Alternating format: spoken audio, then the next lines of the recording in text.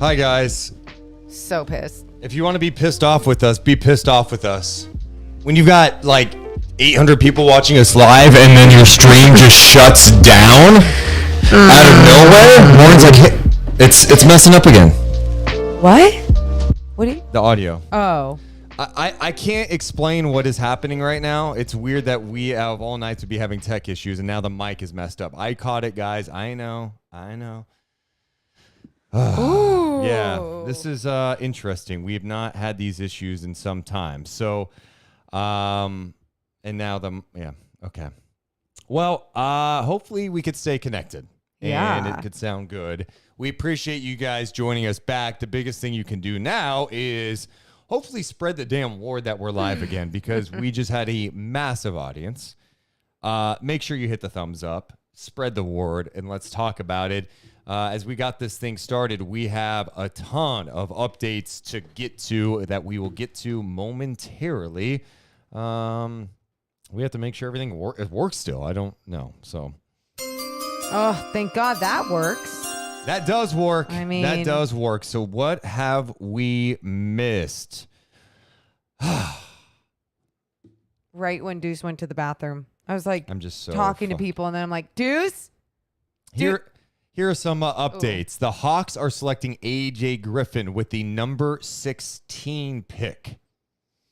And Jalen Duren is going to the Pistons. So they have Duren and Jaden Ivey to go along with Cade Cunningham and Sadiq Bey. Very interesting stuff there. So we'll keep you up to date on all the final trades. Monte McNair will talk tonight at 10 o'clock. Oh, man.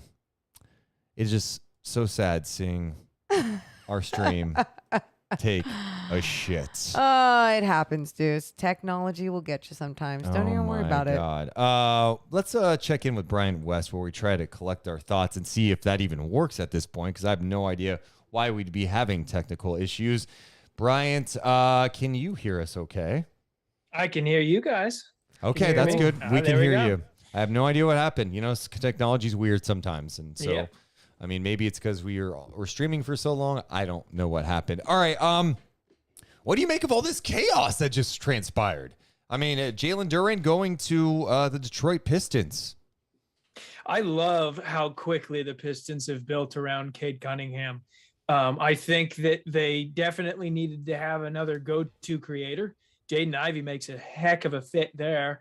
And Jalen Duren's going to be one hell of a center, protecting that paint and providing a vertical spacing threat. You know, Jalen Duren reminds me of?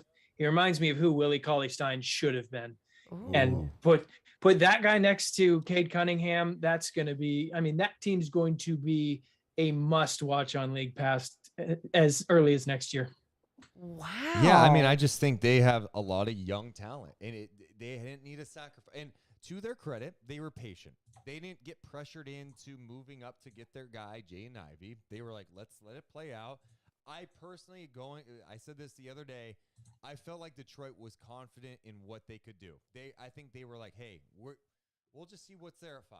If it's Ivey, cool. If it's Murray, we're going to have some options here. And for them, Ivey is there at 5. This is great for a team that's trying to rebuild.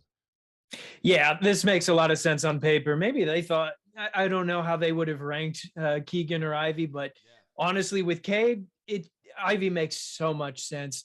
This has been a exceptionally solid draft for Detroit at the cost of just a future first. Yeah, that's a great swap. And I love AJ Griffin going to Atlanta. I think that team definitely needed more floor spacing. He's a little bit of a falling knife, so who knows if any other team, but, you know, a playoff safe team would have taken him. But I think that that's a spot where he can be brought along slowly, especially on the defensive end, but still provide insane floor spacing whenever he gets minutes. So I love that for Atlanta. And I want to get your reaction to this as our mic went lower for a second. Now it's back. Sorry, chat. Bear with us. Now it sounds good. Now it sounds good. Okay. The Rockets are focused on Tari Eason with the pick number 17 of the NBA draft. Houston just going and getting all my favorite players this draft. Jabari Smith, Tari Eason next to Alperen Sengun, Jalen Green. that's just one heck of a young core. Yep. On both ends. That's a fantastic fit for the Rockets. That's absolutely the pick I would have made. Man, this is getting fun. Well, hey, we appreciate it. We'll check in with you in just a little bit. Thanks for hanging with us when we had all these stupid tech issues. Of course. There you go. There's Bryant West checking in.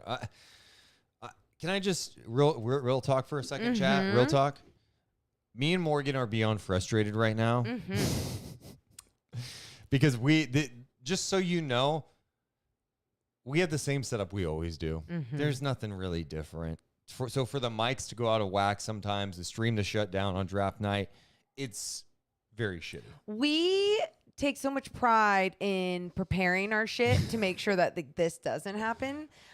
We block off dogs from touching any wires. Yep. We do it all. So when something does happen, yeah, I just want to punch a wall. So please spread the word with the people out there and let people know that we are still live for the NBA draft, and we'll be reacting throughout the night on what the Kings decided to do. The Kings decide to draft Keegan Murray with the 4th pick overall.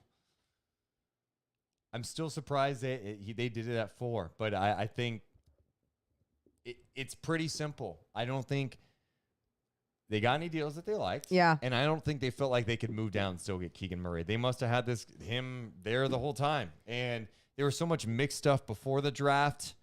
You just hope that Monty made this move for the right reasons. That's the best way I could put it.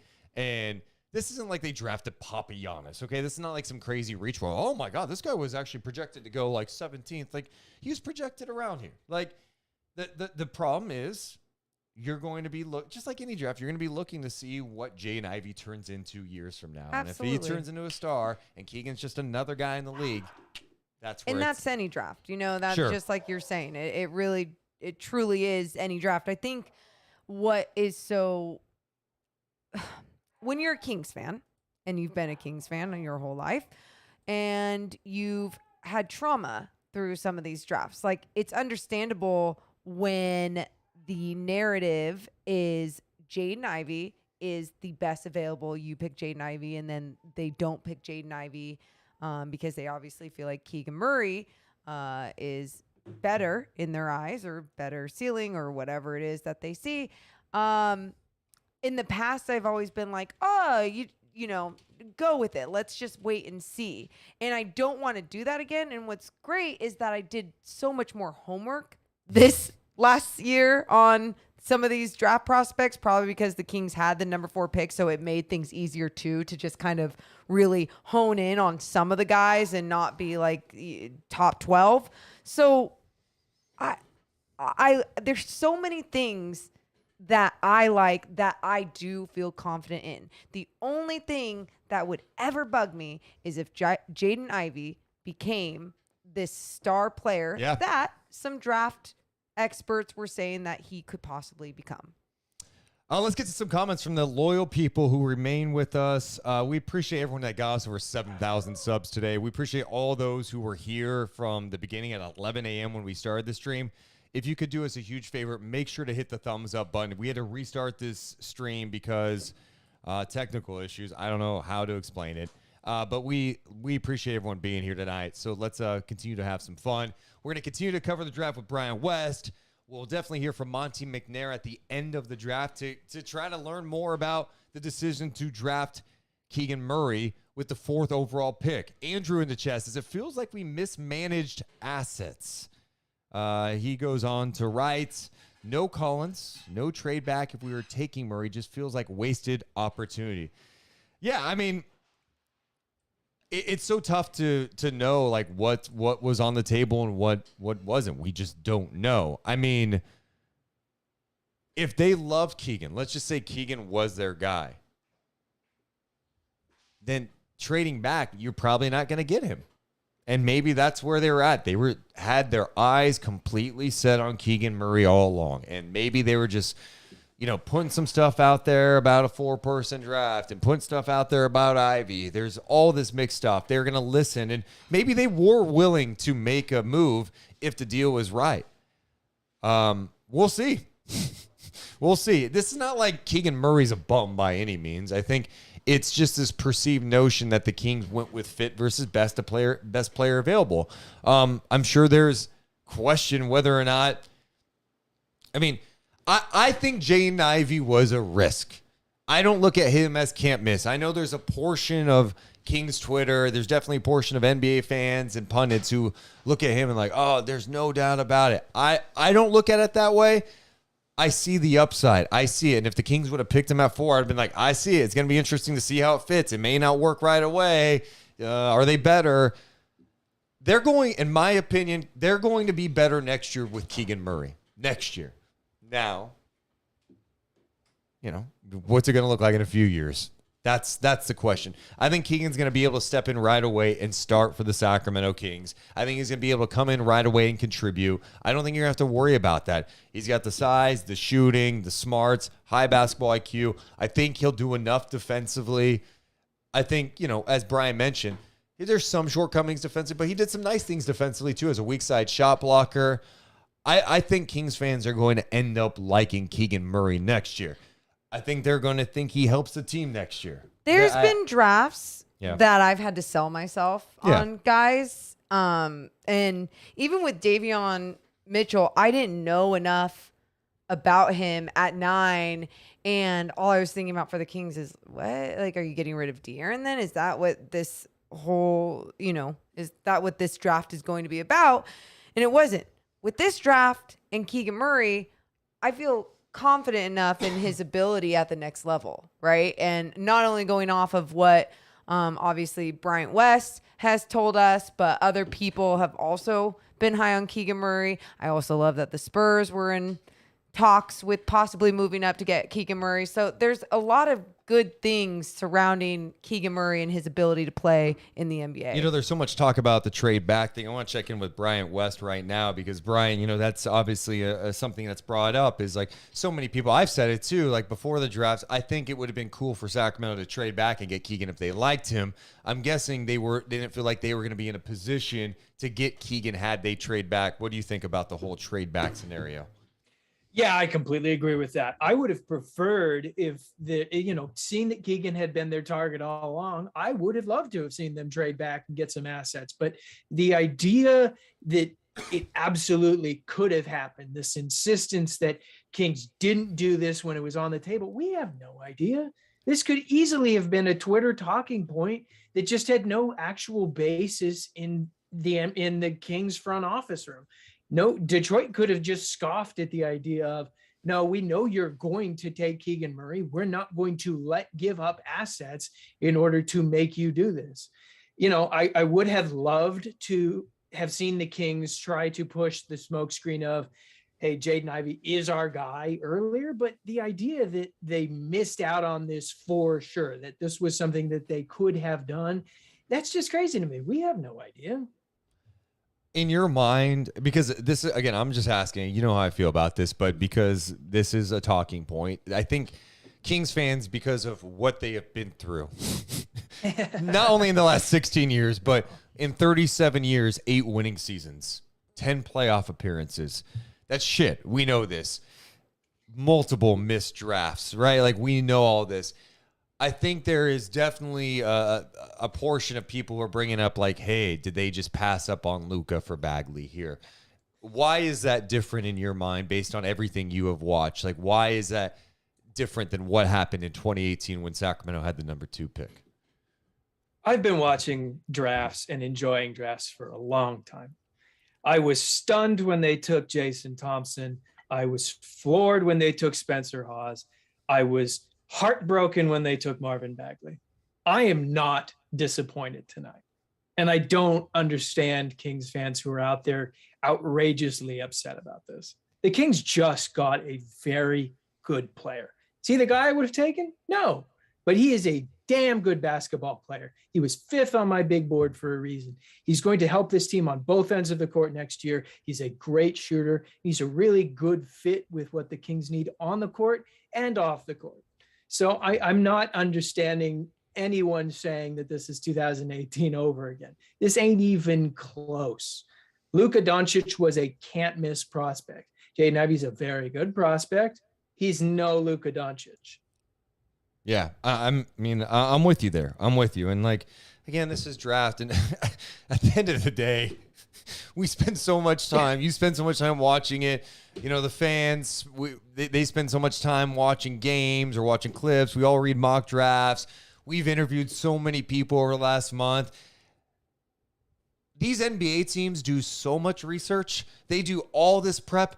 They get it wrong. And they do yeah. a billion times more Yes. stuff than we do.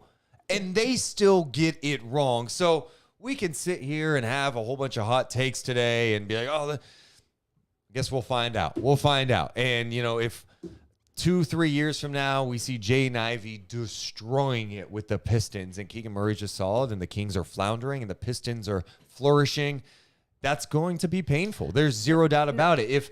If Benedict Mathurin is killing it with Tyrese Halliburton in the backcourt in Indiana and the Kings are not anywhere close to being a competitive team, that's going to kill you.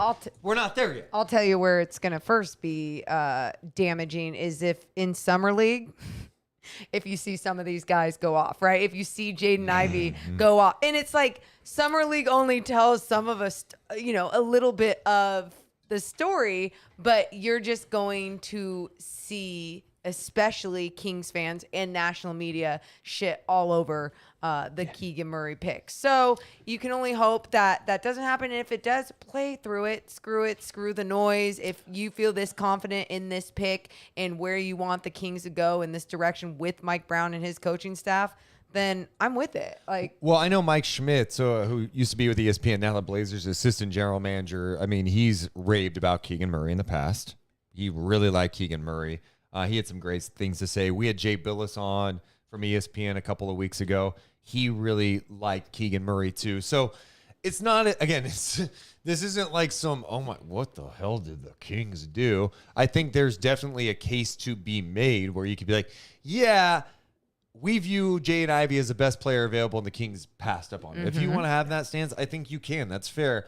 I don't think it's completely fair to dismiss Keegan Murray's talent. I guess we'll find out in the years to come, I guess. Yeah, imagine if San Antonio had successfully traded up to number 4 and taken Keegan Murray. You think any of the national conversation would be about how much the Spurs messed up?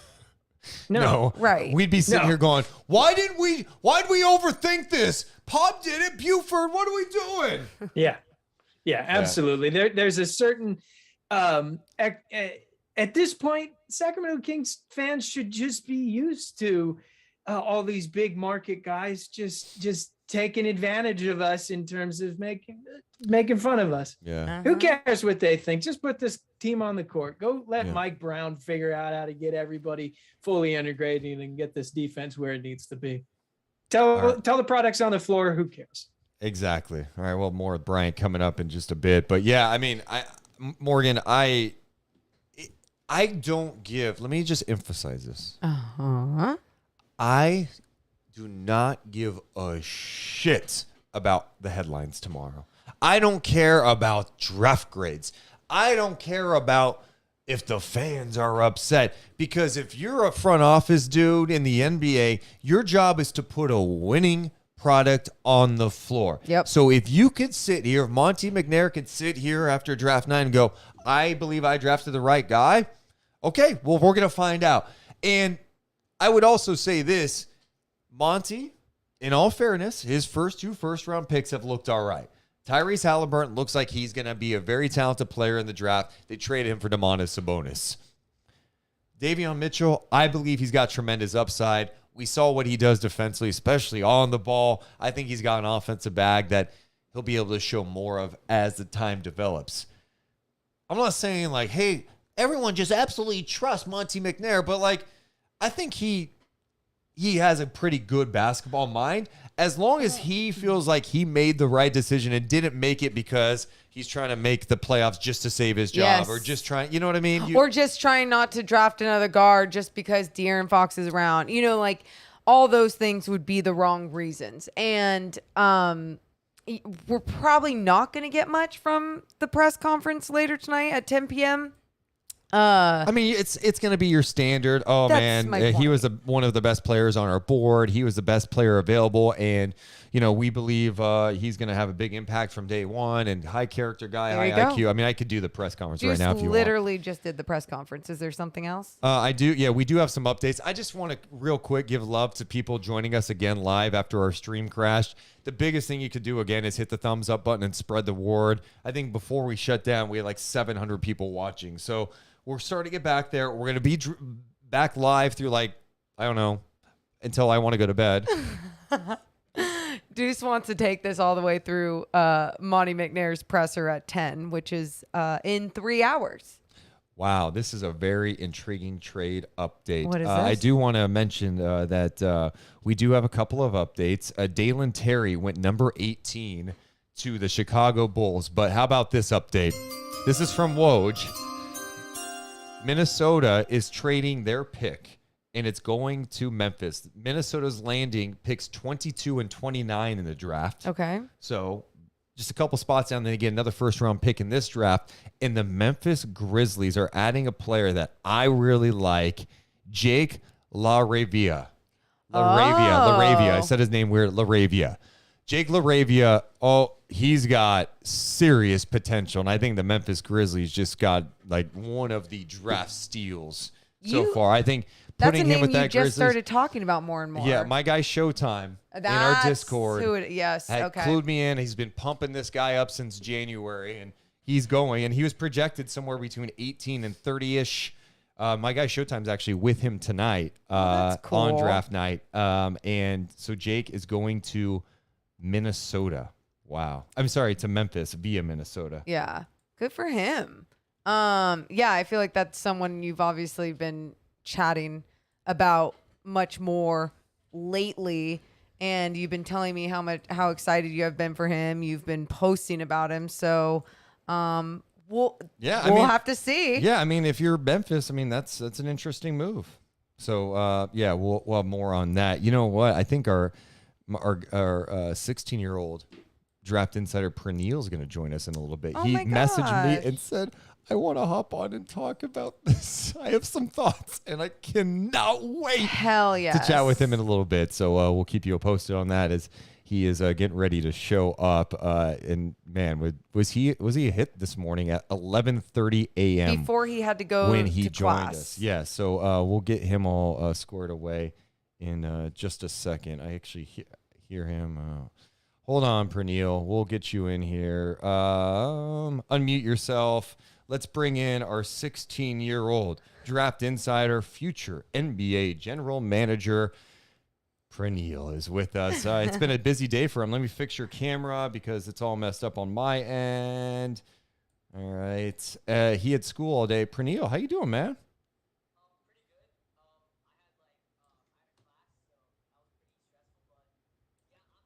I wanted to talk a little bit about Keegan Murray. Oh, yeah. The Twitter, I was on Twitter for a bit after we picked him, and it was a mess, man. So many guys were thinking it's 2018 again. Oh, Keegan Murray's same exact thing about Luka Doncic, Jaden Ivey. We should have taken Jaden Ivey. And a lot of that, I'm thinking that's completely false because from what I remembered in that 2018 draft class, Luka Doncic was the guy I think everyone wanted. He was pretty much a better player, more polished than Marvin Bagley going into the draft. And Marvin Bagley was actually the high upside swing. And if you look at this draft class, in this draft, Keegan Murray is the better player than Jaden Ivey right now. I think that is something that people are not really understanding, is that Keegan Murray is more polished. He can do a lot more on the basketball court. He's a better defender. He's a pretty good shooter. I think a better shooter than Jaden Ivey. Ivey was, I think, 35% in college, and Keegan Murray was around 38%. I wouldn't say he's a better advantage creator because he's not, but he can do more offensively. He's better cutter. He's way better when it comes to his processing speed defensively, and I don't think Ivey's at that level defensively that Keegan Murray's on. And if you look at the team right now, it's Fox, Barnes, Dante, or Davion at the 2. Keegan Murray will slot in at the 4 spot and be perfect when it comes to that fit with Sabonis because he can shoot the ball, he can space, and he can also play defense, which is something the Kings really need a lot. And so you were big on Jaden Ivey, right? Earlier this morning. So how has your mood changed since seeing that the Kings ended up going with Keegan with the 4th pick? I try not to be super reactionary after I hear the draft pick because I obviously with Bagley, I was pretty reactionary. The Davion pick, I was super surprised by. So, I mean, I always like Keegan Murray. I talked about it when I came on earlier. And like, Keegan Murray will do a lot of things for the Sacramento Kings. And I think that a lot of fans are being reactionary. A lot of fans are going like, oh my God, what do we do? This is a massive mistake. And I'm thinking, you know what, guys? I really don't think it's that big of a thing. Keegan Murray's going to do great. You guys will like Keegan Murray because he can do a lot of things on the basketball court that we need as a team. He's a good defender. He can defend, I think, 2 through 4. He's going to struggle with those quicker guards, those taller guys, but he's still a very good player, and he's going to fit great with Fox and Sabonis. And I mean, his ceiling is not what you want at number 4. That was kind of my biggest thing at taking him at 4. I wanted to trade down to 6 maybe, but I mean, he's still going to be great. He's still going to fit well. And I don't think this makes us a playoff team, but this is the first step. Keegan Murray will be great in the starting lineup. Keegan Murray will fit well with Sabonis and Fox. And I am very excited to see how Mike Brown will use him defensively because I feel like he can fit in a lot of places. He can guard the 3, he can guard the 4. Very interested to see how the team will kind of like fit around him with the defensive scheme. But yeah, Keegan Murray's a great pick. I really don't see why guys are kind of upset about this. So let me ask you this. There's so much talk about his ceiling, and he was a guy that has called himself a late bloomer, right? It's not like this guy was some highly touted prospect coming out of high school. He was coming off the bench at Iowa. It's not like he had a shit ton of Division I offers out there. Why do you think his ceiling is maybe not as high? Like what jumps out to you where you say that? And you're not the only one. It's simply because his handle's not fantastic. I mean, if he develops the handle, if he can, create for himself, the ceiling just gets that much higher. If obviously creating for yourself is like one of the main things that makes a star. I was talking about this earlier, where almost every single star in the NBA can create for themselves. Yet they have that advantage creation ability. So like if Keegan Murray wants to surpass the ceiling that I think a lot of people have set for him, he needs to develop the handle. He needs to be able to create for himself, create off the ball. Because like a lot of what Keegan Murray shot, I mean, Keegan Murray obviously was a great scorer in college, but it was not a lot of advantage creation. He didn't have like a go-to move. He wasn't like making some cool step back. He wasn't creating off the dribble. It was a lot of shots where he would just like body into a guy, like shoot over and use his touch in the post. It wasn't like he wasn't creating space. He doesn't have a great burst. He doesn't create much space, I'm trying to say. It's more in like he would just use the strength and the fact that he's better with touch and scores well in transition, which is not exactly advantage creation. And if he can create space and become like a guy that can create his own shot more than just like using his frame and using the touch, that's kind of what I'm looking for. Because can I just stop real fast? I just need to say something. I feel so grateful tonight that we have Bryant West, who does so much amazing work, and he's done it for years at the King's Herald.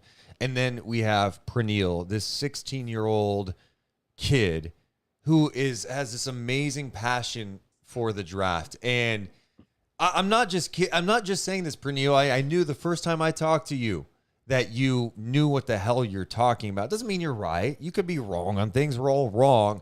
But I seriously can't say enough how impressed I am with you and your passion and how much you just like are obsessed with breaking this down. And you come at it in a very fair way. That's exactly what I was going to say as well. Is just the way that you come at it so fair, where just like you said, before you came on here, you're seeing so many fans, and you're a fan as well of the Sacramento Kings, just being so reactionary, so black or white, and not really breaking down what this pick can do. But what we can break down too and criticize is that, yeah, I wish that they could have gotten Keegan Murray, traded down to get Keegan Murray, but we don't know what was going behind the scenes. I just really dig your approach to all of this, and your breakdowns have just been phenomenal all day. So thank you.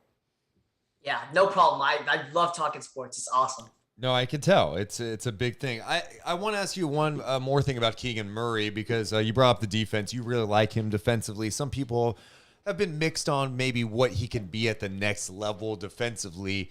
Do you think his primary position's the 4? I know you said he could defend maybe the 3 and 2 in some circumstances, but do you look at him primarily as a 4 in the NBA? All right. So with Keegan Murray, he's I think 6'8", So a lot of fours, I think, are a bit. He's a bit undersized, I'd say. I mean, he's more of a combo forward. He's a bit of a tweener when it comes to like being a 3 or a 4. But I feel like with his length, he's pretty lengthy. I think he's like a 6'11" wingspan. I think it's 6'11", I'm not sure, and I think that his biggest trait is his IQ. His IQ will allow him to defend a couple positions higher. He knows his positioning. He makes good reads. He's good at playing one pass away. He's good at playing help. And I mean, I was actually listening earlier. Bryant said that he doesn't think that Keegan will be that. I don't think he said Keegan won't be that great of a defender, but he'll be a little bit worse than he was in college. I sort of disagree with that. I think Keegan will be better than what he was in college because of his lack of offensive workload. And he doesn't have to do as much offensively. He's going to be more of like a catch and shoot 3-point type of guy, maybe a bit cutting off the ball, transition score, obviously, but he's not going to have that offensive workload where he has to put the team on his back. That's going to be for Fox and Sabonis to take care of. Whereas Keegan Murray can focus defensively, improve defensively, play good team defense. And I think he has the IQ, he just has that capability, I think, defensively to be good on that side of the ball, better than what he was in college, especially last year. Man, I love this breakdown. All right, we've talked a lot. Do you have any more Keegan thoughts? Because I have some other questions for you. Do you have any more Keegan thoughts? No, I don't have any more Keegan thoughts. Okay. I think that kind of covers it. Yeah, you crushed it. Okay, so the draft is obviously still going on. What has jumped out to you? What you've liked, maybe a pick you've liked, maybe something that you question. What has jumped out to you thus far? Jalen Duren going to the Pistons is the biggest steal in the draft in my eyes. That is an absolute like highway robbery. I mean, I had him at 7. He's 6'11", 75 wingspan, good shot blocker. He's awesome. I mean, he's very raw. He's only 18 years old. And I think if the Pistons can come and develop that core of Cade, Ivy, and Sadiq Bey, Jalen Duren, they're going to be building very well for the future because, I mean, Duren I did not expect him to drop to 13. I mean, he dropped to 13 and they traded like the 2025 Milwaukee pick for him, and that's like a steal. I mean, he can do so much for them. He's going to be a good fit next to Cade. He's a great shot blocker, got great length, like I talked about. I mean, that's an absolute steal in my eyes. That's awesome. Let's talk about the top of the draft. Banchero going 1. So many people thought it was going to be Jabari Smith. Most mock drafts had that. What do you think about that shift with Banchero going 1 and then Jabari falling to Houston at 3? I think Banchero is a pretty good fit. I mean, right now it'll be Suggs, Fultz, Franz, Banchero, Carter Jr., I think. And I really like Banchero next to Carter Jr. because Wendell Carter Jr. is one of the most underrated rim protectors in the league. I mean, like, I feel like he gets no respect for that. I was looking at some stats, and he was really good as a rim protector for the Magic. And I think that fit combined with Banchero's 3-level scoring ability, his passing, and his multifaceted skill set will fit very well for them. And I mean, I really like Franz Wagner. I mean, he's really lengthy. He's a great defender. And Franz Wagner and Wendell Carter Jr. will cover for what Banchero is sort of lacking on the defensive side of the ball. And offensively, he can kind of like has a 3-level scoring ability. He could be an all-star. I mean, I feel like he's the safest all-star bet in this draft. So I think that with Franz, Paolo, and Wendell Carter Jr. in that front court, it's a good fit. 2 good defenders. Paolo can improve defensively. He's not that great right now. He has some issues with his, obviously, conditioning, and I'm not super convinced with his processing. But, yeah, I really like the fit there. I think the fit's great, and obviously, I think that he's a better player than Jabari Smith Jr. right now, in my opinion. But, yeah, it's a great fit in my opinion. Well, and think about how dramatically fast Orlando rebuilt. Right now, we'll see if it all pans out. It was not long ago. They had Vucevic, they had Gordon, they had Fournier, and they're they could have made the playoffs, 8th seed. They went, no, we're cashing out. Gordon, you're going to Denver. Fournier, we're shipping you to Boston. Vucevic, you're going to Chicago. We had our pick. We got a first-round pick. They were able to do some damage last year in the draft. Then you fast forward to this year. That's pretty significant to get Banchero, get the number 1 pick. It's been fast, and it's going to be fun to see how that comes together for the Magic. Yeah, I agree. And I think that with what they have, with what they're building, I mean, Suggs is a great defender. Franz Wagner is a great defender. Wendell Carter is a great defender. Paolo has the capability of being a good defender. And I think that they're really building like that identity of defense right there. And I'm really intrigued with what they're doing for the future, because I feel like with Suggs, Franz, Fultz, Paolo, and Wendell Carter, they're really building for the future. And I really like the Paolo Banchero pick. One thing that the chat has brought up many times, and we've seen this throughout, there's been this kind of Keegan Murray, Harrison Barnes comparison. What do you say about that? I could tell by your face you disagree. I'd say that, I mean, at first glance, I think I see why they're saying that Keegan Murray reminds them of Harrison Barnes. It's kind of like the same slow moving post moves, the same nice touch, the same kind of like old man type of speed in the post, and obviously good shooter, good defensively. But I think Keegan Murray's a better defender than Harrison Barnes is. And Harrison Barnes has sort of lost his step though. So I kind of get why they're making that comparison, because obviously in the Warriors days, he was a much better defender than he is now. But I think that Murray's ability to just I feel like Murray's a better scorer than Barnes ever was. And I mean, Murray has the capability to be a better scorer than Barnes ever was. And I think that idea, that ceiling that I have with Murray is better than what Barnes is right now. So I think that Murray's a better defender. Murray has the capability of being a better scorer. Murray can probably be a better shooter. And I mean, I feel like they're tempering their expectations by just calling him Barnes. I mean, it's like they're kind of like saying, oh, he's going to be Harrison Barnes. And then I feel like Kings fans are being reactionary there, but I don't really agree with that. I feel like he's just going to be a better player than Barnes is. And I mean, I love Harrison Barnes. He's a consummate pro, but I feel like Keegan Murray has the capability of being better than that. Man, what a breakdown from our guy. I mean, yeah, just bring him on for the last couple hours. My goodness. Do you understand? Let's just take a minute. Praneel, I was hyping you. I was telling Morgan, I'm telling people left and right. I'm putting him on the show today. Why? Because I know he was going to drop the knowledge. Just remember when you hit it big as an NBA general manager, it was Deuce Mason who said, you can do this shit. You can come on and talk about it. I believe in you. So basically what I'm saying is I deserve all the credit for your work. Yeah, but seriously, don't do that. Seriously, though, thank you so much, man. And yeah, feel free to drop in later tonight if you're just hanging out. We're going to be here. We're hanging out. So we seriously appreciate it. Yeah, absolutely. No problem. This has been a lot of fun. Hell yes. There you Thanks, go. Praneel. We'll talk to you later on. That's Praneel checking in, the 16-year-old. He's a kid that's like ahead of his time. I mean, I'm so impressed with his ability. Like, No. As a 16-year-old, Stop. I was obsessed. I was interning at KHGK at the time, and I was obsessed with sports and learning. His obsession and just his ability to actually communicate. That's the thing. It's how he communicates, you guys. It's literally like I was feeling so drained after seeing so many comments, so many tweets about how mad people are about this Keegan Murray pick, which again, I always expect, but for some reason I was like, wow, I don't think I was expecting it to be this bad. Like, what are people thinking? And then you have this 16-year-old with just a gray head on his shoulders who understands, like, hey, don't be reactionary because, look, you can break it down like this and look at it from this angle and this perspective instead. React when and if Jaden Ivey becomes this superstar player that everyone's so convinced that he is right now. What do we have?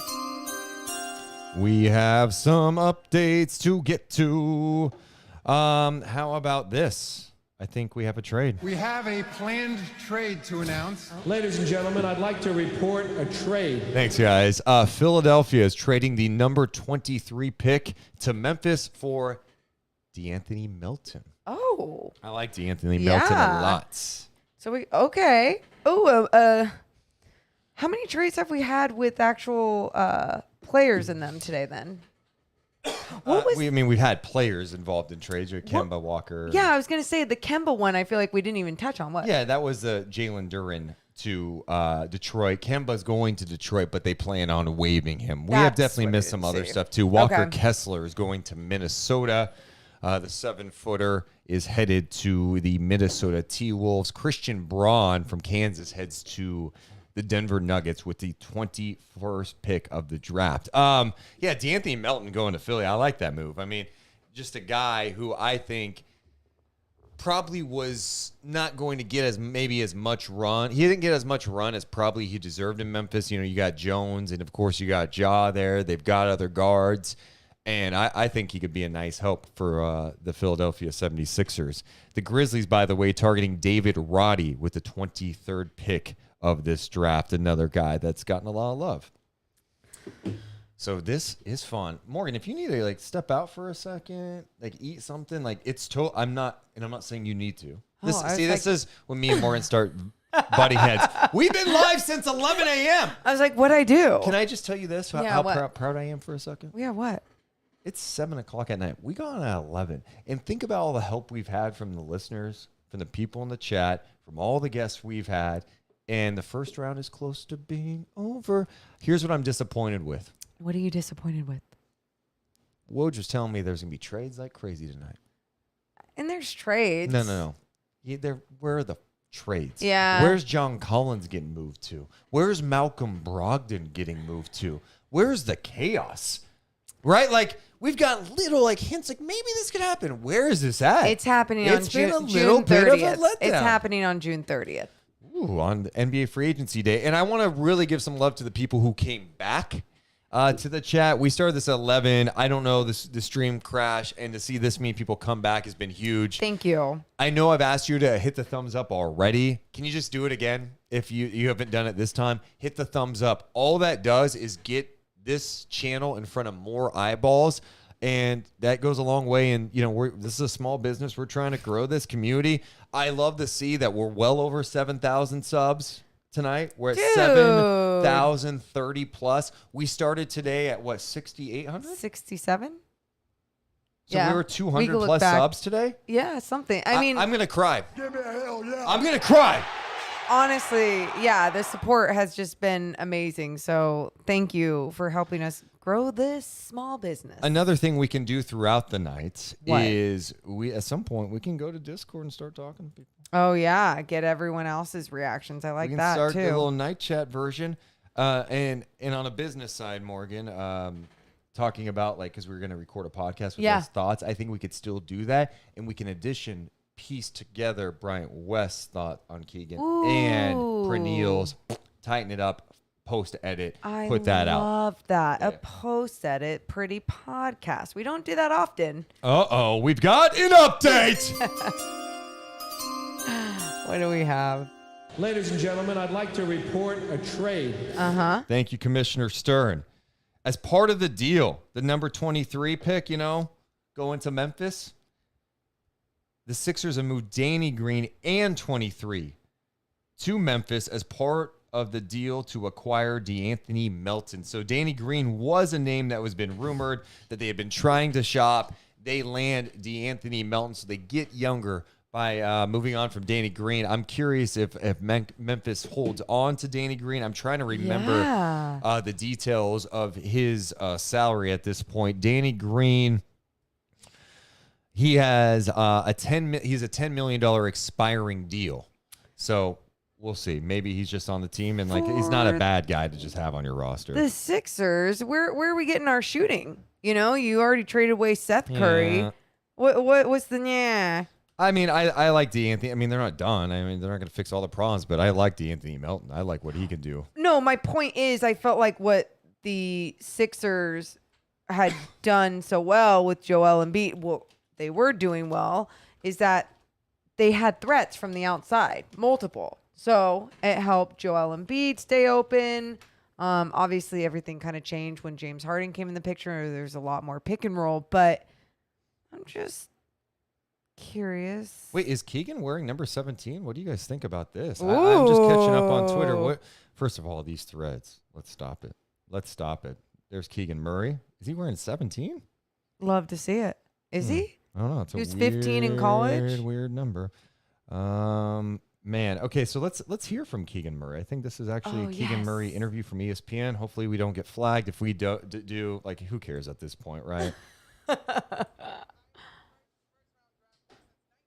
When Ricky Davis was selected, what's going through your mind right now? Yeah, it's just special. For me, I grew up 20 minutes from campus, from the University of Iowa, and I think it's just a dream come true. For me, it's about leading the future of the Iowa program. I think this is the first step in doing that.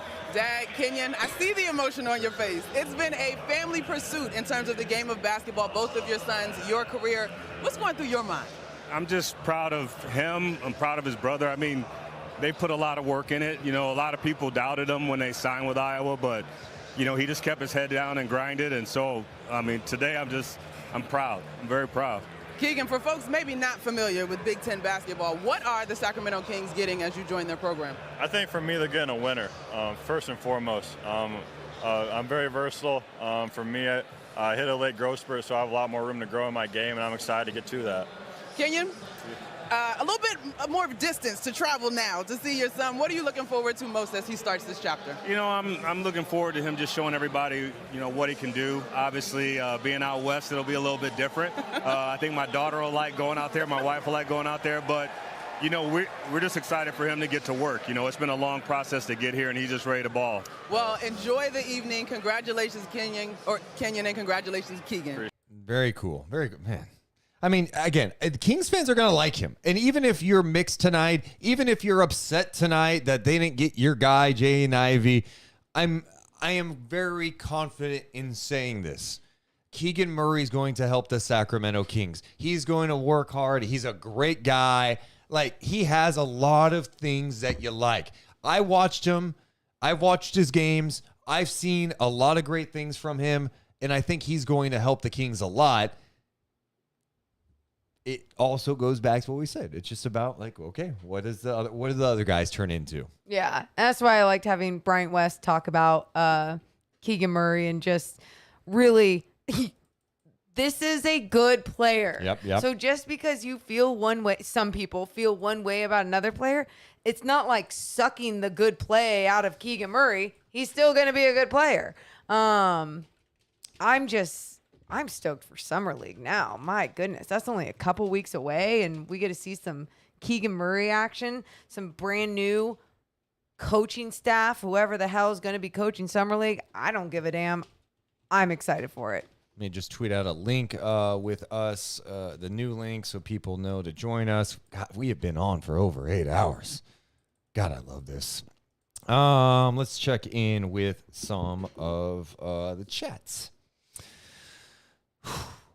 What now? I am so hyped. I was at the draft party and the crowd exploded when we picked Keegan. That's good. That's good. Okay. Matt George is going to have a heart attack. Okay, Matt George is a big Keegan guy. Oh, so he's excited. Yes, very. So a good. I guess if there's a good heart attack, that's probably what he would have. Yeah. Okay. Stop the nonsense of upside. No one can predict the future. That's fair. You're right. You never know. And that's the thing is, like, we act. When I say we, I'm talking about we as fans, as draft experts, and everyone. Like, we act like Keegan can't get better. And it's like, well, he literally has gotten better the last 2 years. Like, there is a chance he's smart enough. He puts in the work. He studies the game. I mentioned this probably 6 hours ago when we were talking about Keegan. I think it was when we had Anthony Slater on, and we watched his profile with Mike Schmitz.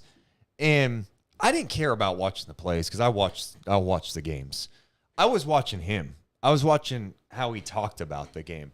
And it was so fascinating to see Mike Schmitz ask him about, hey, what happened on this defensive breakdown? And there was no like, oh, I think I might have done this. He knew exactly what he did wrong. He knew specifics about the players he was defending. He was like, oh, on this play, I was playing off this guy because he had not shot well over the previous 7 games. He was not shooting well for 3, so we felt like we could play off of him a little bit. He knew percentages, players that he wasn't even guarding. Just as a team defender, he knew why he was going to be in a certain place and help, when the shooter was in the corner, whatever it may be. Like, his understanding of the game, just a high basketball IQ, and the type of guy that just wants to keep learning and getting better. So what is he going to do when there's this solid staff what? Can I just say one thing? What? I didn't know if people heard it, so you didn't hear it then. What did you do? Right when I coughed, I farted at the same time, but it was loud. No, it was loud. I didn't know if you heard it. No, and I don't smell it or anything. And like, how old are you? Isn't that what like 100-year-olds do? You've never coughed and farted at the same time. I wonder if Adam Wojnarowski You've ever never done coughed that. and farted at the same time. What? We do have an update. Marjon Beauchamp from the G League Ignite headed to the Milwaukee Bucks. Oh, I'm sorry, Morgan. I didn't know. I was awkward. I'm like, okay, like maybe like everyone heard it and we're just gonna ignore it. I was just being completely honest with you. Brittany Reagan says definitely heard it. Wait, really? Yeah. Did anyone else hear it? I'm kind of excited now. Let's stop playing around. We have not chatted with this guy for a while.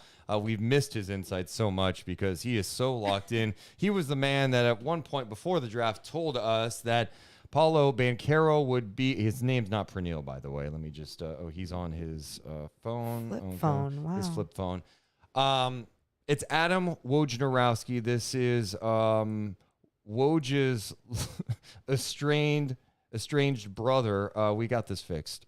Yes, we're good, Morgan. Sorry, there's a lot going on here. One man show. Woj, you're looking around. You look puzzled. What?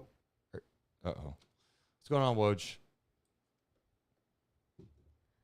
Oh, does he know that his audio doesn't work? His audio doesn't. Yeah, he doesn't realize his audio isn't working. Sorry, Deuce Mo. We had a quick little audio internet problem, but my mom is working on it, and we've got it figured out, so we're all good to go. We've got a great audio technical team over here.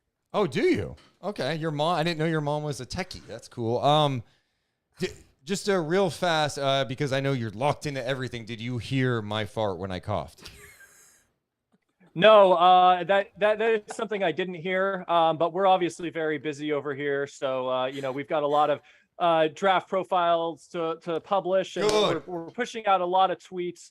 I do have something on Keegan Murray if you're all interested. Please. Oh my God, you gave us something earlier. You got more. I'm very fascinated to see what Adam Wojnarowski has on Keegan Murray. Let's make sure his atom bomb's ready. I spoke earlier with an official from the team. I trying to figure out exactly what was the moment that Keegan Murray was pushed to the top of the list. They told me that the lunch with Sabonis and Fox, and I want to correct some reporting from earlier. You said it was a dinner. It was actually a lunch. It was a late lunch around 3 p.m., which is a little late in the day, but they had it at a very nice upscale restaurant in Midtown Sacramento. I'm told that at the lunch, they ordered deviled eggs, oysters, calamari, shishito peppers, and a charcuterie board. And I hope I'm pronouncing that correctly. And you're definitely not. You may be thinking to yourself, that's a lot of appetizers. And I'm told that they did only order appetizers at the lunch. And I'm told that at the end of the lunch, Keegan Murray picked up the check. And that was the moment that the Kings knew that Keegan Murray was the guy for them. Again, where else are you getting this type of insight? Wow. Okay, that's, very, any clue what they had to drink? Great question. I'm sorry. My brother's calling. Can I just take this real quick? Yeah. Adrian's calling you? Oh. Okay. Woj is talking to him. Yeah. Hello? I think he thinks he's muted too. Yeah. It's not good. Oh, I think he thinks he's not on. Hi, Adrian. Yes, it's me. What do you want? This is interesting. Oh, okay. Yeah. No, you think you're a big shot, huh? People tell you things and you tweet those things that they tell you. It's not a skill, Adrian. It's nothing. You think you're a big shot because people talk to you and you tell them the things that they talk to you about? Oh, yeah, you go bananas too. You go bananas. Oh, piece of baloney. Uh-huh. I'll see you tonight at home. Hey, Adam, you were on that whole time. Yeah, we actually heard that entire thing, Adam. No, is everything good? Adam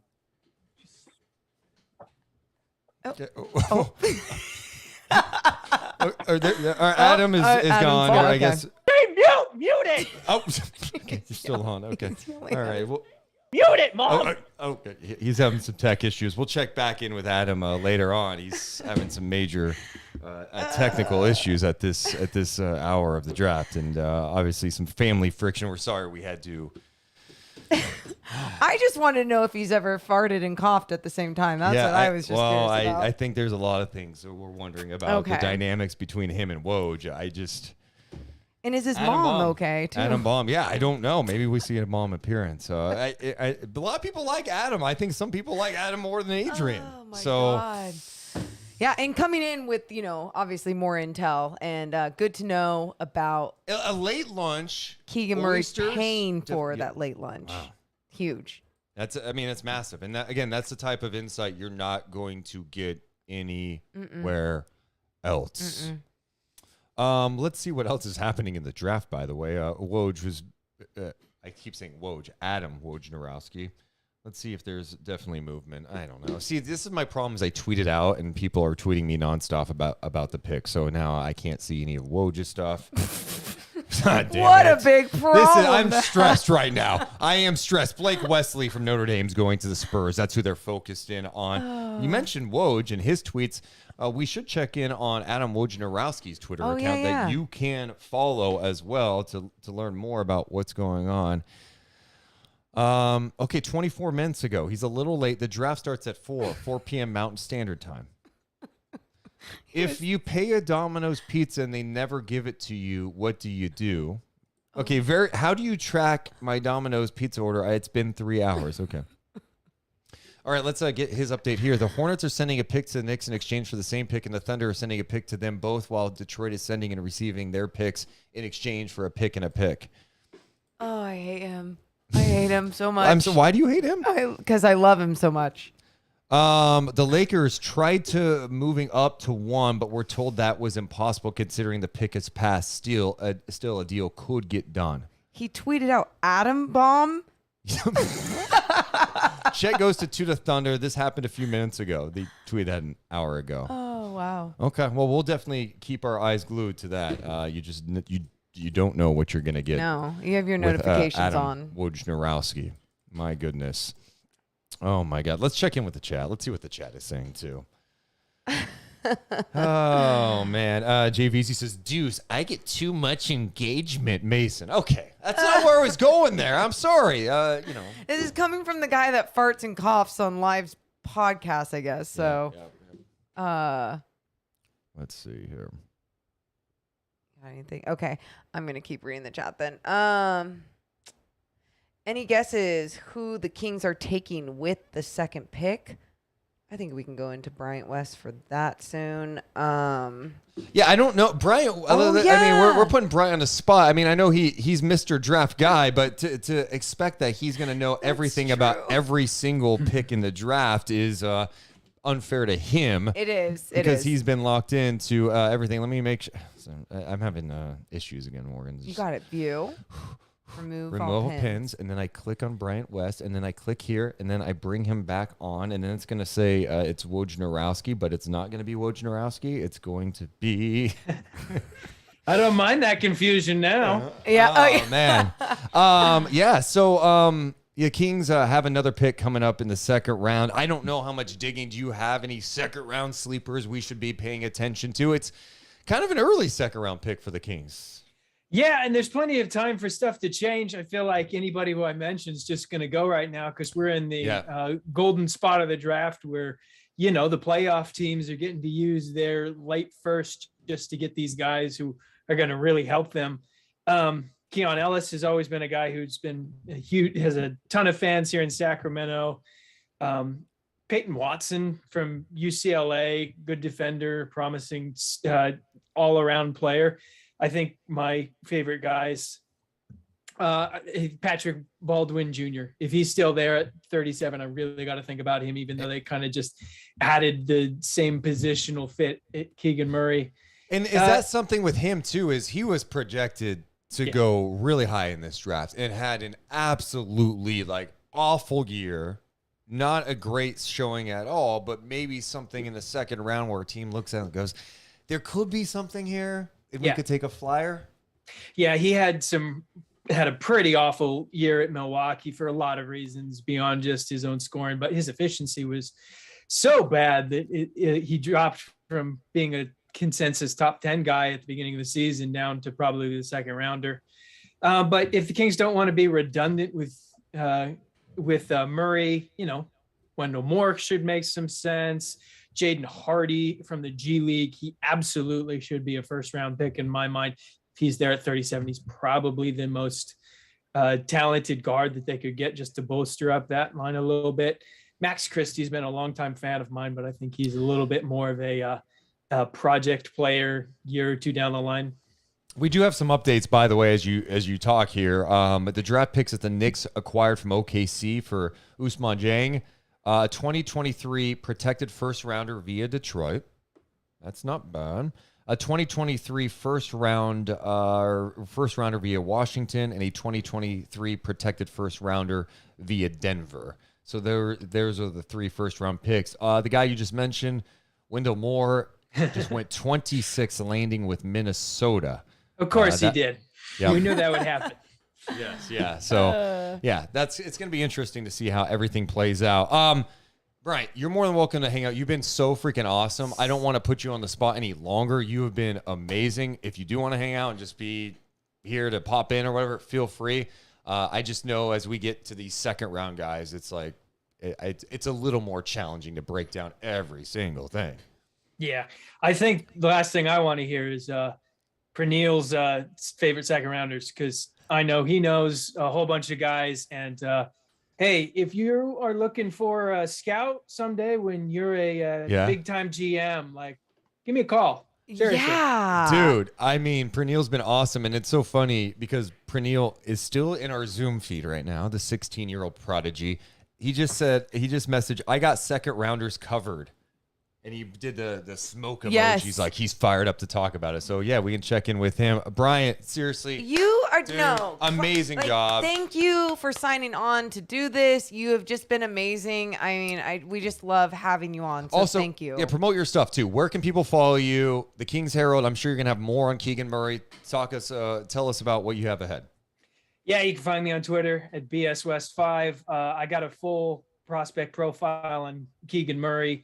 I finished up a week and a half ago. So a whole bunch of good context on his fit with the Kings and two-way upside.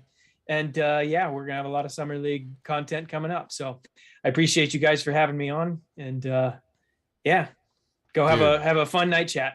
Yeah. Hell yes. We're going to be talking to the fans later on Discord. Bryant West, thank you so much for checking in tonight. And so I mean, he's awesome. been, dude, seriously, his breakdowns tonight were just amazing to have him with us. And man, it's great to have someone who knows a lot. And Yes. so for him to break down Keegan, he's been on him, paying attention to him for a long time. So it's good to have him on. Yeah, like, to be honest, our takes with a lot of these draft prospects, you know, people have either heard before, or, you know, we've definitely have pushed out different angles, but hearing it from someone like Bryant West, who just immerses himself into the draft and, you know, talks about how this is Christmas for him, is just great getting his breakdowns today. Well, let's go back as we get closer to the second round. The Kings did trade one of their second rounders today. Let's check back in with 16-year-old prodigy.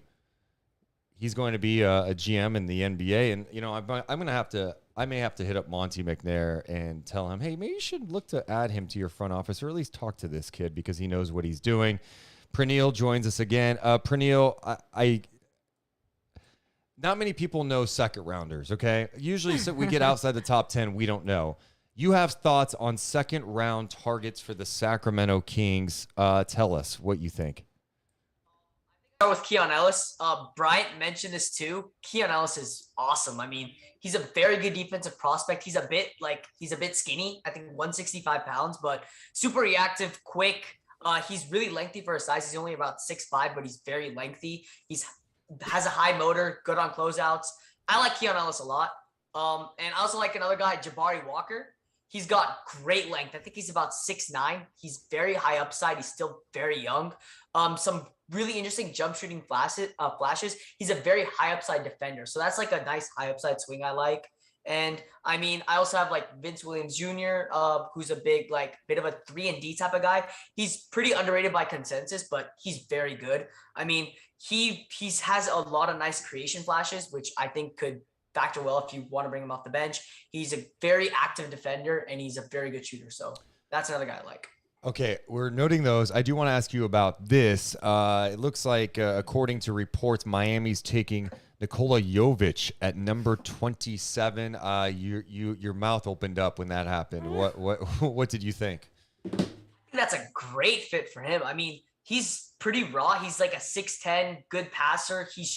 He was a pretty good shooter, I think, in overseas, but I think that's a great fit for him because he gets to play with Bam Adebayo. He's not that great of a defender right now, but he goes into like a culture like the Heat, and that's a great place for him to develop. I really like that pick by the Heat because, I mean, I feel like with Butler, with Lowry, with Bam Adebayo, there's a lot of good people around him to help him develop defensively, and he already has a very intriguing offensive fit because he's a good passer, good shooter. I was a little bit lower on him than consensus because I didn't buy like the shooting as much, but I think that's a great fit because he can develop, and Miami has a penchant for developing these guys. So that's a good pick. Great breakdown from Praneel. Yeah. Praneel, if you want to hang out, we'd love to get your thoughts when the second round pick is made in just a bit. So yeah, just chill if you want, man. Yeah, I probably will. Thank you. Okay. All right. Yeah. No pressure. Praneel, just hanging out with us tonight, man. He is literally the best. Wow. Okay, we have a video breakdown. Will Z put this out. You be the judge. Can you hear it? Apparently, this is a video of when I coughed and farted. So let's. I've not heard this yet. So let's go to the video evidence.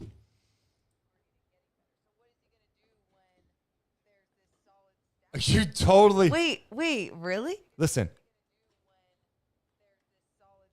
Is that second noise a fart?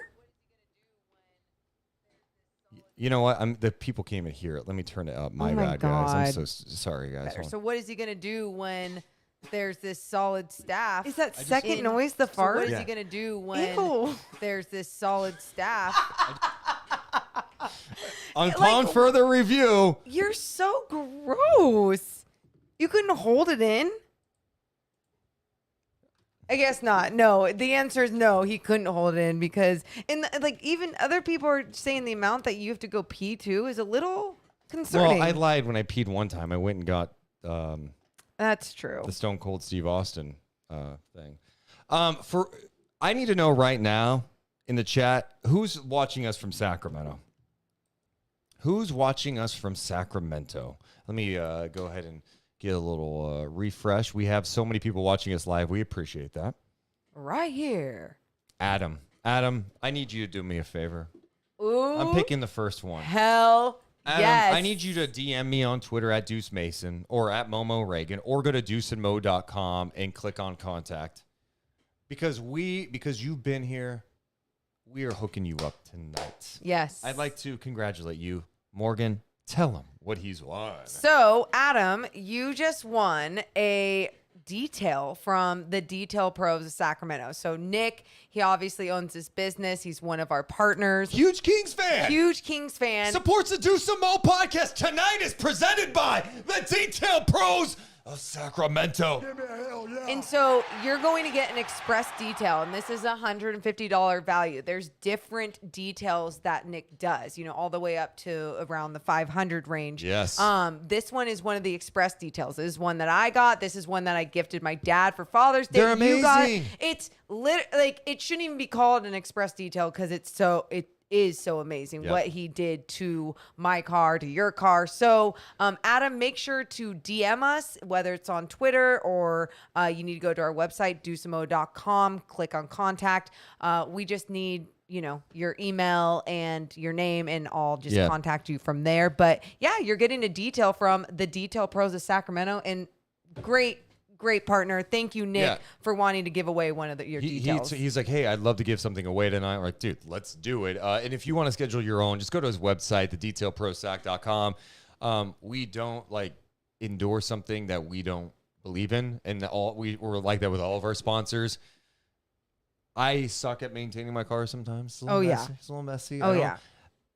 I gave him my car, and it was incredible what he did with it. So you're going to love it. If you want your own, just go to his website, thedetailprosac.com. Schedule it today. That's 916-340-4317 to book today. Appreciate his support of the Deuce and Mo podcast. Also, I want to give some love to a guy that has been here since day one of the podcast as we quickly approach the late hours of this draft. Sean Stainfield at Guaranteed Rate, rate.com/Sean Stainfield. Our first thoughts on the draft tonight presented by him. And if you're looking to buy a house right now and you have questions, you're trying to figure out, can I afford it? If you're trying to learn about interest rates and where things are, he will walk you through everything. Yep. He's a great friend of mine. I've known him for over a decade, and he has helped multiple podcast listeners buy houses, refinance. He told me the other day, he's talking to one of our listeners right now. Who knows what's going to work out? He's not going to like pressure you into something. He's not going to be like, I'm going to get you in a house. I promise you everything. He's going to give you access to the tools that will give you all the information. He'll break it down. He'll send you a video. He knows what he's doing. He makes life easier. And he's a huge Kings fan. So you can also talk about the pick with Sean as well. He's really knowledgeable about everything. And he's fun and easy to talk to. But not only that, like Deuce said, he's actually helped change people's lives. Yes. So go to his website, rate.com/Sean Stanfield. You can also give him a call. It's really simple. If I just pull up his phone number because I accidentally clicked out, it's 916-276-7563, 916-276-7563. You can also go to his website, rate.com/Sean Stanfield. That's equal housing lender, subject to credit approval. NMLS ID number 349707. Company NMLS ID number 2611. NMLSconsumeraccess.org. Thanks so much to our friends at Guarantee. Right. Guarantee. Right. And honestly, thanks to our sponsors who make it possible for us to not have a shit ton of commercial interruptions. Yes. This is the first time we mentioned a sponsor, and we did it 8 hours in. Yeah. We have not taken a break today. I lie. We played a recorded interview from Jason Hart that took 25 minutes, but it was content we recorded yesterday. We do this because we love it. We do this because the community that we have built with you guys is amazing. So thank you for being here as we watch the NBA draft together. And we have an update involving the Golden State Warriors. Oh. I'm kidding. The Golden State Warriors are selecting Patrick Baldwin at number 28. That was a guy we just mentioned. A player who was projected to go high and who had an awful year. Obviously has talent, enough talent that he was projected to go much higher before the college season. He's going to the Golden State Warriors, so good opportunity for him to be in a culture that's amazing. Yep, and we always talk about situation and where you start. And if you're going to start with the Golden State Warriors, it's if you buy in and, make sure you have the right mindset, then it's going to be a great start to your NBA career as well. Man, I'm having so much fun tonight. I am too. I'm actually, I'll be honest, What? I'm over the fact that the stream crashed. I got insight too that AT&T had an outage. Yes. AT&T is the fiber internet provider of the Deuce and Mo podcast, not a sponsor. They are dead to us now. But they had an outage briefly, which kicked us. Dead to us. Unless they want to be a sponsor. We have an update at number 29. The Houston Rockets will select Ty Washington. So there's the update there. Shout to Enrique in the chat. Give him a hell yeah. Give me a hell yeah. He donated $20 and says this, my super hot take of the night. Ooh, fire. Buckle up, Morgan. Okay. If Ivy becomes an all-NBA player, Halliburton makes an all-star team, and Luka being Luka, could Fox be the most detrimental draft pick for the Kings in the last 15 years? Ooh, it's such an interesting angle, but no, I think that, I'm not going to just, no. So the answer is just no. It's not, because it's not De'Aaron's fault. Right. De'Aaron Fox is a talented player, and he's got a ways to go, in my opinion, if the Kings are going to go to where they need to be a competitive team in the Western Conference. That's on Vlade Divac for passing on Luka. That's it. Unless we don't know, unless maybe Adam Wojnarowski could tell us something about De'Aaron Fox holding a gun to Vlade's head and insisting that he draft Bagley. Me. Yeah. Like, that's on him. Yeah. And, as far as the Halliburton deal, it's a calculated risk. I was surprised at it at the time because it's like, okay, you're banking that Fox is going to be great and Sabonis is going to be great. What's the ceiling for that group? I had a different path in mind looking at where Sacramento was at. I love Tyrese Halliburton. Love. But, I wasn't as outraged as some of these experts out there who were like, oh, I can't believe it. And some of the people had terrible takes. Halliburton's a really good player, but they didn't trade him for Arvydas Sabonis, as I said at the time. They traded him for Domantas Sabonis. He's been an all-star in this league, a super talented player. Now, if all those things happen, yes, that's a black mark on the Kings for sure. Yeah. But that's not on De'Aaron Fox. No, and that's where, and the reason why I was even, flirting with it, because I just thought that was like such an interesting deep dive hot take to say. I think it's the same thing that you could say about, if you really want to go in that direction, DeMarcus Cousins, but things were not all his fault. That's just wrong to be blaming everything on him in so many years that he was here and things weren't going right and they weren't winning. Did he factor into some of the Absolutely. He was part of some of the problems, but it was not all him. Let's see here. Someone was saying, did you see Tyrese Halliburton's Twitter? I'm looking at it right now to see if he had anything. Oh, we lit. We active. Ben Matherin, 6 first-round picks from Wisconsin the last 3 years. Eye emojis. I mean, I don't. Unless he deleted something. No, I don't see anything. So. Ebiz says Monty is not on until 10 p.m. That is correct. We will be on. We will be on carrying Monte McNair live tonight. Someone said he deleted it. What did he say? Yeah, tell us now. Well, go to replies. Okay. Thanks for the heads up, guys.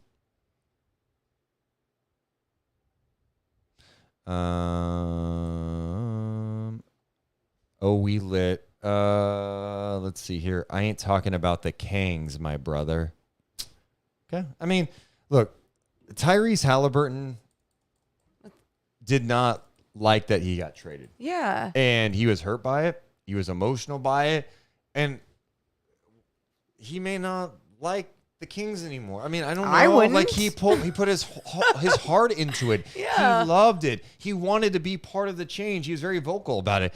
We're going to get upset because a guy said something. I don't care. Like, good. He could feel that way. I think Tyrese, as his years go on, here's a great example of this. And I actually had talked to Morgan about this off air the other day. We used to, for those who don't know, we used to work at a station in Sacramento, a radio station called Sports 1140.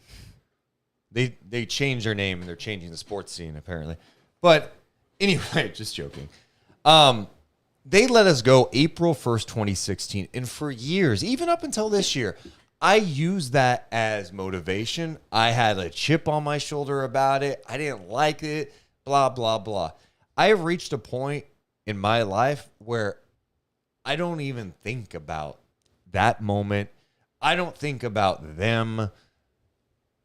I'm so satisfied in what I'm doing and what we're trying to achieve as a podcast and doing streaming and content. It's not even there. It was a moment in my life that in hindsight, it's probably the best thing that ever happened to me because it pushed me, it pushed us, both of us, 'cause we both got fired, into a new area of thinking. It pushed us to challenge ourselves, to evolve, all that stuff.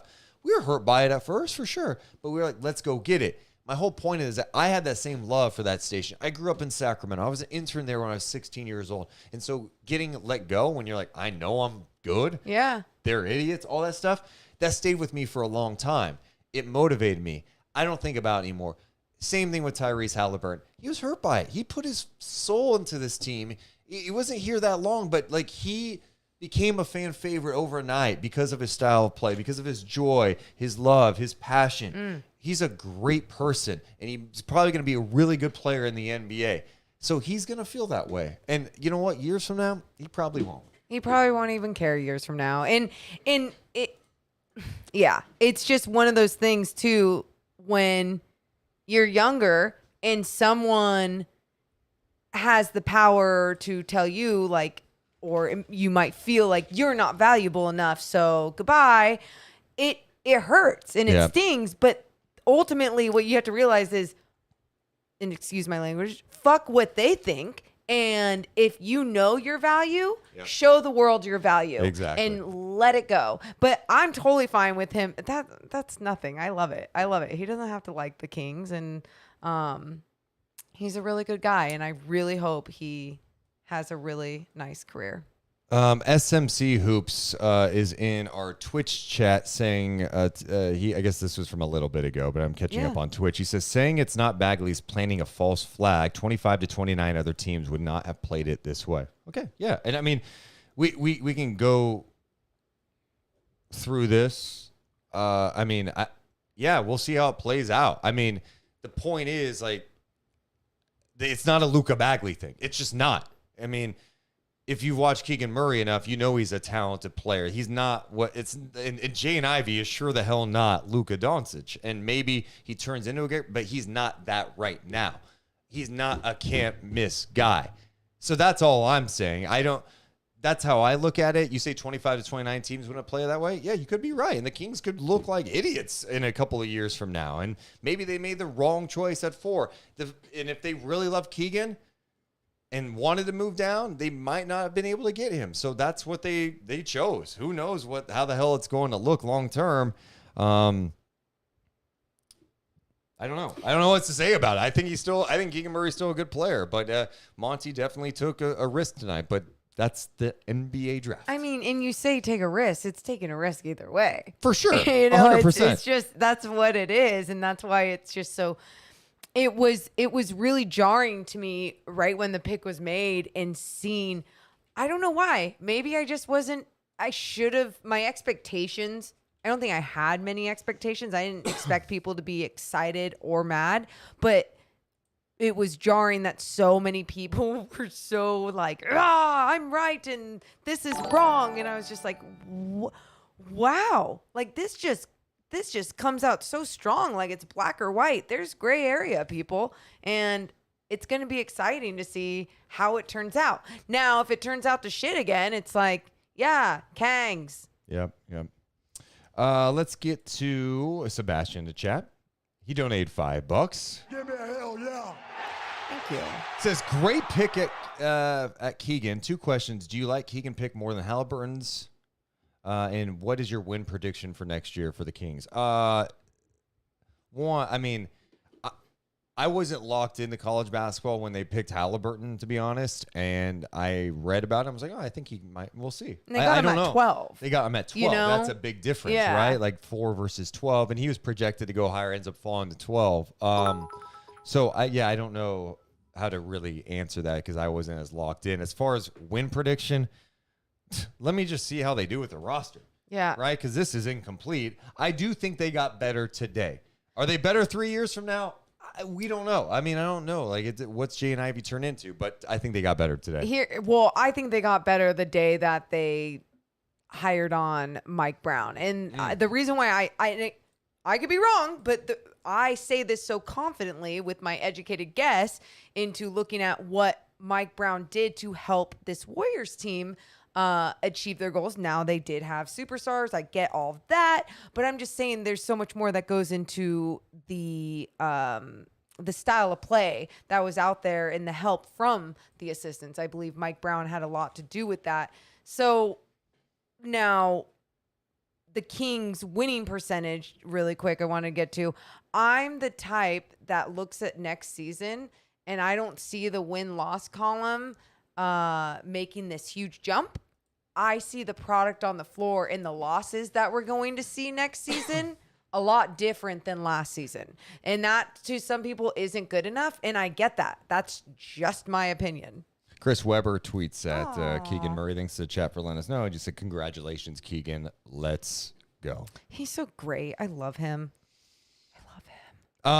Also, we should note that the second round is here. The Denver made the final pick of the first round of the draft, and they picked UCLA's Peyton Watson at number 30. And you're probably wondering, when are the Kings picking? I'll tell you, they're picking at number 37. Yeah.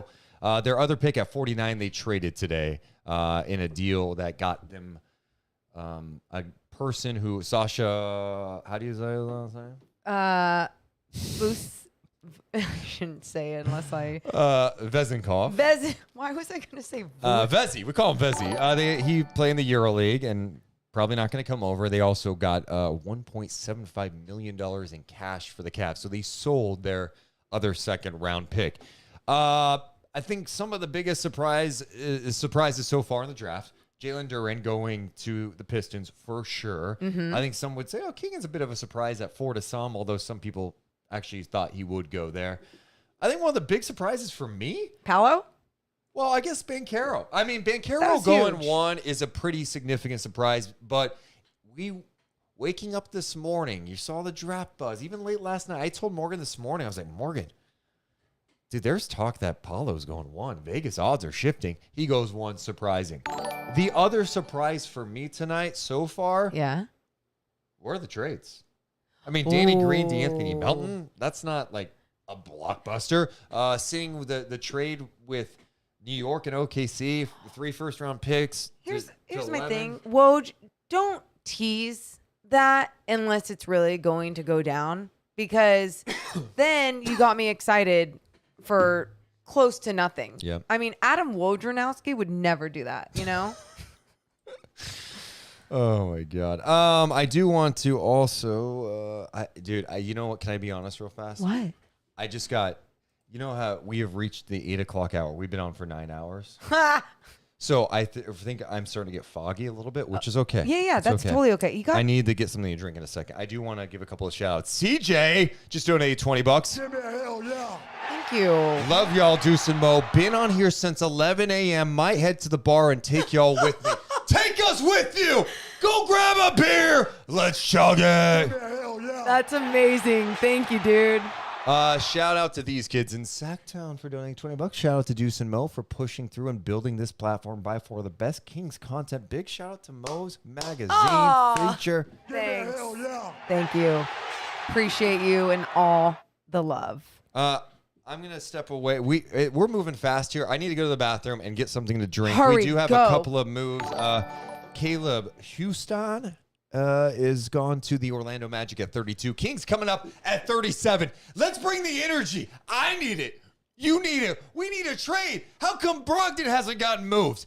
Where's John Collins going? Are these players getting moved tonight? No. We will find out. We have a planned trade to announce. I wish. I don't know why Deuce is still thinking that and has those expectations, because I don't.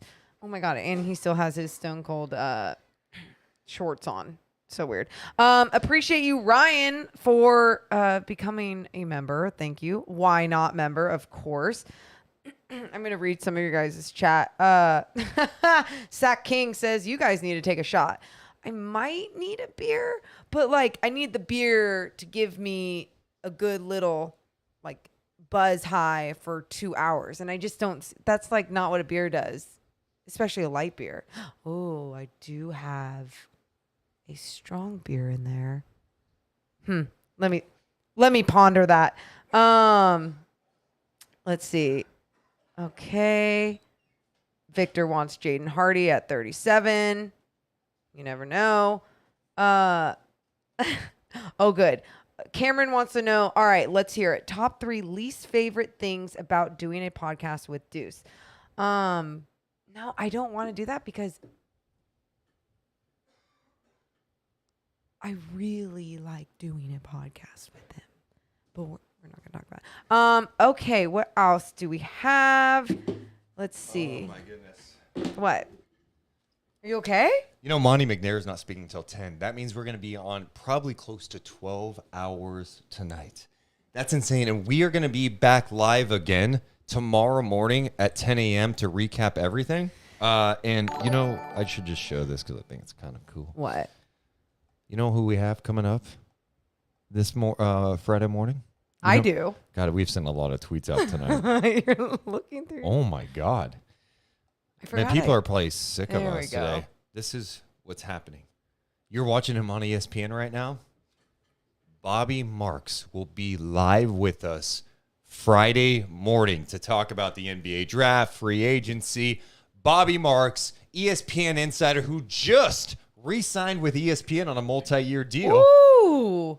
He is their front office insider. He's going to be live tomorrow morning, 10 a.m. Who reported his new deal? Did he? Woj. Woj did? Okay, cool. Woj gave him some love. I don't know. And then also we are likely going to be live again Saturday. The rookies have their press conferences. Yeah. We'll be live. to talk about it when Keegan Murray's officially introduced. Yeah, my goodness. A lot of good content this week. Well, and it's so great too because you guys, these next couple of weeks we'll be on our regular schedule, Monday through Wednesday, and then plus if we do extra. But then what is it called? Free agency.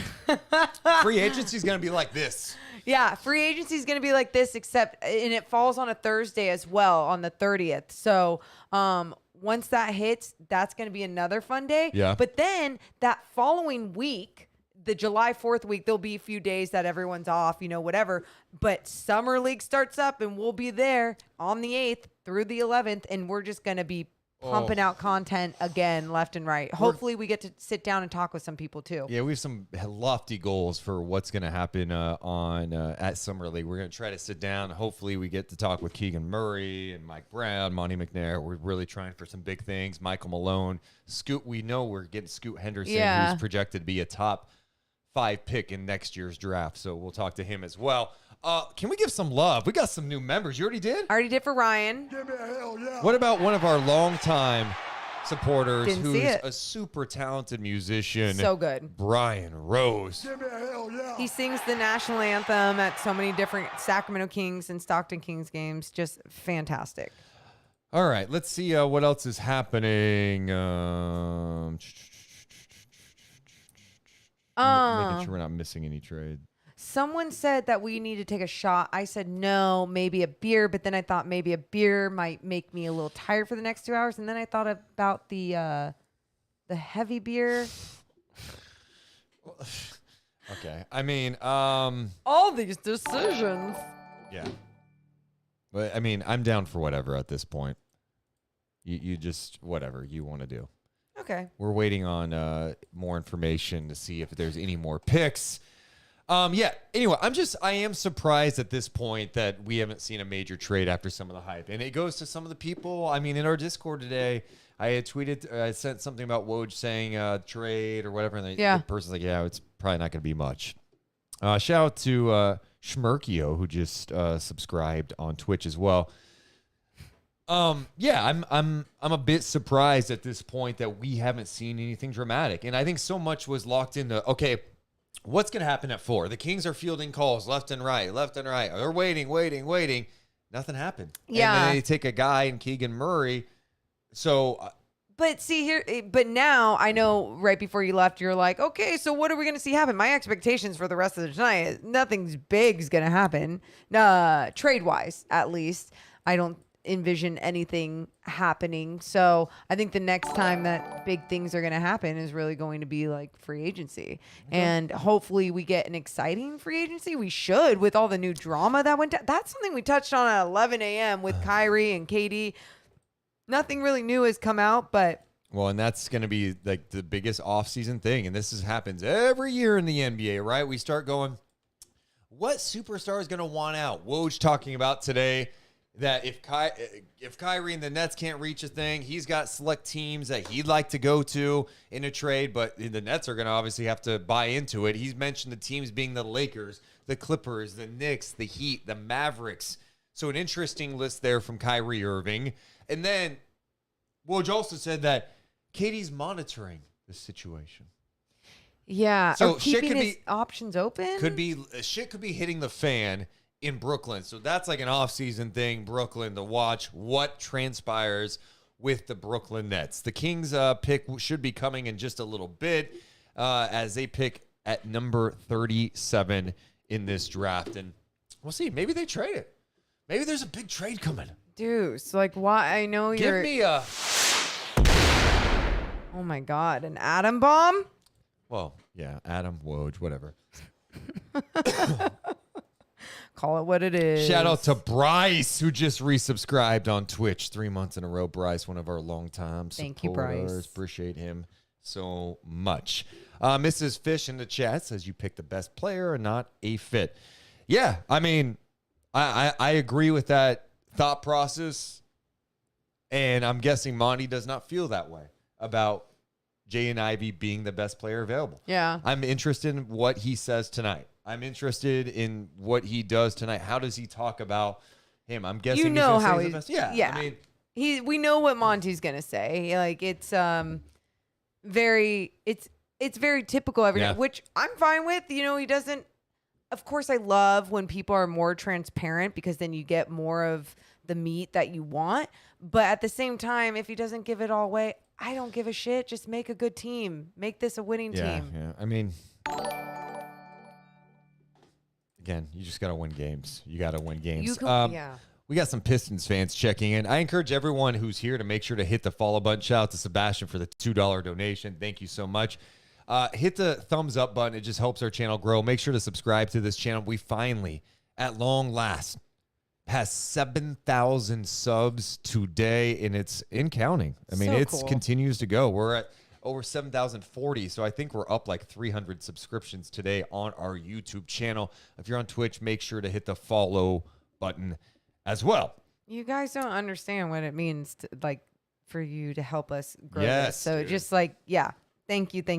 Yes, for sure. I know a lot of people in the chat are talking about the Pistons. I mean, yeah, if you want to talk about what they've done draft night, it's impressive. And I think there was some people who were like, well, maybe they'll trade Sadiq Bey to move up. I'm like, they're not trading. Why would they trade Sadiq Bey?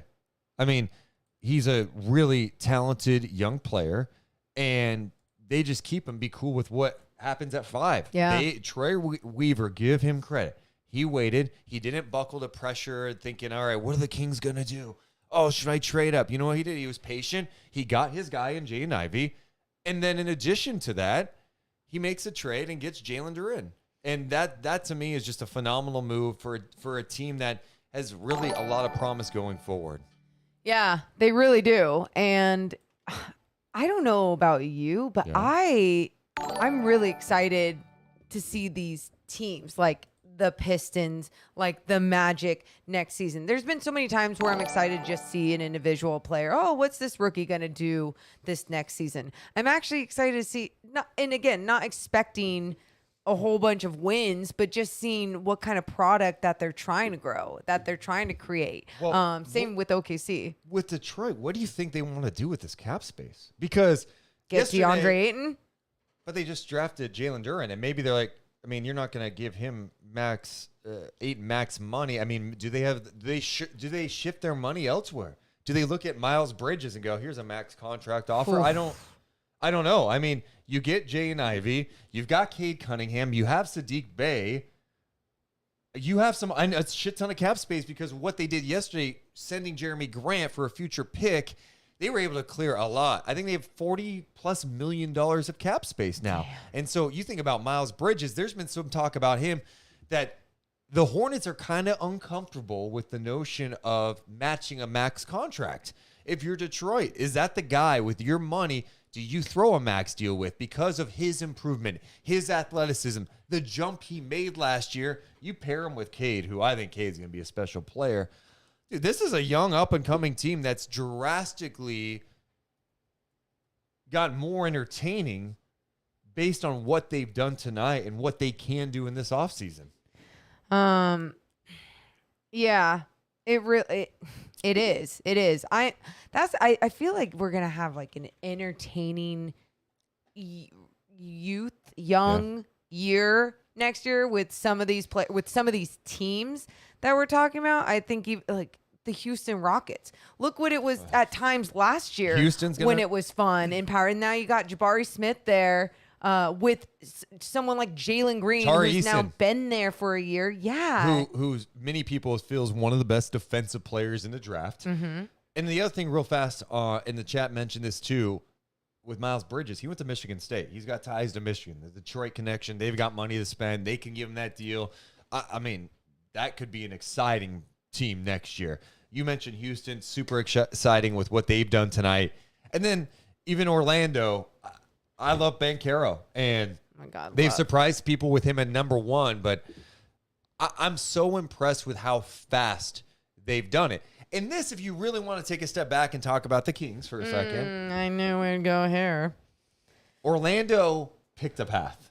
Now, Orlando had first-round exits. They actually got to the playoffs. They didn't have a 16-year drought. The Kings have the longest drought in NBA history, 16 years. Orlando got to the point, they looked at it and said, we've got Vucevic, he's 29. Aaron Gordon. We've got Fournier. We can keep this going and get in. But how do we make some noise? They blew that shit up. And that's tough sometimes as well. It's tough for your fans and all that. And look, we'll see what it looks like years from now. But what they were able to achieve out of it, they got Cole Anthony. Mm-hmm. Franz Wagner was outstanding for them last year. Jalen Suggs, I'm a big believer in Suggs. He didn't have the year that I think some thought he would. The injury, all that. Now you add Banchero to that mix. They've totally rebuilt and have a young core going forward. Hey, and don't forget what Praneel said about Wendell Carter Jr. Like, give him the love he deserves as a rim protector. And so I think when you look at Sacramento's situation, we talked about they could have gone a different path. The path could have been like, all right, like trade Barnes, trade Fox, keep Halliburton, keep Mitchell, get a good draft pick and kind of rebuild there. They didn't pick that path. They're more on the let's get to the playoffs, try to build sustained success. So this is the path they picked. But it goes to show you Detroit picked this path. Yeah. Orlando picked a path. Houston picked a path. And they have – is there any denying that these teams have more young talent than Sacramento? You know how many years the Kings did the in-between shit where they just were like, but let's try to win now. Let's get Rondo. Let's get, you know, whoever else you want to name. And there were times where it looked like it could be fun. It could be that extra jump. But it wasn't. And in fact, it would just hurt them for their future. And it never built a sustainable future. Wow, Jalen Williams from Arkansas lands with OKC at 34. Kings are coming up at 37. Ooh. But yeah, so the Kings obviously picked a different path. I want to get to the chat too, because someone mentioned one of my favorite guys who I mentioned earlier today. And that is OG Anunoby. You know, someone was asking, could he be available via trade? There was some talk that Portland could be interested in him with the 7th pick.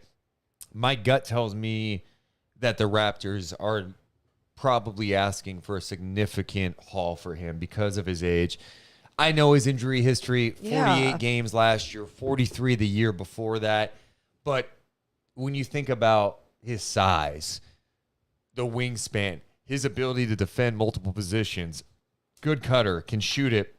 Really good If cutter. OG Anunoby is healthy, tremendous talent. And see how the Raptors are built with Siakam, Scotty Barnes, and OG. If OG's healthy, he could be an all-defensive guy. I would love him on Sacramento. I just don't think you can get it done. No, I don't think you can get it done for the right price, which is surprising because of his injury history and never playing a full season in his 5 seasons in this league. So the only thing you can offer Toronto would be like future picks, and if they were like, oh, we'll take HB's expiring, but like I don't think they have a package to get it done at this point. But I really like him though. I really do. Oh man, the Kings pick is coming shortly. The Lakers are going to pick Max Christie with the 35th pick. The Lakers were able to get back in and trade to the number 35 pick at a trade executed earlier today. So Max Christie will be the pick according to Shams. So the Kings are coming up in just a little bit. Oh, we should also mention Monte McNair scheduled to talk to the media at 10 o'clock tonight. So after the Kings pick at 37, we'll talk about who they pick. Maybe our guy Praneel will be with it. Yeah, he's still hanging out. So we'll chat with him after the Kings make their pick. Get the thoughts of the second-round pick because Praneel, our 16-year-old NBA draft expert who is a future NBA general manager, I'm going to say this, guaranteed to be a scout. Guaranteed. I mean, if you're talking about floor ceiling with him, if we're talking about like an NBA draft scout, ceiling, president of basketball ops. Absolutely. His floor, NBA scout. Yeah. Yeah, That's so the floor. it's what he wants, you know? So, yeah, he'll break down who they get in the second round. Some people mentioning Jaden Hardy from the G League Ignite. And, you know, that's an interesting name. You know, I'm not going to act like I know everything about the second round talent here, but here's what I do know.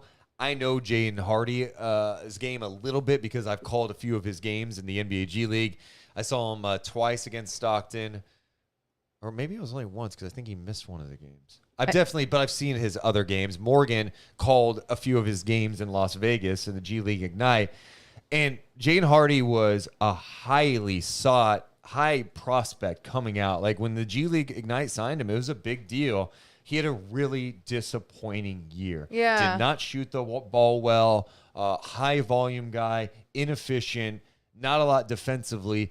But when you're looking at second round potential, do you take a flyer on someone like that? It's interesting. Yeah, it is. It's because sometimes a guy will just have a down year too. Ow, my hip just popped so bad. I feel like I'm 80 years old. Oh my God, that hurt. Sorry. Just an injury. Deuce isn't covering for me. You're really talking about your hip right now? What about Sebastian? I felt like it dislocated. What's up, Sebastian? Get your shit together, and then we're going to get Sebastian, who just donated $5. Give me a hell yeah. He says, I listen to most teams' podcasts. You guys are the best by far. Thank you. Congrats on the channel's growth. You're so Keep it up. Go Kenneth and Nick. Awesome fans. Appreciate that, man. That Thank means you. a lot. Spurs fan, Sebastian. Also, we're going to drop the Discord after the pick breakdown, and we're going to talk to some Kings fans before Monte McNair's press conference. Hell yeah. It's a little night chat edition. Night chat with the sun mode. Dean says the Blazers took Sharp and got Jeremy Grant. They got better. Keegan about to be Al Horford. I mean, if Keegan Murray's Al Horford, then I'm good. That's pretty amazing. I don't necessarily see that. Underground Aquafire says, some people like to be critical of the Kings and their draft drought, but what I appreciate about the Kings is their pride. The Kings could tank for draft picks like some other teams, but they don't. It's an interesting way of looking at it. If you're in the chat in YouTube, make sure to hit the thumbs up button. That helps our channel grow big time, please. Yeah, and I also understand too when people talk about it being part of a strategy too, like stop when people are frustrated about the Kings winning some of those last few games, but then still obviously moving up to the to get the fourth pick.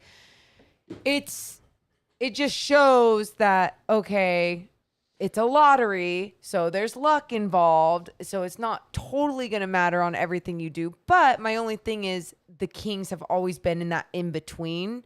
And yeah, and so they've how many times have they tried to Yes. skip steps to get there? And yes, you can argue that's what they're trying to do now.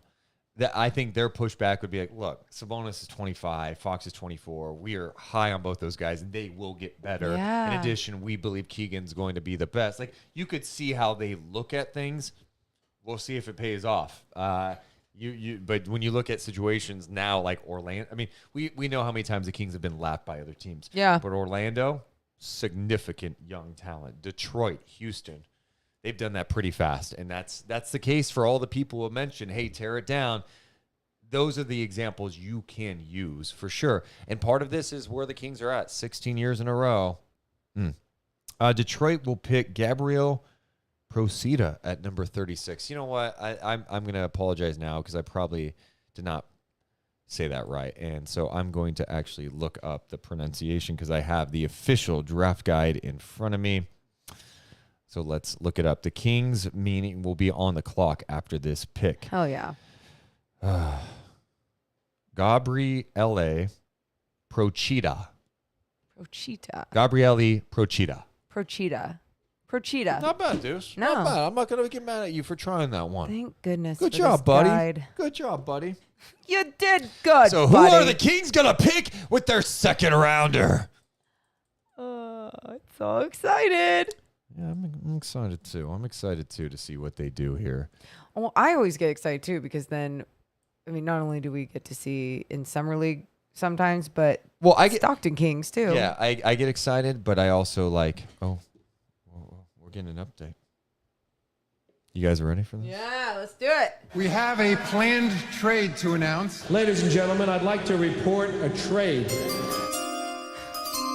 The Sacramento Kings are trading the pick. The Sacramento Kings are trading the pick. The Kings are trading number 37 to the Dallas Mavericks for 2 future second-round picks. Dallas will take Jaden Hardy, who we just talked about. Yeah. So I'm waiting to see when those future second-round picks will go, but this is one that I'd love to know what the thinking is here, right? It's the beginning of the offseason. I get this. But here's my instant reaction on this. Yeah.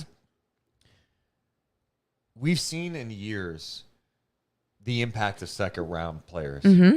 Herb Jones being one of those with the Pelicans.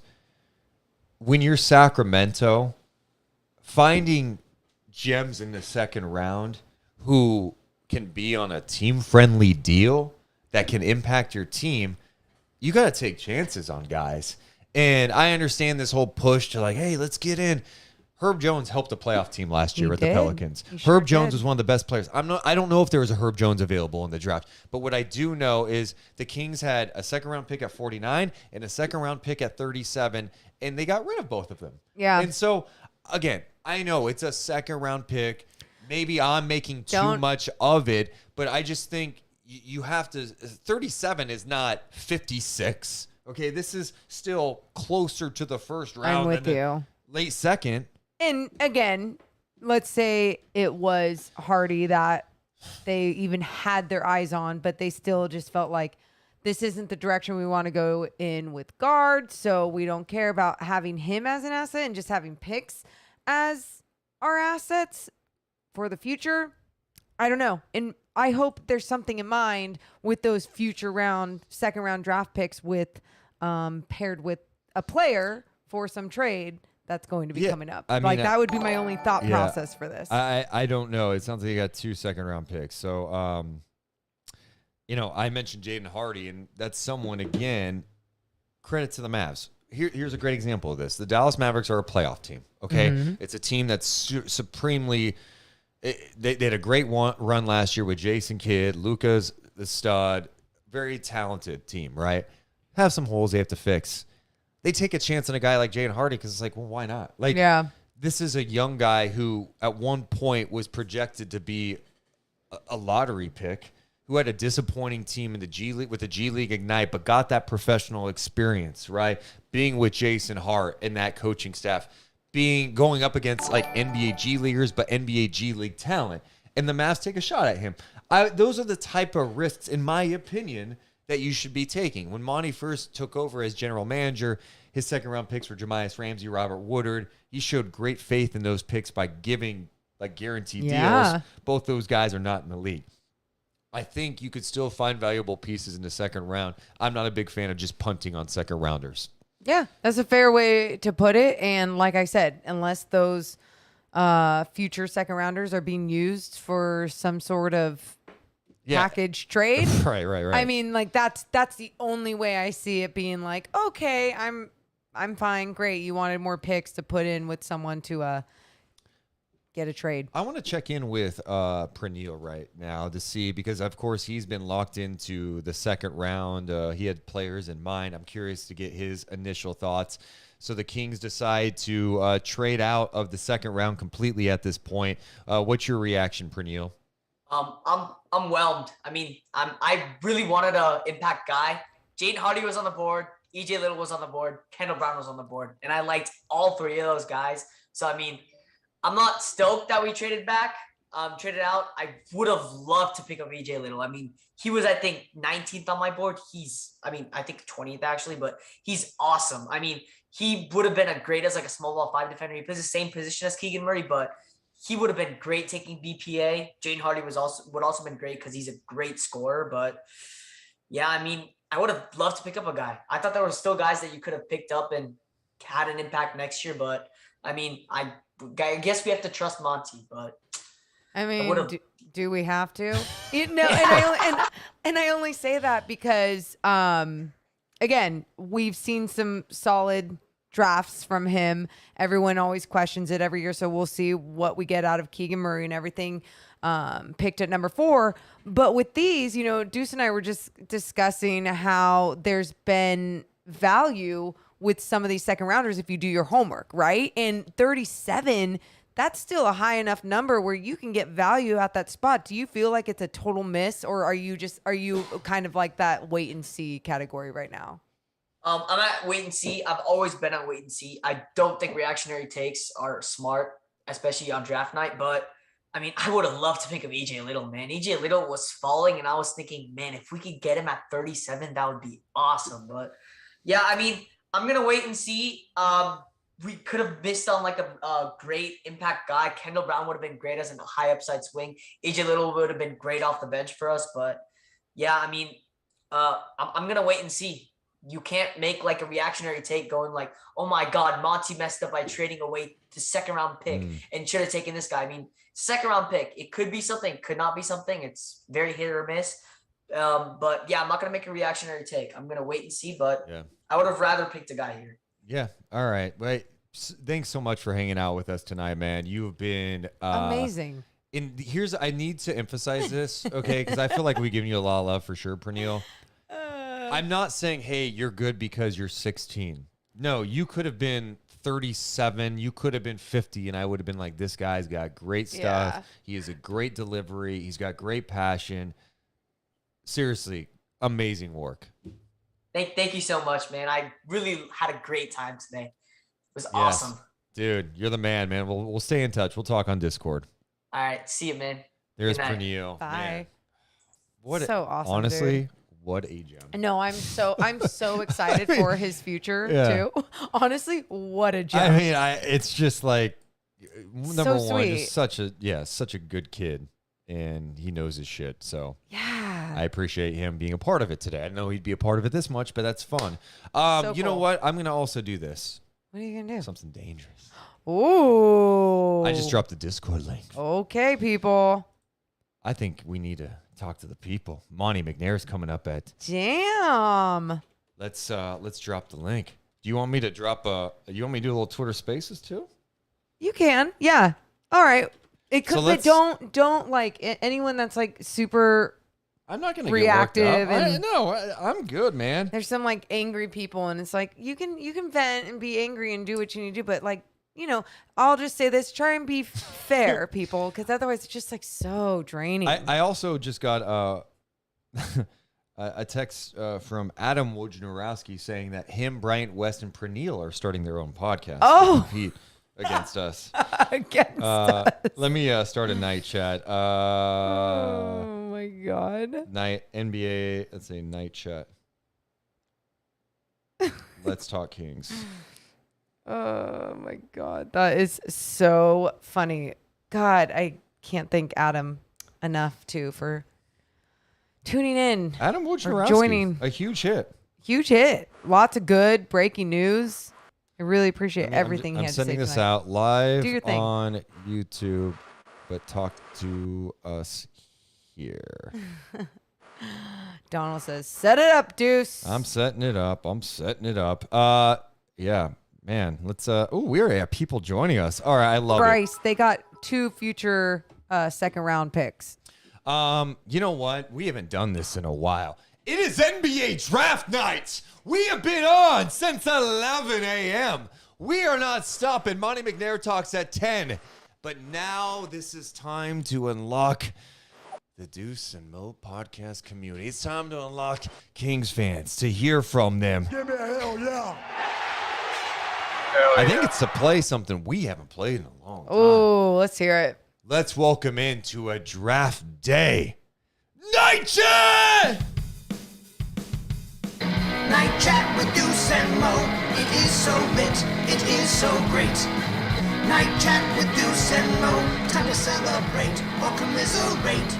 Raise your cup, give a thumbs up, and don't be the schmuck who gives the only thumbs down. Night Chat with Deuce and Mo is on right now. It is Night Chat with Deuce and Mo. We have been on for over 11 hours now. Is that correct? No, Whatever. I'm making that up now. We started at 11, so do the math. I don't know. That's 9 hours, 9.5 hours. It's been a long time. SMC Hoops wants you to know that Cash Mo, they got cash. No, they traded 2 future second round picks. I didn't see the cash details, but maybe there's something more. Was there cash details? Either way, yes. We both, SMC Hoops, I know you're at the point of the night. You've been here for a while, so you're getting grumpy. We criticized moving the second round picks, buddy. We want to talk to people on Twitter Spaces. We also drop Discord. So if you want to hop in Discord, hop in the waiting room. We'll talk to you. Our first person there, we'll go to Twitter Spaces next, is Flo Show. Flo Show, are you with us on Night Chats? You bet I am. What's up, man? Woo! What a day. Yeah, how do you feel, man? What are your thoughts on Keegan Murray? What do you think about the trade? So, listen, I'm reactionary, unlike Praneel right now. Yeah. I think Keegan absolutely will be a great player in this league. You cut out. You said Keegan will be a great player in this league? Yeah, he'll be a great player in this league. My original thought process was I am okay with Keegan, us not getting anything out of the 4th pick as long as we make some type of trade today. Maybe it happens a little bit later. Wait. So just to be clear, it has to happen today. It doesn't have to happen today, but you know us as Kings fans with a 16-year playoff drought, we want everything to happen right away, especially on draft day, right? It's like Christmas for all of us. Yeah. No. Yeah. Continue. So I'm still getting over the fact we didn't pick up Jaden Ivey. I think we all kind of somewhat expected it. I was at the draft party down by Doco earlier today. I think other people felt the same way that I do. But the optimistic Kings fan in me knows it will be a good decision. And I trust in Monty. He got his guy today. We made the right decision. And there will be other pieces that will fall. That's the way that I'm. Okay. I mean, you say reactionary, but you sound cautiously optimistic about it. Like you sound very fair. Listen, you haven't seen the last hour and a half me trotting with my head down around the downtown commons. So I've had an hour and a half to try to figure things out. What was the reaction down there? You were at the draft party, right? I was. So what was the reaction? You know, surprisingly, there were a lot of people actually excited that Keegan got chosen. Can I be honest too? Like the Twitter reaction from like my mensch, because I literally tweeted out, "Hey, how are we feeling, Kings fans?" After the pick, and it's been very mixed. Like there's people who are so pissed, like I can't believe it, best player available for sure. And then there's some people like I'm good with it. I like Keegan, so it is interesting. You know, I really do. Part of me, I really believe Keegan is the better fit. I do think we undersell him a little bit on what his floor is. I do think that we can actually have a fringe all-star player. I know that's very optimistic, but I think we can get that out of Keegan Murray. I think especially with the coaching staff that we've implemented, I want to be optimistic here. I think that Monty does his homework. We might have made the right move despite everything that we've been hearing from the media. That's just me. Yeah, I mean, I've watched enough Keegan Murray to say that I think he's going to be a good player. The ceiling stuff, it's tough. I mean, I don't know how we always determine it. I think some of it, people that try to say it's by age, right? Like, he showed me a lot at Iowa. I bet on the improvement. I think he's got definitely a high basketball IQ, loves the game. Like the fact that he's kind of a junkie. And, you know, you already have one of those on your team. Davion Mitchell's kind of that junkie too, man. Everything we talked to Davion on the podcast, just talking to people too. He loves watching film. He's watching he on his like documentary that was done, the docu-series. He's watching film of his practices. So I'm willing to kind of bet on that type of upside. Like, okay, the guy wants to put in the work, and he literally did put in the work from his first year at Iowa to the second year, and you saw the growth. He definitely fills a need. I think for sure the Kings are better today with Keegan Murray than they were before the draft. It all goes to kind of what we've all been saying. It's like, okay, but how's that going to look 3 years from now if Jaden Ivey is an all-star? Without question. And, you know, the one question that I would ask everyone, and I continue to ask myself, is let's say we did select Jaden Ivey tonight. What would the conversation be? It would be, why do we not have any type of wing, any type of small forward, any type of shooter in place of what we could have had maybe in Murray, right? He's a little bit of a better shooter. If you guys have looked at some of the posts that have been on Reddit and whatnot, shout out to King's Reddit. Oh, dude, I'm on King's Reddit all the time. Did you see the post? It was statistically, if you put Murray and Ivy side by side with both what scouts are saying and both with their statistics, they're basically even. I did see that the other day. Yeah, and look, Yeah, I could see that. And I think I like Jaden Ivey. I do. I would have been totally fine with the pick. Yeah. I just don't view him as can't miss like some people. And I think some people are like, well, I don't look at him as can't miss. I just think he has star potential. And I think that's fair. I think you could argue that his ceiling is higher, because he has he has elite athleticism, elite explosiveness. Like there are things that Jaden Ivey has that obviously attracted a lot of teams and some teams thinking about moving up. Yeah, but it also begs the question as to what moves we can make this offseason to fill the gaps we currently have and where that will take us, how much closer, right? That's a position that we needed to fill. What does that open the door to now? Yeah. That's where I'm at. Yeah, no, I think It's it's very fair. It's fair. Yeah. I think, the biggest long-term thing, if you try to take a step back, it's something I talked about earlier, was like, you now have seen other teams pick a path, right? That Orlando picked a path when they moved on from all those guys, a couple of years ago. And now they have an abundance of legitimate young talent from Wagner to Banchero to Suggs. Yeah. You've seen what Detroit's been able to do today, what they did last year. It's pretty impressive what Houston's putting together. And the Kings' path has been, we're going to try to get into the playoffs, And so,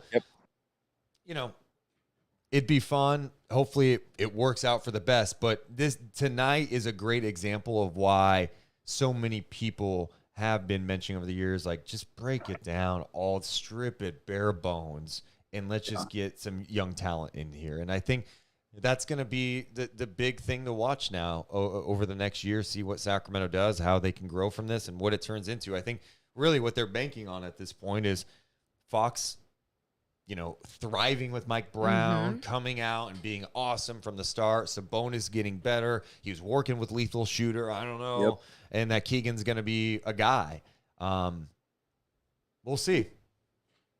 I am very optimistic. I think Keegan will fill a very important role in this roster. I think the silver lining in all of this is the culture piece. And listening to the Mike Brown press conference that we had, the culture that he wants to instill, the type of culture guy that Keegan Murray will be, regardless of whether he's that franchise differentiating player that we all want every single draft day as Kings fans. God bless us all. But I'm telling you right now, the culture piece, I mean, we saw it with, little spurts of it with Shumpert. We all miss those days, the scores. But what that could be, having another culture player, somebody that wants to be in Sacramento, somebody that's close with all the players, that is a foundation that I think can be built upon. And I think that's the most important piece. That's what Monty sees, that all of us hopeful Kings fans, we're very reactionary on, where we want just best player available. Monty hasn't missed in 2 drafts. The guy knows what he's doing. Trust in Monty. That's all.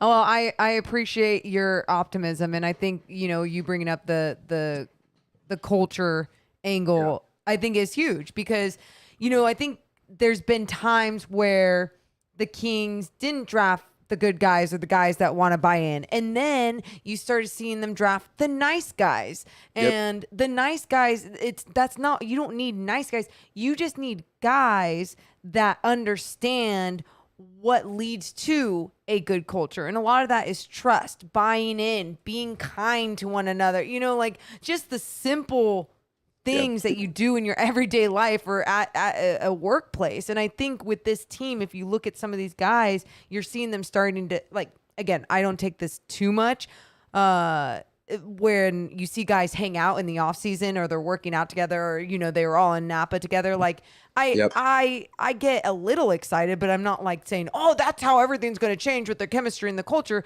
But I go, hey, I like that. I want these guys to like each other. I want there to be that, because that is how you start building that culture that you're talking about. 100%. And go ahead. You can No. You're good. Go ahead. what I've been hearing from a lot of the media is Kings want to make win moves now, even if it's to their detriment long term. And I think what Monty's doing is we're finding the best of both worlds. Obviously, we want to make a run for the play-in. Hopefully, we can make a run somewhere into the playoffs. But the foundation is what counts first. And if he can add some pieces around what we already have already, we're better off for it having Keegan Murray than we would if we had Jaden Ivey, who maybe with the lack of fit that there would be, would actually have his growth stunted because of the lineup that we currently have. So it's interesting. No, I appreciate it, man. I appreciate you looking at all angles, Flow Show. Thanks for checking in, man. Yeah, thank you. Absolutely. Thank you guys for having me. Thanks. Well, okay, just for the record, great perspective. Yeah. But buckle up. Not everyone's going to have that type of I know. breakdown of I was like, that was everything, and that's fine. Shout out to everyone watch or with us on Twitter Spaces. We got people on YouTube and Twitch. For those on Twitter Spaces, you can have us on YouTube too. Go to youtube.com/DeuceMo Podcast. I want to go to people who have been waiting for a while, including Alex on Twitter Spaces. So let's check in momentarily with Alex. Alex, what's up, man? You're on Night Chat with Deuce and Morgan. I don't know if I hear you. Alex, you there, man? Twitter Spaces takes a second sometimes, so we'll be patient. Alex. Alex, I'm not hearing you. You unmute yourself and then. All right, Alex, let me if you talk and we hear you, we'll go to you. I'll leave you up for the time being. Let me go and bring in Ross. Let's see if Ross is there. Let's see if we have any luck with Ross. Ross, what's up, my man? Hey, what's up, guys? Long time no talk. I know, man. It's been a minute. Night Chat back on draft night tonight. What are your thoughts on what went down with Sacramento? So they, of course, elect to go with Keegan Murray. They had chances in the second round to do something. They end up trading both picks. Well, I've signed my third optimism pact in the last few years, so I'm just going to be 100% positive. Yes, I won't name the other two times. Well, Ross, time out. I want you, if you are actively choosing to be positive, that's fine, but I'd prefer just be yourself. If you're not feeling it, just be honest. How do you feel? Well, my last optimism pact, you guys made me be honest anyway. So I feel like I get this little free 5-minute window and then I can go back to my optimism. I mean, honestly, I really wanted Jaden Ivey. I either wanted him or I wanted to leverage the pick. Last thing I wanted was just take Murray at 4. And I'm kind of like you. I'm not even super high on Ivey's game. Little bit worried about, will he ever develop a jump shot? Because we've had a million conversations about how it kind of, makes Fox's game tough because he doesn't have a legit jump shot yet. And that was my biggest fear with him. I go, man, they're comparing with Westbrook, and Westbrook was great. Don't get me wrong. Westbrook was incredible in his time, but his time was 10 years ago when the league was not as focused on three-point shooting. So I kind of understand the fact that Monty just, sucked it up and said, it's like the analogy of fixing up an old car. You always, it just needs one more piece. It just needs, a paint job. Monty's like, I'm just going to buy an engine. I'm going to buy this and that. We're going to roll out the car next season. And, I don't know if that's the right move or not. I think it's kind of dangerous sacrificing the future, but I also am looking at it from an angle we need to eventually make Sac look like a destination that you can take serious for free agents. And if we keep just rolling the dice on getting a superstar in the draft every year, which is what I wanted, it's dangerous because we've been spinning our tires. So I think Monty might be thinking, okay, we get whether we're the 10th or 9th or we miss the play-in, but the team looks like it's positive. think he's just saying we need to get this thing going in the right direction. Yeah, I think the We'll have challenge another here, though, 32-win season. the challenge is if, you don't reach those goals, like, Sabonis dips out, right? Like, what if Sabonis is out, and he moves on, and then you're in a tough position here. So it's really on Monty to still be really aggressive on the trade market to try to, get some more shooting in here. I think, like I've said tonight, we've been on now for a long time. So my brain's like foggy at this point. But Keegan's going to help the Kings next year. I have zero doubt about Keegan's ability to help Sacramento. And I'm with you on Ivy. I think I had more questions about his game than some, but I do see the upside. And we're going to be watching. I mean, I think everyone's going to be paying attention to Jaden Ivey for years to come. Personally, I'm going to be even paying attention to someone like Benedict Mathurin. I thought Mathurin is a guy that is supremely talented. He could shoot it, good size at 6'6", nice athlete, and he's got kind of that dog in him. He gets after it. He gets in the guys. He chirps. I felt like he was exactly the type of player Sacramento needs on the team. I thought maybe that would be like a trade down candidate. They elect to go with Keegan Murray, and I'm very curious to see how it all unfolds over the next couple of years to see what it looks like. And that's actually the thing that made me the most upset is because we're not going to know how this thing plays out until Jaden Ivey's in year 3. And like, I can take a deep breath because he sucks, or like I can hate myself because he's an all-star. And we won't mention the other player that we had to watch grow into, being what he is. And, you just hate to have to root against. And there's a third one out there. There's Halliburton out there too, that now we have to have this like split on. So, I mean, in reality, I was down at G1C when they said Murray's name. I cursed and I literally just walked back to my car. I left immediately because I was pissed. I said, I wasn't pissed, but I was just, it's been a month of like, well, first and foremost, thank you guys for, killing it the last month and having these great guests. And, I've been listening to all the podcasts and you guys, I mean, y'all are the best. Crack me the heck up every time. And, grateful for you guys. But yeah, we've been building this up for a month and now it's like, it's not fair because that's who I wanted. But man, it was a letdown, if I'm being honest. Hey, it's completely fair, man. And we'll see how it pans out. I think they got a guy in Keegan that I think is going to be a great teammate. He's going to be good on the floor.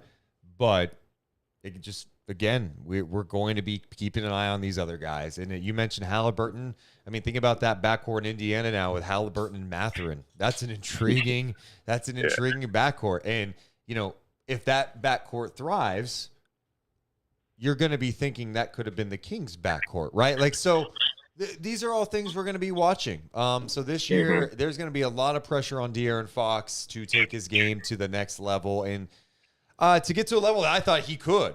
So I guess we'll see, man. Yeah. I appreciate you checking in. Yeah, dude. Appreciate you guys.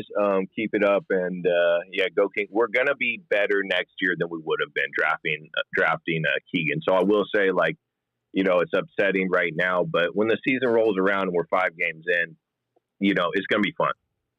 Yeah. Well, all right, y'all. Have a good one. Yeah, we'll talk to you soon, man. Appreciate everyone being here tonight. Watching us live on YouTube, watching us on Twitch, on Twitter Spaces. We appreciate it. Monte McNair's press conference is scheduled for 10 p.m., so we'll hear from him on the decision to draft Keegan Murray. We'll also hear the thought process on trading the 2 second-round picks of number 49 earlier today, and then electing to trade number 37, which was Jaden Hardy from the G League Ignite. That pick goes to the Dallas Mavericks for 2 future second-round picks and cash. So I look at someone like Jaden Hardy. I mentioned him before, a guy that was a highly touted prospect coming out, had a really difficult year with the G League Ignite. Was able to put up numbers, but not efficient at all. But definitely a guy with upside, and the Mavs take a chance on him. I would have liked to see Sacramento take a chance on someone like that. All right, let's try to go back to Alex again. Then I'm going to go to Discord and get some people. And I want to hear from the Kings fans tonight. Let's try Alex again. Alex, are you here? What's up, Alex? Hello. How's it going? Good. How are you, man? What's on your mind? pretty underwhelmed. I feel like Monty is turning into like the ghost of Danny Ainge. It's like every single period leading up to trade deadlines or like free agency or drafts is just like flooded with rumors, very active and ambitious. And then it's just like not a lot of stuff happening. And I just feel like the Kings need a lot more than like a solid starter, like ceiling of Keegan Murray. I would be excited for Ivy, honestly. Like, I know it's risky because the Kings are in a position where there's a lot of pressure to make the playoffs, and Ivy's going to take some time to develop. But I don't know. It just seemed like there was a lot of opportunity to make pretty aggressive moves, and it was pretty underwhelming. Here's my thing, though, Alex. One thing to factor in is that it takes two teams to make it. I mean, it could take more, but another team has to want to make the trade as well. So like there's times too when we look at this and we go, wait, could they have done more? We don't know what was going on.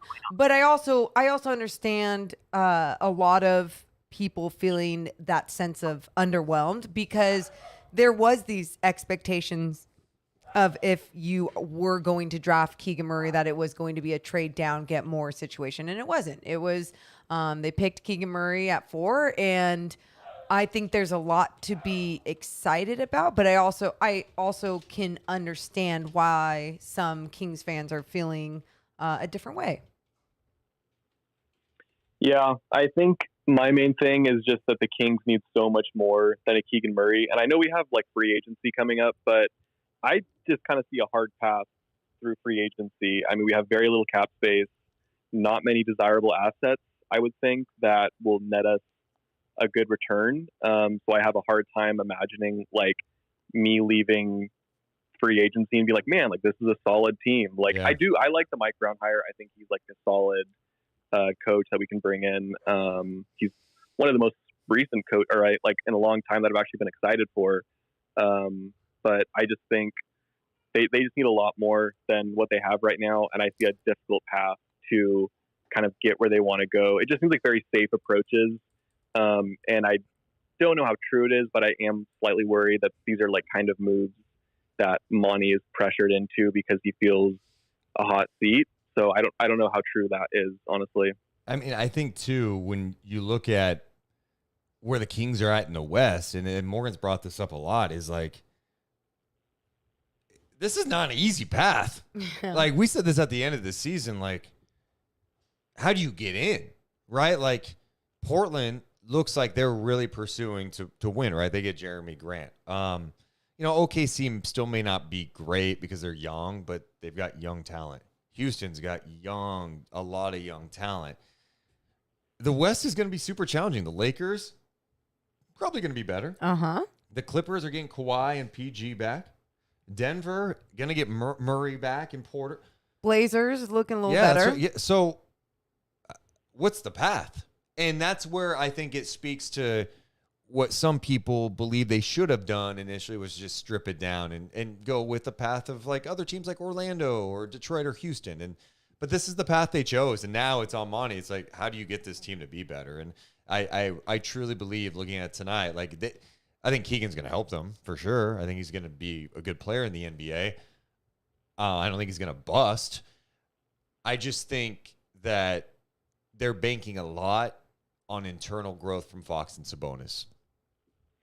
Yeah, I totally agree with the teams that are on a path of being competitive, like not OKC or Houston, which I do think they did get better. So I feel like Houston and even OKC are going to be more competitive than they were last year, but they're not going to be like fighting for a play-in. So I really agree with that, all these teams, the Clippers, the Lakers, even good teams like the Grizzlies, like they all got better. The Pelicans, they got better today. The Grizzlies look like they did a hell of a job in the draft, and that's to think about how they built their team, right? Yes. Like everyone wants to point to Ja and Jaren Jackson, but it's on the fringes, right? Yep. It's getting Desmond Bane. It's the moves that they made tonight, and that makes it challenging.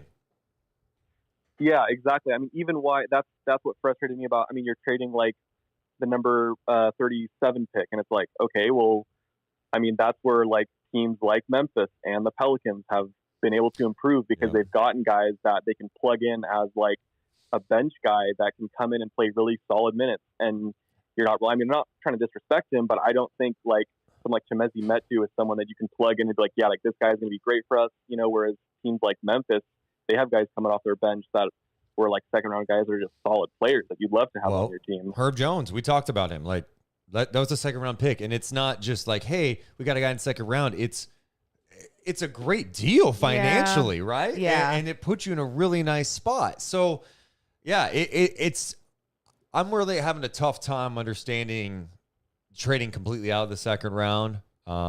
That's frustrating. That feels frustrating. Yeah. So this is the path now, and now it's going to be interesting to see how it all unfolds. But it's challenging, especially tonight, to see like a real path for Sacramento.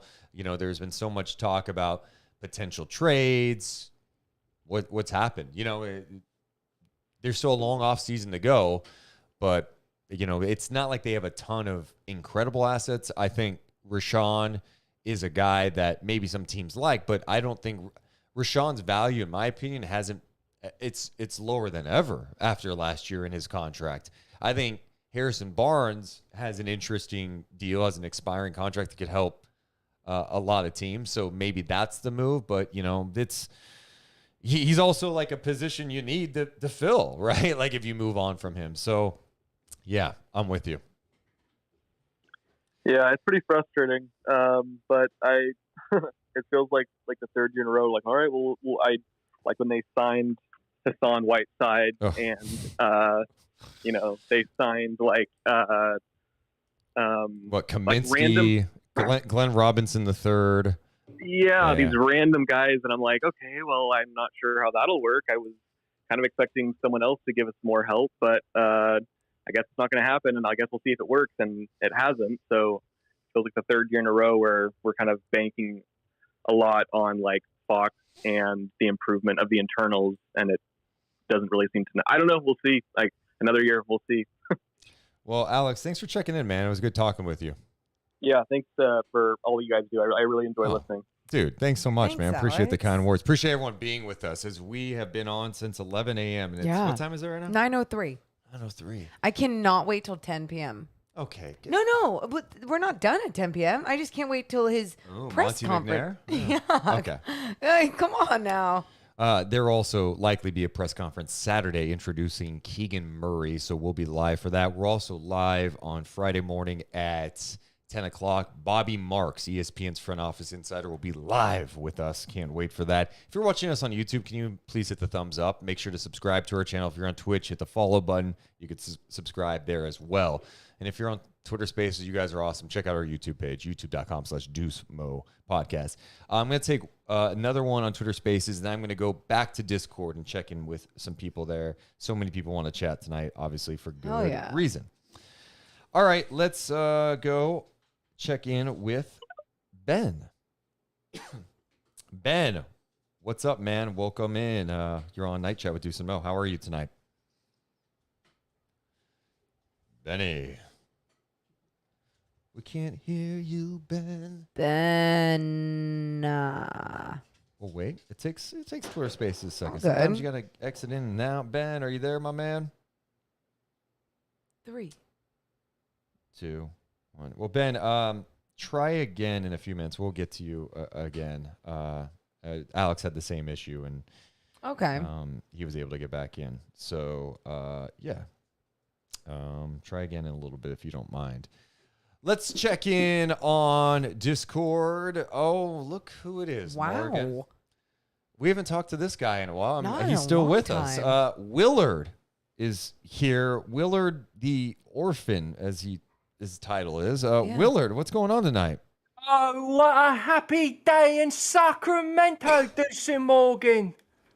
You sound very happy. Oh, well, we need some hope in this city, don't we? Don't we need some hope? And we got some tonight, didn't we, sir? Oh, you feel like Keegan Murray is that hope? I have no idea, Mrs. Morgan. But Where are you right now? We've got a new player. Where am I? Yeah. Oh, well, I don't think I've touched base with you since my last... you remember when I moved into the dishwasher in that person's house? Well, I was almost drowning and at the same time dehydrating every night. So I had to move out of the dishwasher. I lived there for about a month. And then I lived at the top of the Tower Bridge for a whole week, and that was miserable. And ever since then, sir, I've been living in the catacombs underneath Old Town Sacramento. Oh, Wow. God. Wow. The catacombs. Thanks for the breakdown on that. Yeah, I live in the pitch darkness, sir. Oh, my goodness. Oh, that sounds awful. I'm so glad that you can take the time to talk no to us. bother. No bother at all. It's nice and quiet down here, even though I'm pretty sure it's haunted. Well, I mean, it's very hot in Sacramento today. I mean, it was 100 degrees in Sacramento today, so I imagine it's like 130 underneath. Haunted, sir, with ghosts and spirits. It's not hot. It's haunted. It's haunted. So he's fine temperature-wise. I know, but I'm concerned about the heat. He is what says I'm he's saying. fine. Okay. He's more scared about the ghosts. I can handle the heat, sir. I lived in a dishwasher for a month. Did you not hear that part of the story? I apologize, Willard. Did not mean to offend you there. And what's haunting? Is it like the king's past? Are they under there? What's going on under there that's so haunting? I'm not sure, Miss Morgan, but I'll tell you one thing. There's some very mean possums down there, and I don't deal well with them possums. But I do want to say thank you so much for sending me the Deuce and Morgan podcast hoodie. Oh. Did you send him one? I don't remember doing that. Well, I found one in the trash near me, so I just assumed... Oh, you little shit, Willard. I just assumed that it's too small for me, but I wear it as shoes. Oh, my God. Hey, can I ask you a question? Yes. Yeah, go ahead. I think I know the answer to this, but this draft tonight, this is not a military draft, is it? No. Oh, thank goodness gracious. I'm not one for fighting. These possums, I tell you, they get the better of me on a daily basis, so I was glad to hear it. What do they do with you? They boss me around. They run the catacombs down there underneath Old Town Sacramento, they do. I'd rather deal with the crows up on top of the Tower Bridge. Are you going to move back to the Tower Bridge? No, I did that. I think I'm done with it. Willard, so the Kings decided to go with a guy named Keegan Murray tonight. That sounds wonderful. Where is he from? What's his story? Tell me everything about him, sir. He went to Iowa. He's 6'8". He can shoot, play some defense. I think he'll be a good player. Oh, my goodness. He sounds like the best player we've ever had. I wouldn't. Yeah, you can. I'm ready to declare that Keegan Murray is the best player in the league, sir. In the league. Well, if Willard says it, we believe it. What are you up to the rest of the night? For the rest of the night, sir, well, I can hear the celebrations in the bars overhead over Old Town Sacramento. So I think I'll listen from afar, and I'll try to survive the possum attacks as they come at me most every night, sir. And they do work as a team, much like the Sacramento Kings. These possums, they come at me one after another. I might be able to deal with one of them, sir, but I can't deal with 8 or 9 of them at a time. Willard, it's so good to hear your voice. So I'm good. glad you're alive. There's some people who thought you were dead. No, sir. It'll take more than a faulty dishwasher to bring down old Willard. Willard, you have a good night, all right? Sweet dreams. Can I get a heck yes? You want a heck yes? I do, sir. Hell yeah. All right, Willard. Thank you, sir. All right, see you. Sweet Bye, dreams. Willard. Oh my God, people were so happy for Willard. Well, Willard just randomly joined us at one point during the season, and he came back. that was his 3rd appearance. You just don't know what you're gonna get with Willard. Heck yes. Rory asked to donate $10, and can Willard give me a shout out? And next time he will. Thanks to Ross for the donation. Thanks to Kenneth. So many people donating. Thank you, guys. Make sure to hit the thumbs up button if you're here. People saying heck yes. Oh man, that was strange. It was, Raider Rod. It's very strange. Let's go back to Discord before we go to Twitter Spaces. Let's check in with ASAP. What's up, ASAP? How you doing, man? I'm good. What's up, man? I was talking with all the other guys in the waiting room. They're pretty cool Nice. guys. I'm gonna keep it quick. I'm just a little worried because two teams that weren't better than us a week ago are better than us, and that's Portland. And some people may disagree, but I think OKC might be better than us as well. Yeah, But, I mean, that's interesting. I mean, I don't know if they are yet. I mean, part of it now is like, Chet is still a young player, right? Like, it may that's if he's take him good, a of course. second. I think he's going to be good. I think SGA is talented. They still have Dort for now. Josh Giddey. I mean, yeah. I mean, they're up and coming. There's no Hey, even Mo, if I they're didn't know not. you were there. Sorry, I didn't mean that. Hey. Even if they're not better now, they're on the rise. Absolutely. Yeah, I just think Monty has to do something else. Yeah. I don't know. I say a lot in the chat that TJ Warren would be a good pickup, but I don't know. Look, TJ Warren, I mean, I like TJ Warren when he played. He hasn't played in 2 seasons. And But he might be cheap because of that. I don't know. He could be cheap, but you also you need a guy who can play. So I mean, if he is healthy and he is right, could you see a scenario where you take a flyer on a guy? Yeah, I guess, but you just can't bank on that. Hey, we need to improve our team and get better now. Let's sign TJ Warren, who hasn't played in 2 seasons. You know what I mean? Like I love when TJ Warren was in the bubble. The dude was outstanding. I like him, tough player, but we haven't seen him. So I just have no idea in what type of condition he's in right now. Yeah, I don't know if Murray can play the 3, but I would still like Kings try to go and get Collins.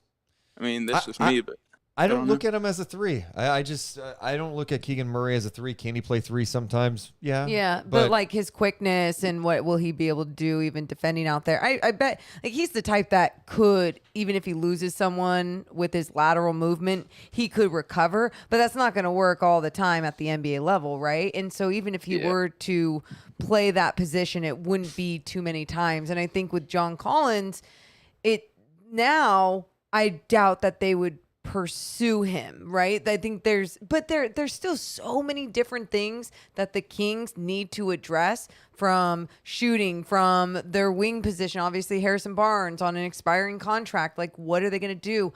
I believe Monty is going to do something. He has to. And exactly, but like, I don't know when that is. I hope it's sooner than later. Yeah. Well, ASAP, thanks for checking in. Thanks for being part of the Discord too, man. I appreciate y'all. Y'all have a good night. Thank you.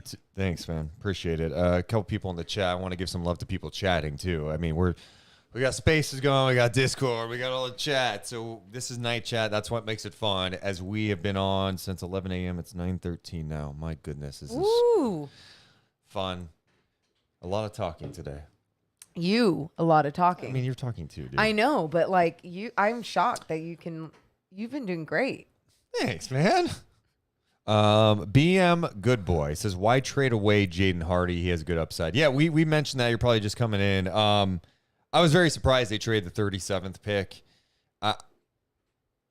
Jaden Hardy was the guy when they were up at 37 I mentioned to you, because we had watched him with the G League Ignite, and because of him being such a highly ranked player coming out of high school, when he signed with the G League Ignite, it was a big deal. It was like, cool. I mean, this guy has some legit talent. He was not efficient whatsoever at the G League level.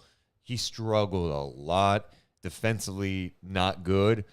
But when you start talking about a guy with the 37th pick, you're Sacramento. It's like in my opinion, you take a swing on a guy like that.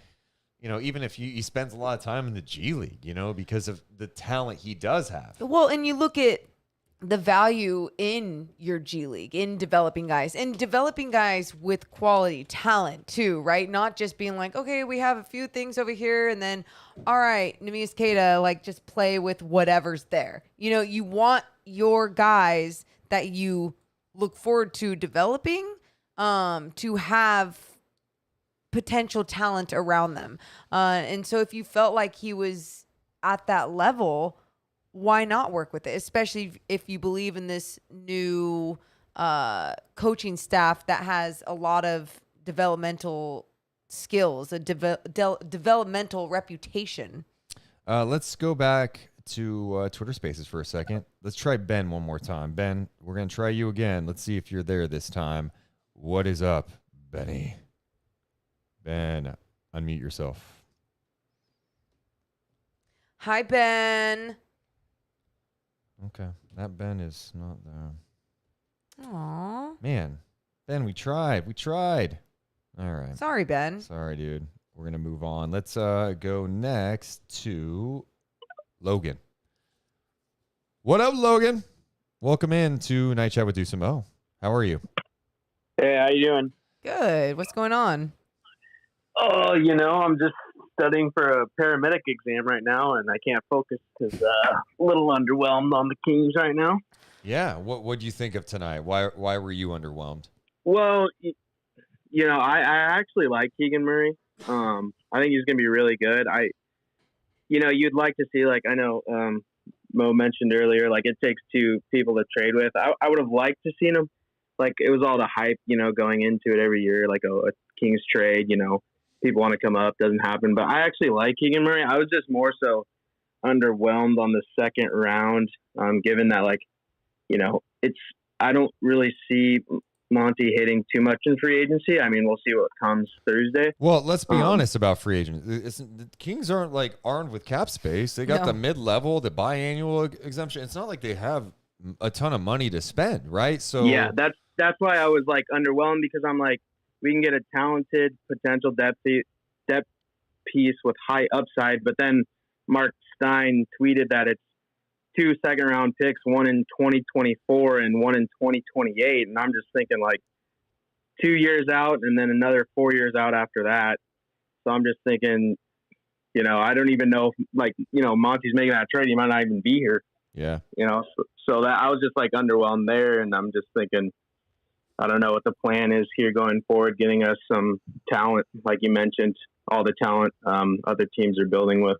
Yeah, and you're looking around going, okay, what are the trades too? And, sometimes these trades just surprise you. You don't know. But, I was so envious of the Blazers, the fact that they had that trade exemption. They were able to just take in Jeremy Grant, $20 million, and give up a future pick in I think it's 2025 Memphis or something like that. And they get Jeremy Grant. And Jeremy Grant would have been the perfect guy, in my opinion. And I mean, I just had all these in my head. Again, these NBA people spend much more time on it than I do. These front offices spend a ton of time. Okay, so I'm not going to act like I'm the expert and I have all the answers. But, in my head, I'm like, God, could you somehow get Jeremy Grant? Well, obviously the Pistons didn't want to take back money. But, I'm thinking, could you land a John Collins today and take Jay and Ivy, or get John Collins and maybe you trade back and get Benedict Mathurin? I'm thinking about all those possibilities. And I think, at the end of at least day one of the kind of official start to the offseason, your draft is Keegan Murray, who could be, I think, is going to be a good player, and you took no second-round picks, and you've made no trades for players. So tonight, draft night, I see why fans feel underwhelmed, and they're seeing other teams with tremendous young talent and other teams get better, and knowing that other teams in the West will be better this year. Yeah, I'm at the point of I know Keegan Murray's gonna be good. Obviously, every year we being a Kings fan forever. I embrace everyone that comes in. I'm not trying to get down on him before we've even seen him play. I think he can play 3 at the offensive end. I don't think he's playing 3 at the defensive end. So that's why I think he'll probably just be a 4. So again, we need, a small forward pretty much, and we'll see what happens with that. So. Well, man, that's Logan, pretty much all I have. Thanks for checking in, man. We appreciate you. Yeah, love what you guys do. Watch you all the time. You were gonna say I love you, and you know what? Hey, Logan, I love you too, and man. good luck with your test. Yeah, good luck, man. Oh yeah, well, hopefully I'll pass. So all right. You will. We believe in you. All right, man. Bye, Logan. Thanks, Logan. Before we continue on, shout out to my guy Drew Mack, who is in our Discord, one of the loyal Discord members in there. He just shared Sean Cunningham's tweet of Keegan Murray talking to the media. Hell yeah. For the first time. Figured, you know what? Let's watch it together. We have not seen it yet. Let's check it out. I'm excited to get down there. I feel like, for me, the first thing that I feel like I bring to the Kings just a winning culture, winning mindset. I think that'll be special for me to be able to get down there and help them win and see success in that. I'm so excited to go down there and play with a lot of really good players. What was the moment like and experiencing that with your family, with your dad, your mom, Chris? Yeah, it was special. For me to have them here has been a blessing, and for them to just hear my name be called on draft night with my mom, my dad, my sister, my brother here is it's a really cool feeling. I think I'll never forget it. And I'm just glad that I got this opportunity to be in this position I am today. And it was all them. That's all I can say is that their hard work throughout the years when I was little helped me be here where I am today. What do you know about what the Kings organization is trying to do now, and did you get to talk to Mike Brown at all during the process? Yeah, I got to talk to Coach a little bit. What they're all about is winning, and I feel like for me, I bring that winning mentality right away with them. I know that they got a lot of good guys, a lot of pieces right now, and what they're doing, and that's to get to the playoffs and do damage in the playoffs. Right now, the emphasis is winning, and I feel like I bring that. Excited are you to play alongside guys like De'Aaron Fox, Domantas Sabonis, and Harrison Barnes? Yeah, I think playing alongside them, they all have experience, and they've all been there. So I think for me, it's about learning from them and just kind of being that guy that is always on their shoulder, always learning and things like that to adjust to the league. So I feel like it'll be really good for me in my career to be going into that scene, and I'm excited to get to work for sure. There's Keegan Murray, that video courtesy of Sean Cunningham, our buddy from Fox 40.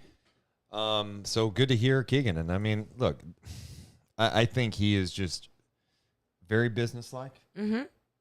Just wants to come and play basketball. Yeah. Not into anything else. He loves basketball, super serious about it. And, I think Kings fans are going to like him. I know tonight for Kings fans, they're mixed on this. There are a lot of Kings fans happy, a lot upset about what went down. But I think he's going to really help this team. Yeah, I agree. I think with the Keegan Murray pick, I can understand any sort of criticism being like, man, I really thought the Kings were going to be able to trade down, blah, blah, blah. You still don't know what was going on behind the scenes. The other criticism would be the second round draft picks and the lack of having people and prospects come to the team there. But besides that, it's like, yeah, I don't know. How do you not like that, right? Absolutely.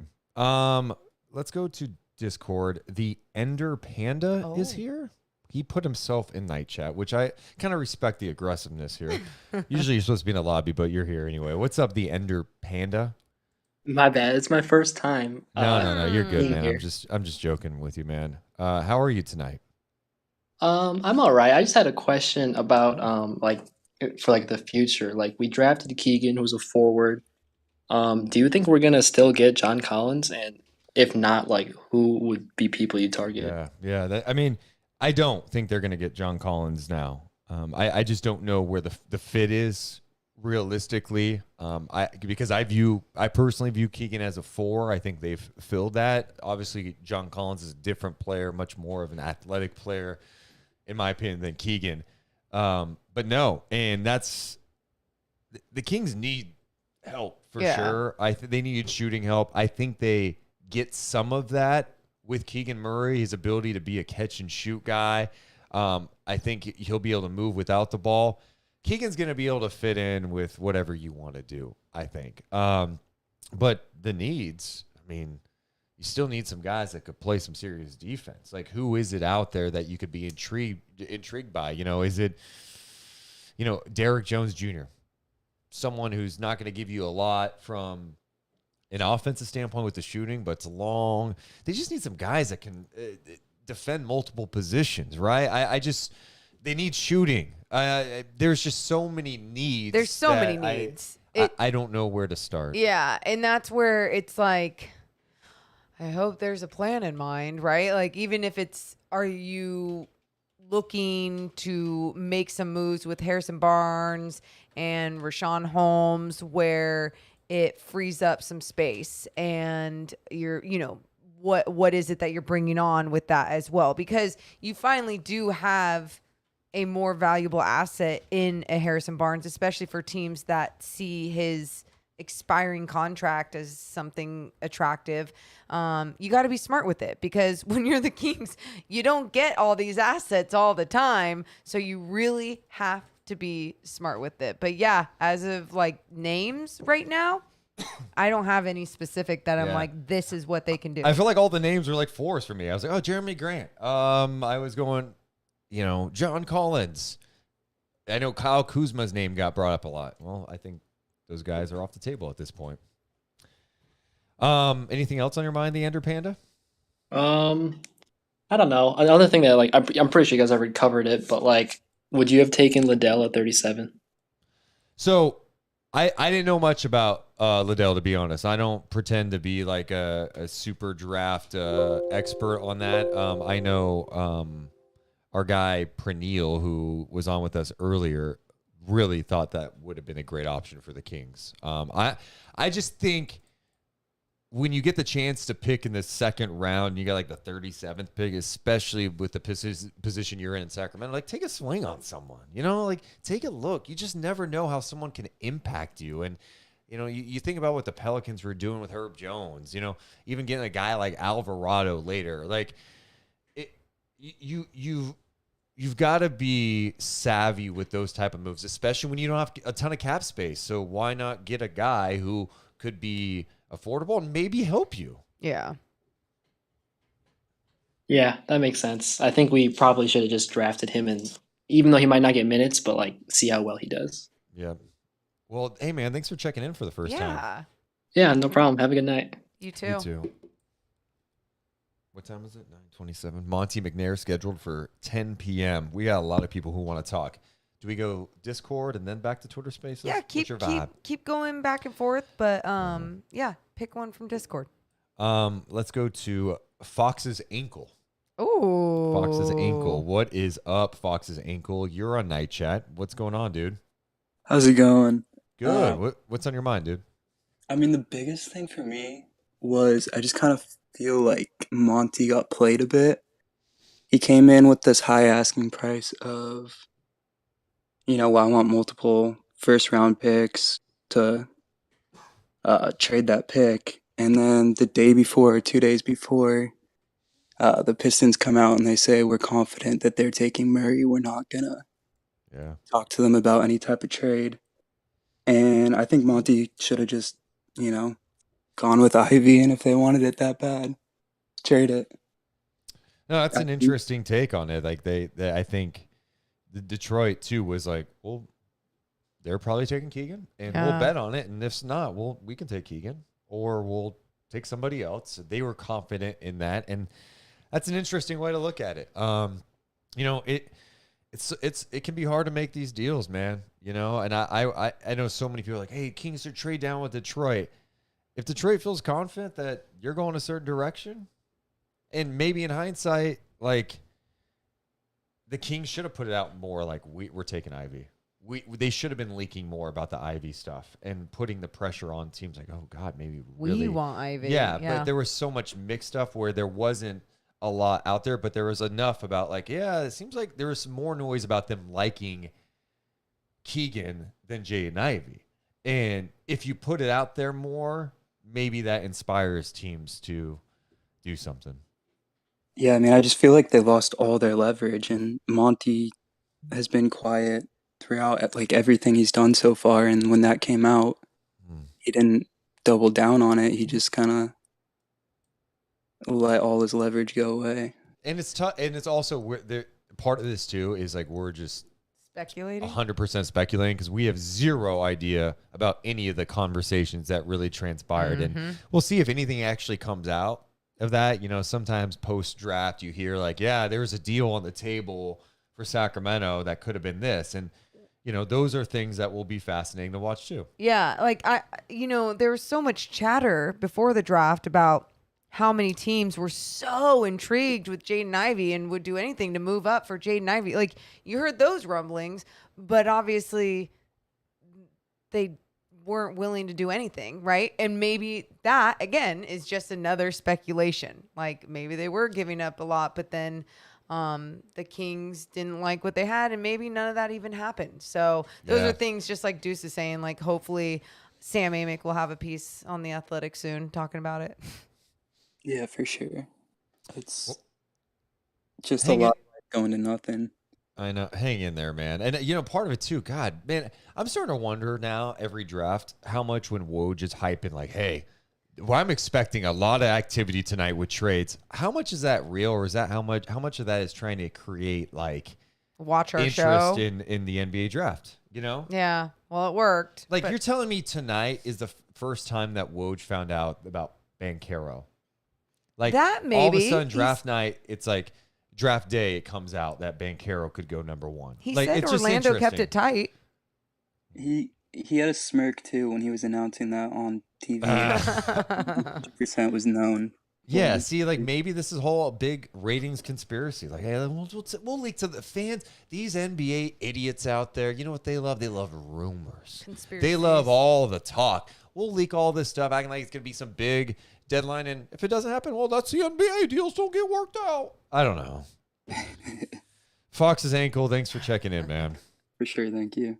All right, let's go from Fox's ankle to Fox believer plus Murray supporter. The names here tonight are killing me. Amazing. What is a Fox believer and Murray supporter? Oh, did I misspell his last name? No, I'm just laughing at your. We're laughing at your full name. Yeah. Oh, well, it's Nate. Oh, no, I did not know it's Nate. Oh, okay, it just sorry. literally Apologize. says Fox, but it's all good. Now we know it's Nate. What's up, Nate? What's on your mind? Hi. What's up? Not much. I just got off work. I didn't watch much of the draft. I only saw who we drafted. I haven't checked how mad people are, but Well, there's mad people, there's happy people. That's NBA draft night. Yeah. What are your thoughts? And I'm sorry, I haven't been watching the stream. I just want to know, what do you two think about the pick? Nate cracks me up sometimes because, like, Nate, we have been on. I'm sorry. I not don't. I Nate, don't report. Nate, I know, and I appreciate you even checking in. We have been on since 11 a.m. The pick happened 4 hours ago. Oh wow, dang! It's been a while. I mean, so you're asking me to stop everything that. we're doing and go, hey, Nate, just for you, special segment for Nate. Let me tell you exactly how I feel about everything, even though we've talked about it. I apologize. No, but it's cool. What do I it's think cool. of the pick? Yes. I mean, it's it's night chat, man. We're just talking. No, we're just talking. What do I think of the pick? I love it. Honestly, you're a Murray supporter, it says. So have you been like keeping up on Keegan Murray a little bit and watching his game and everything? I watched a lot of it during the NCAA tournament, and I mean, obviously, you just see the way he's able to score. You see he's got good playmaking too. I think. I don't know much about his defense. Obviously, I'm not a huge expert on that, but all I know is like he can score the ball, and I think last I checked, we do need kind of a scorer, like, to be a part of this team. So I mean, I don't hate the pick, but at the same time, I can understand where people are coming from where they wanted Ivy. So I mean, Jaden Ivey's obviously the flashy pick. I think they also said on ESPN, Keegan Murray's not going to be the type of guy that's going to be on Instagram highlights or Twitter highlights. Keegan Murray is just an NBA ready prospect, and I think he fits well with De'Aaron.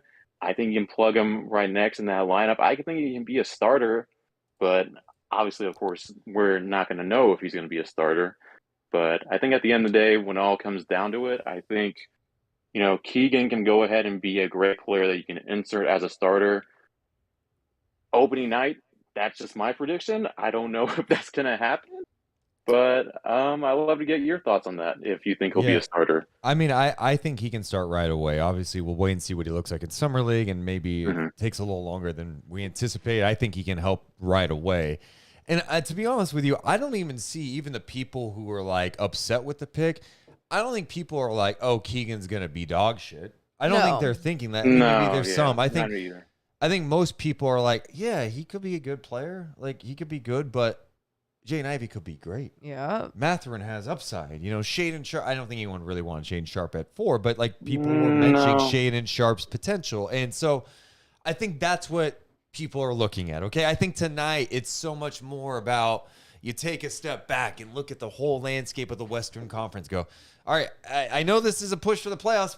How are you surpassing the other teams? By the way, the teams that you kind of blew it up, they've acquired so much young talent, and that is scary. So that's where I think it's everything, right? It's like I think there are a lot of people out there. I mean, I could be wrong. I'm not trying to put words in people's mouths, but I think even fans who are critical of the pick of where they selected Keegan, I think he can be good, but it's about like, how do you get this team to be great again? How do you get this team to be competitive for years to come? Well, we know there's one way to do it. It's getting star players, at least all-star caliber players. And how do you do that? You do it by taking some swings in the draft. You take some calculated risk. You get the 37th pick and you go, you know what? We're taking Jaden Hardy. I don't care if he was bad with the G League Ignite because he has upside. You know, like those are the things you do where tonight it's like, yeah, Keegan's going to be good. And it was a safe. Everything was a just safe, pick, I guess. So that's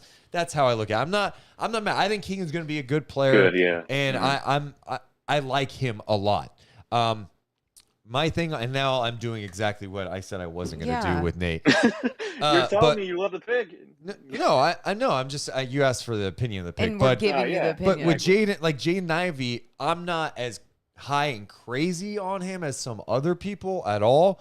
But there's no denying that if he hits, if he is able to play average defense at an NBA level, if he's able to develop a mid-range game, be consistent outside threat, you couple that with that athleticism that is today, right now, elite NBA level athleticism, elite speed. He's got an elite skill. You got a sham bomb, by the way. You got a sham bomb. If this is not like a good sham bomb, I'm literally going to be. It involves the Kings. It involves the Kings. No, you know what? It does. I appreciate. I appreciate Nate. Thanks, man. Nate, with that, we will play the update because hey, this is a good one. Good job, Nate. This is a player that a lot of people liked, including our guy Praneel. Alabama's Keon Ellis has agreed to a 2-way deal with the Sacramento Kings. Hell yeah. Okay, so there you go. And I'm going to give you Sam Vecini's little breakdown on him in just a minute so you guys could see. Keon Ellis was ranked number 63 on his board. On the summary, Ellis will test the usefulness of the 3-and-D archetype to its extreme. He's a good three-point shooter. He's a solid cutter who is active and moves around. He's also a good defender on perimeter players. If Ellis was more in the 6'7" range, I think he'd have an easier time sticking because he'd have more, a bit more defensive versatility in the long term after he puts on weight. But at 6'5" in shoes, he's almost position locked to defend guards while not having much utility off bounce offensively. He's a bit more limited than I'd like to see from someone like this. He's an interesting two-way prospect, but not much more. So he spent 2 seasons at Alabama. He's 22 years old. He's listed at 6'5", 165 pounds.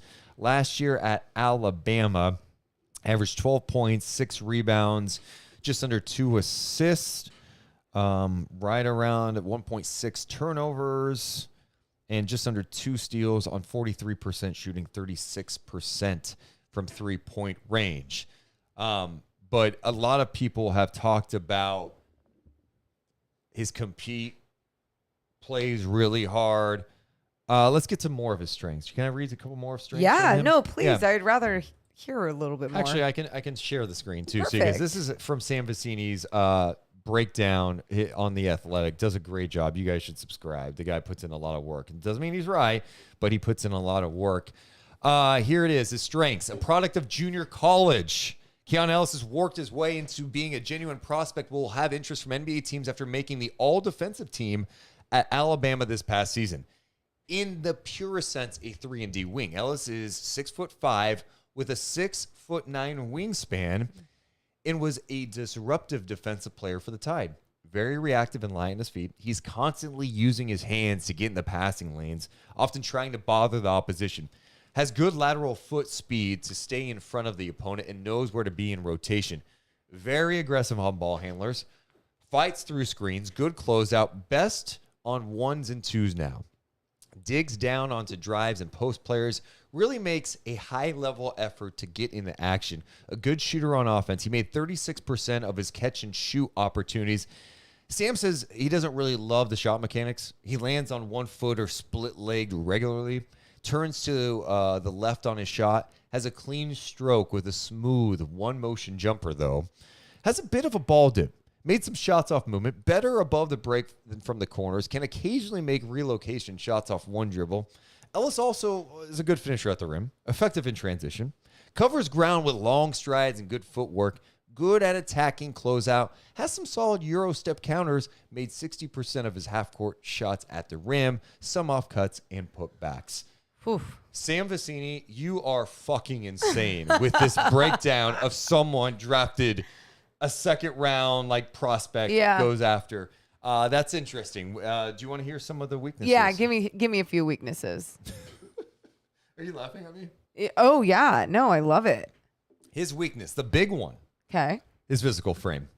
165 pounds, isn't expected to be nearly as impactful defensively at the NBA level at his weight. Yeah, 165 pounds is light. It is. And he's 6'5".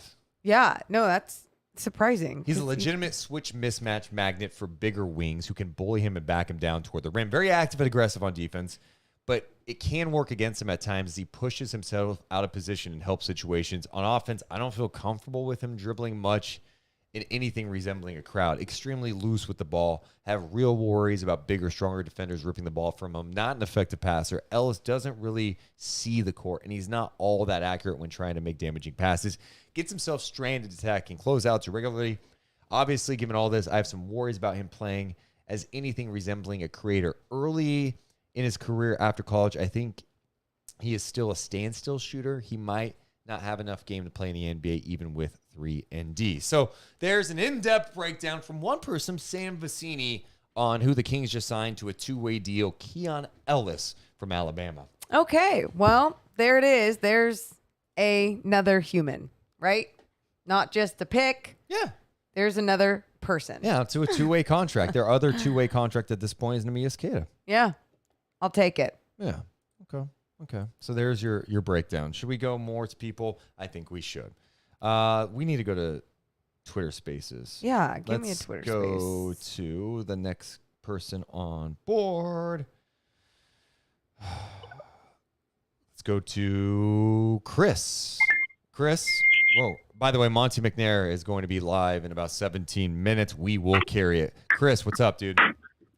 Hey, what's up? How you guys doing tonight? Are you getting gas right now? You at the store? What's up, man? Oh no, I'm just at home, just trying to take it all in tonight. Yeah. I'm not sure if you remember we chatted during the season, and I was like, take anybody but Chet Holmgren. So I'm glad we didn't take Holmgren. Okay, you're a Chet hater. Okay.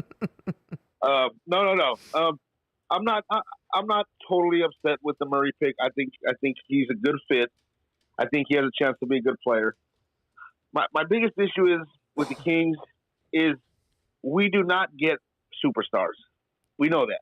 We do not get superstars.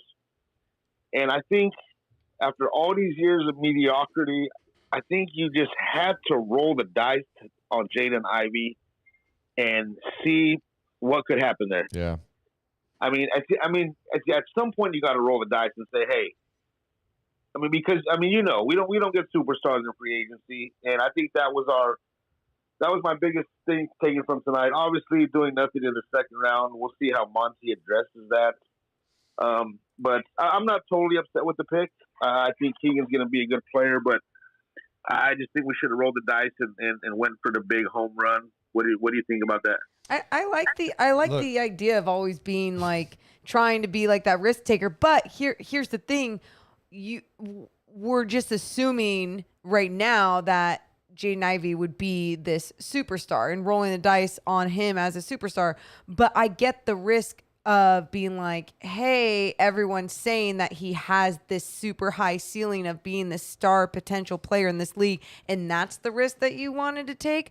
At the same time, too, just kind of looking back at this, you look at each and every year and how many years there's been so many different front offices. And you talk about how the Sacramento Kings never, just roll the dice. And I think when a new GM comes in, it's like they want to do what's best for the team that they have. Now, I don't always necessarily agree with that because I'm like, hey, pick best available, not fit, just go with best available. But maybe Monte McNair truly felt and feels that Keegan Murray is and was the best available right there. Hey, and let's hope that's the case. One last thing, my son wanted me to ask you guys. I know we need a 3. I think Keegan's going to play the 4. What do you guys think about someone like OG from Toronto, trading for someone like that to come in and fill that number 3 spot? Because right now we really have no one at the 3. I mean, they have Harrison Barnes still on the roster at the moment. But yeah, I mean, I talked about OG Anunoby earlier today. I like him a lot. I just don't know if the Raptors are motivated to move him. What would the Kings be able to offer? They don't have a tremendous amount of assets. Like, what are they moving? Harrison Barnes' expiring deal? I don't know. Is that even intriguing? You're going to have to mortgage some picks, I think, to get someone. Like, are you willing to give up a protected first-round pick to get OG Anunoby? And I like his game. I mean, you talk about a guy that can defend. He could defend every position, 6'8", 6'9", averaged 17 a game last year, I believe. A decent three-point shooter. Loves that corner 3. Looking it up to 95th percentile in scoring off cuts. You think that would be tailor-made for playing with someone like Domantas Sabonis? The knocks on him, injuries. I mean, 48 games, 43 the last couple of years. That's a challenge for sure. I just don't know that they're going to want to give him up, and I don't know that the Kings have the pieces to get it done. Right. All right, guys. Appreciate your time tonight. I look forward to the season when I can call in every night and argue with you guys. Appreciate it. Hell yeah. Yeah. It's good to have Night Chat back tonight on draft nights. I love it. It is 13 minutes until the press conference, which really probably means like 17 minutes. Yeah. Unless you really think it's going to start at 10. Yeah. So doubtful. Let's continue on now. Let's check in with Esquire. Oh, what's up, Esquire? Esquire on, what's up, dude? Hey, how you doing, man? Hey, I just want to say you guys do a phenomenal job covering the Kings. I live down in, Southern Cal, so, I get ambushed by Laker fans and Clipper fans and tell me how terrible we are. But I will say, though, I definitely like the Keegan Murray pick. I just feel like Monty has kind of been, underwhelming us over the past couple of years. So, with moves supposedly that's supposed to happen that we've just been rumored to be involved in, and we just don't do anything but kind of, sit down on our hands. I mean, I'd love the Keon Ellis pickup, an undrafted two-way player. But, I mean, outside of that, man, we have guys that, left on the board, and we just keep getting future second-round picks to just trade them. So it's kind of confusing to me, honestly. Yeah, and, I don't know if you saw the news. They just added Keon Ellis on a two-way deal. I just retweeted Sack Film Room's kind of video breakdown on Keon Ellis and why he likes him. I'll drop it in the chat. But and I just retweeted it, too. No, I hear you on that. And it's interesting. Kings fans tonight seem like they're also more bugged about the second round stuff. I like it. Yeah. I like that people are feeling that and feeling like no, get more people here. You need to try and develop more talent. And obviously, who knows what's going to happen with this two-way guy? But at the same time, I would rather have that body than not. No, definitely. I mean, there was guys out there like Justin Lewis out of Marquette. He's a a forward type guy. EJ Liddell was out there with 37 pick that we didn't take a look at. It's just more of our roster constructed right now. I just don't see what it's going to be. I'm going to be tuned in just like you guys at 10 to see what he's going to talk about. But I just think we have to make some type of other move because at this point we're looking like a lottery team again. Honestly, at this point right now. Yeah. I mean, they've got some work to do to figure it out, man. I appreciate you checking in. Okay, thank you. Thank you, Esquire. Appreciate that, man. Dude. Yeah, I dig that perspective from people. I feel like a lot of people have calmed down too about Keegan Murray being picked at 4 and just not speculating every single thing that could have been going on behind the scenes. Just, we don't know yet. We don't know. But at the same time, yeah, be mad about the second rounders. Let's try to rapid fire some of these now. Okay. Because Monte McNair is coming up. Okay. And so I want to get to as many as possible. Let's check in with JVZ. What's up, JVZ? Welcome in. Thank you for having me. Absolutely. Long time no chat, man. How are you? Yeah, first time, long time, actually. So happy to be here. I've got... I'm feeling two kind of different ways about this. Okay. And I'll start with the bad. And to me, like the... Trading that 37th pick, and I know it's a second round pick, but I just feel like...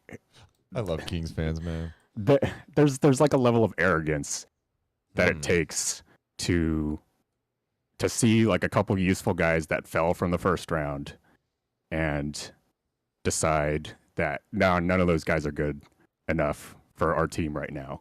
Our team that, has problems with depth, all these issues, throughout the year, and then to trade those picks away for 2 picks from Dallas, which I guess one is in 2024, one is in 2028. So we can be reasonably confident that Dallas is going to be a pretty good team during those years, which means those are going to be picks that are in the 50 to 60 range. And I mean, we've been talking for like the last hour during these picks, and we haven't covered those picks at all because they're just kind of afterthoughts to us. So yeah, like we traded a potentially useful 1 pick at 37 for just 2 future afterthoughts. And I think I don't understand why I feel so much more upset about that than anything else that happened tonight. Well, we were just saying that, dude. That's hilarious you say that. Yeah, I mean, I like it. I like it. But at the same time, too, the only other way I'm trying to think about it, I go, are they trying to put those in their pocket to package them with, somebody with a trade later even on? So, like, Who how knows? attractive are those? Right. Right. Well, with and the Vladdy King, did that a bunch. And at one point he had like 10 second round picks stashed, and then I don't think we did anything with those. I'm sure we traded some of those individual second round picks for 2 future first round picks. I feel like we've done that before, and if we just keep doing that, then like, and on top of that, and maybe you guys understand better because you guys are a lot closer to the G League team, but I feel like we haven't had a strong G League to main roster pipeline over the last couple of years. And part of it is just not seeding that team with this kind of talent. Yeah, I mean, I think part of it is, McNair. We've highlighted the fact that Halliburton and Mitchell look like Halliburton looks like a really good pick, obviously, and then Mitchell, I think, is going to be good, but he's at least a solid player. Like, I don't think anyone's going to be, at the end of the day, Davion Mitchell was a huge miss by Sacramento. But he swung and missed on Ramsey and Woodard. And you go, well, they're second-round picks. What's a big deal? It matters. Well, it matters because he had them on, like, guaranteed deals, too, right? Yeah. So, and they didn't. And, like, part of this is tough because that first year with those guys, it's COVID, G League bubble, season's pretty much wiped away, and they had like a 13-game G League season. But last year, like, you didn't really see that type of growth. Like, those are misses, and it's further glaring when other teams do well with those picks or a late first round or second round picks, and you see those players having impacts, and you're going, man. And I've said this predates Monty, but Gabe Vincent was on the Stockton Kings. Yeah. Okay. I'm not proclaiming like Gabe Vincent is the second coming of MJ here, but like he's clearly a valuable rotational player on a really good team with the Miami Heat. Like, look what he was doing in the postseason with them. Yes, like he was in your system. That's, and then you start thinking about like other guys too, and this is where on the fringes you have to be so smart. Do the Golden State Warriors? Are they as effective late in the NBA Finals without Gary Payton II? No. Even that guy was available for anyone. Even Jordan Poole in the postseason was, picked at 28th. And, I just look at the Kings in this situation and I get it. It's like, are you doing your work to find those valuable second rounders that you can develop? And especially if you believe in your new coaching staff and your new guys, part of this coaching staff that have that reputation with developing guys, like, why wouldn't you buy into that and go with that? I don't know. Yeah. I mean, you look at somebody like Gary Trent Jr., who was a guy that I think we actually drafted. Granted, like somebody else told us to draft him so that we could trade him to them. Yeah, but again, a guy that was he was available in the second available. round. That was, Yeah. and that I believe was 2018, right? That was when they drafted Bagley. They also drafted Gary Trent in the second round, traded him to Portland. Of course, now he's with the Raptors and, you know, turned into a guy who's gotten a long-term contract, and it's worked out quite well. But yeah, I mean, look, I'm not acting like it's easy with second round picks, right? It's not, Right, yeah. but like, you know, I don't know, like take a flyer. yeah, And yeah. And maybe so- the flyer, maybe Keon Ellis turns out to be like, God, what a great pickup as a two-way deal. There's plenty of people who have spoken highly of Keon Ellis pre-draft as a guy that they'd love for the Kings to get in like the second round. Well, they got him on two-way contract now, so we'll see what he could develop into down the road. But I hear you, man. Yeah. Okay. So now for the good part. Okay. I get a little bit of anxiety when we pick high in the draft. You know, just I don't from blame you. yeah. But also part of that is like whenever people talk about all the draft picks that we missed out on, they always talk about the great players we missed out on, and they never talk about like the mediocre players we missed out on. And hang with me for a little bit, but our problem is that we bust really, really hard on these. So, like, if you look at the Bagley draft, you know, we passed on Luka Doncic and we picked Marvin Bagley, who was, by the end of his tenure here, he didn't last his full contract. We traded him away before that. Yep. So instead of if we had picked Bagley, we had picked somebody like Jaren Jackson Jr. or Wendell Carter Jr. or somebody else that, you know, they're not Luka, but they're passable. Yeah. And they're, It's completely missing that crushes yeah, you. it's I hear you. completely missing Yeah. because if you only partially miss, then you still have something to trade later.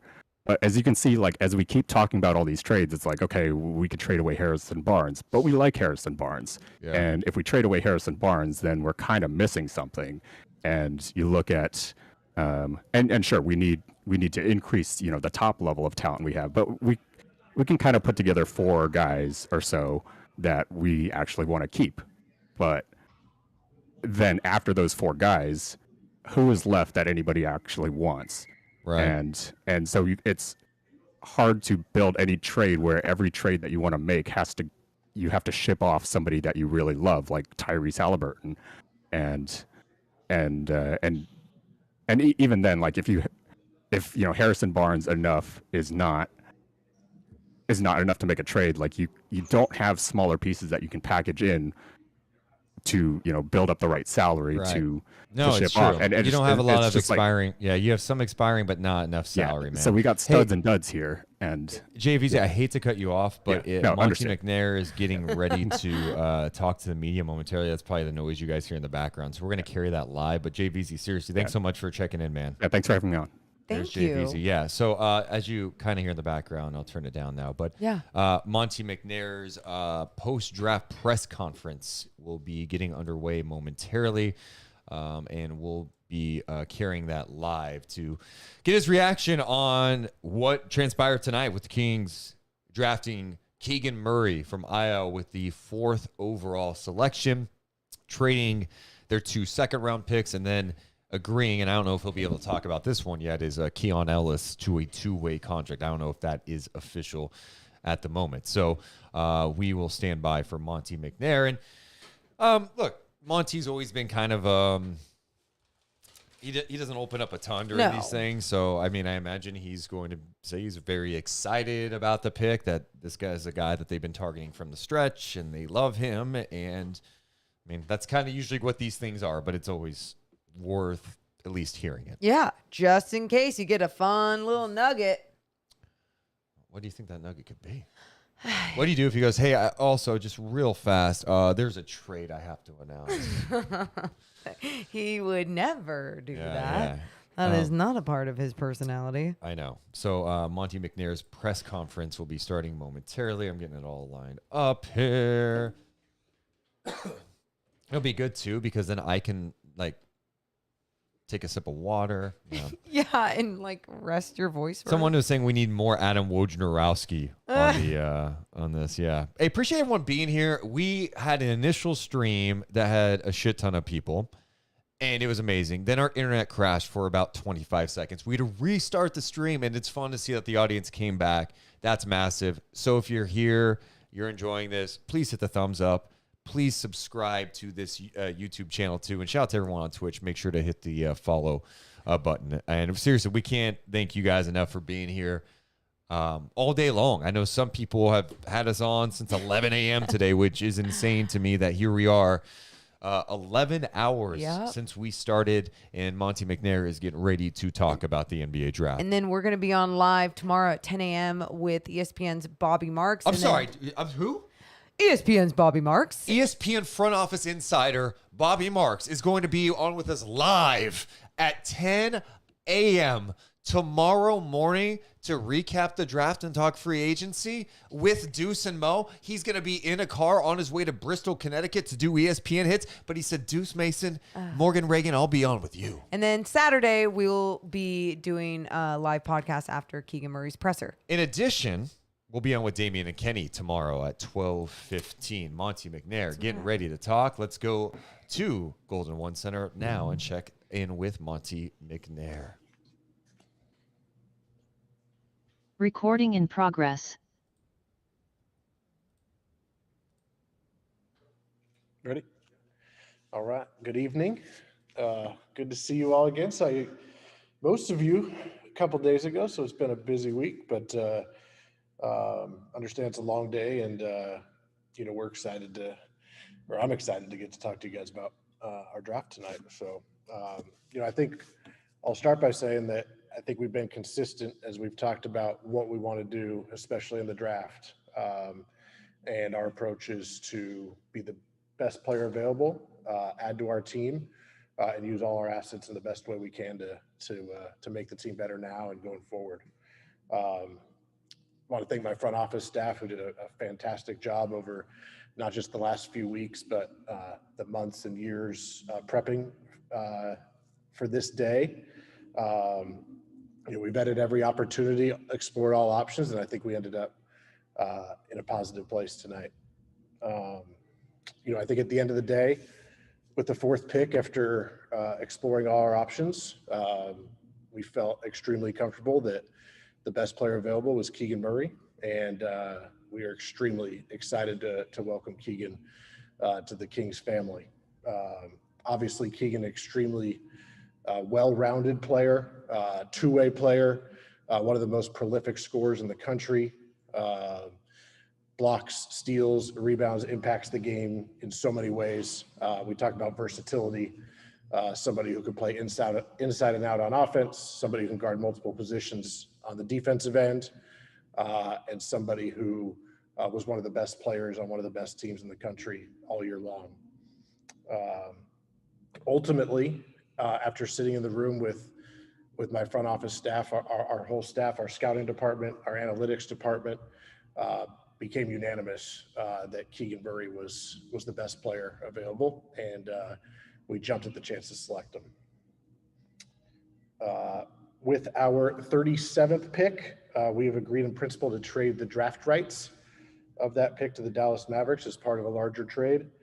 The trade is expected to be finalized here in the near future, and per league rules, not able to talk any more on that tonight.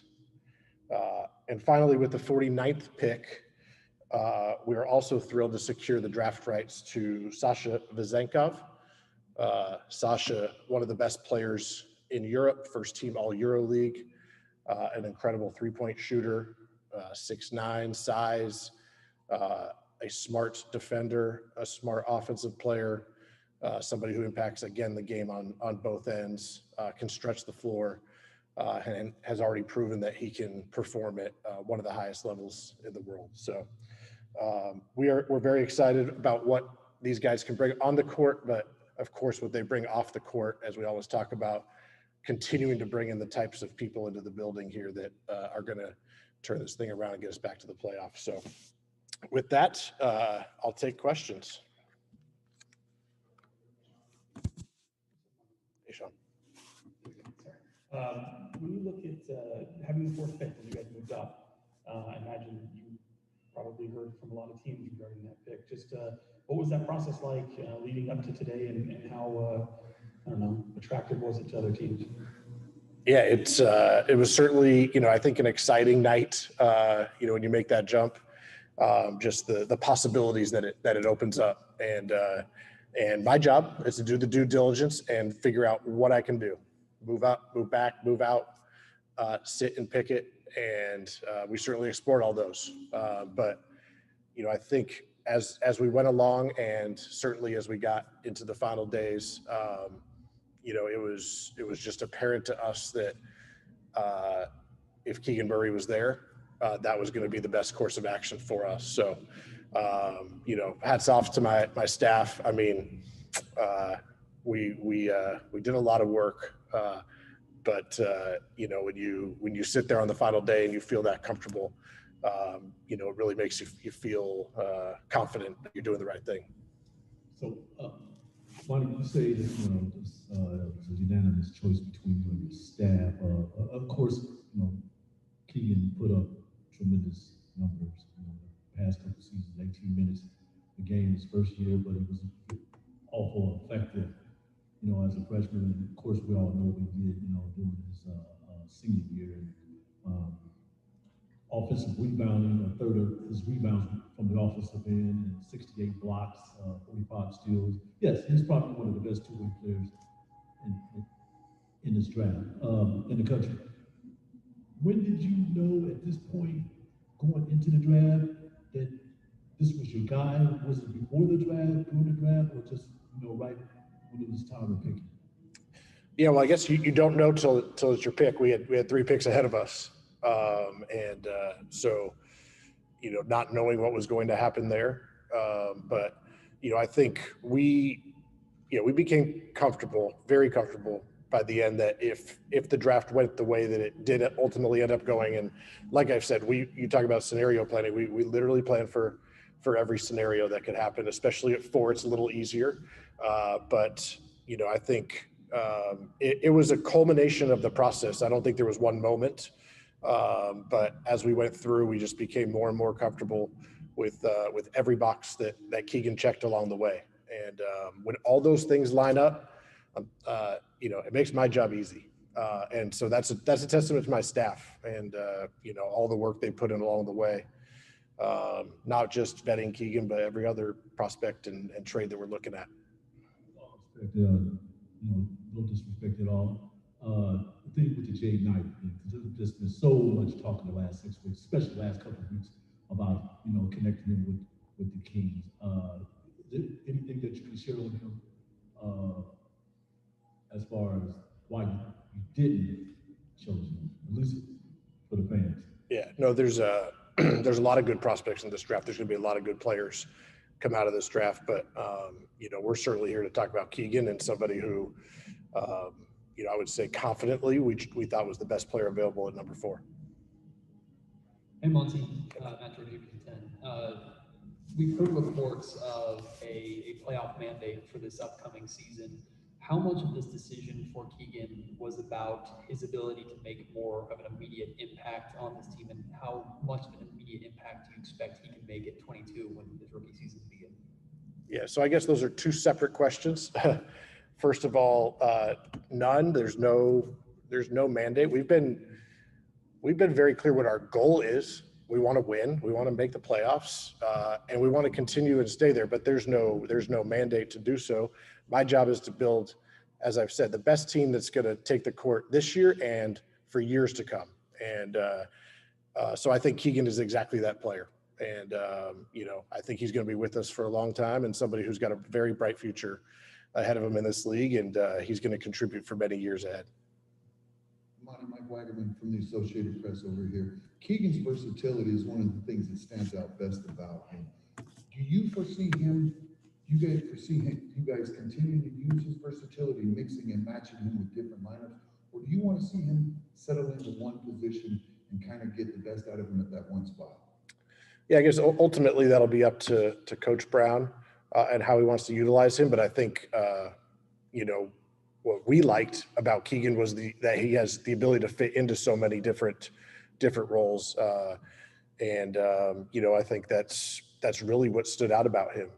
One of the many things, but how Coach Brown ultimately ends up utilizing him, I don't think. I don't think there's any question that Keegan's gonna have a positive impact on the team.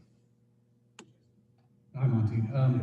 There were very few, certainly very few top 10 caliber picks that came in for workouts, and really only a couple, I think, first round picks. Was that something that were there logistical challenges? Is it something philosophically where maybe there's just not as much emphasis here on doing those kinds of things now? We certainly value all the information we can get on these guys.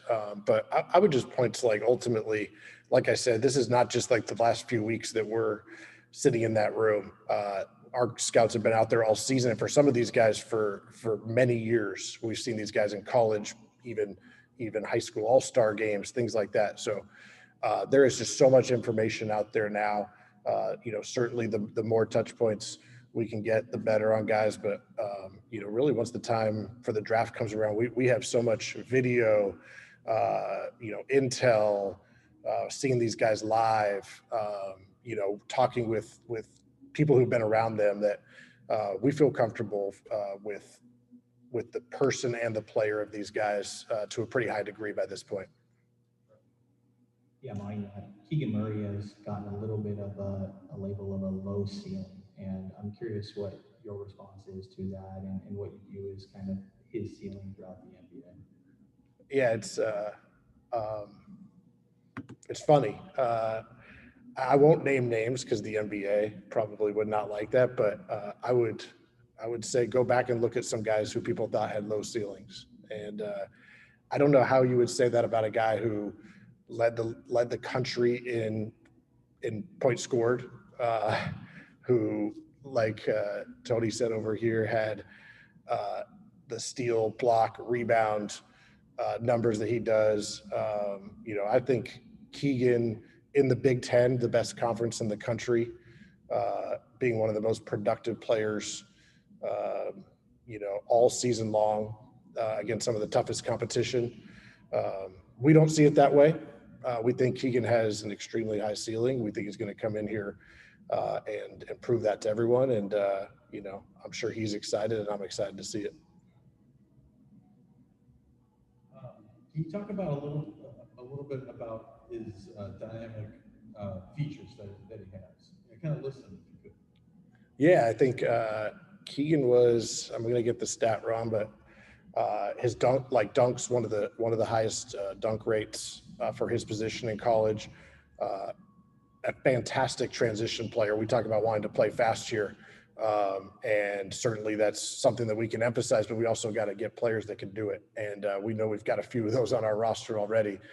And Keegan's another one.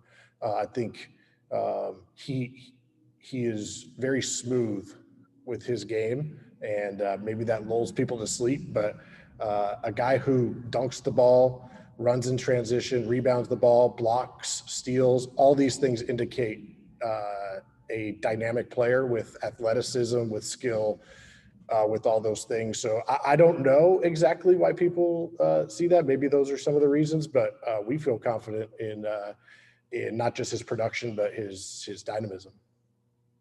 Hey, Monty, Sarah Hodges, CBS 13. How you doing? Good. We know that you guys have, over the years, needed help on the defensive end, and how big, I guess, of that was a factor in the process, and how much of a good defense do you see out of Keegan, and just the fact that he's been a pretty good two-way player throughout college?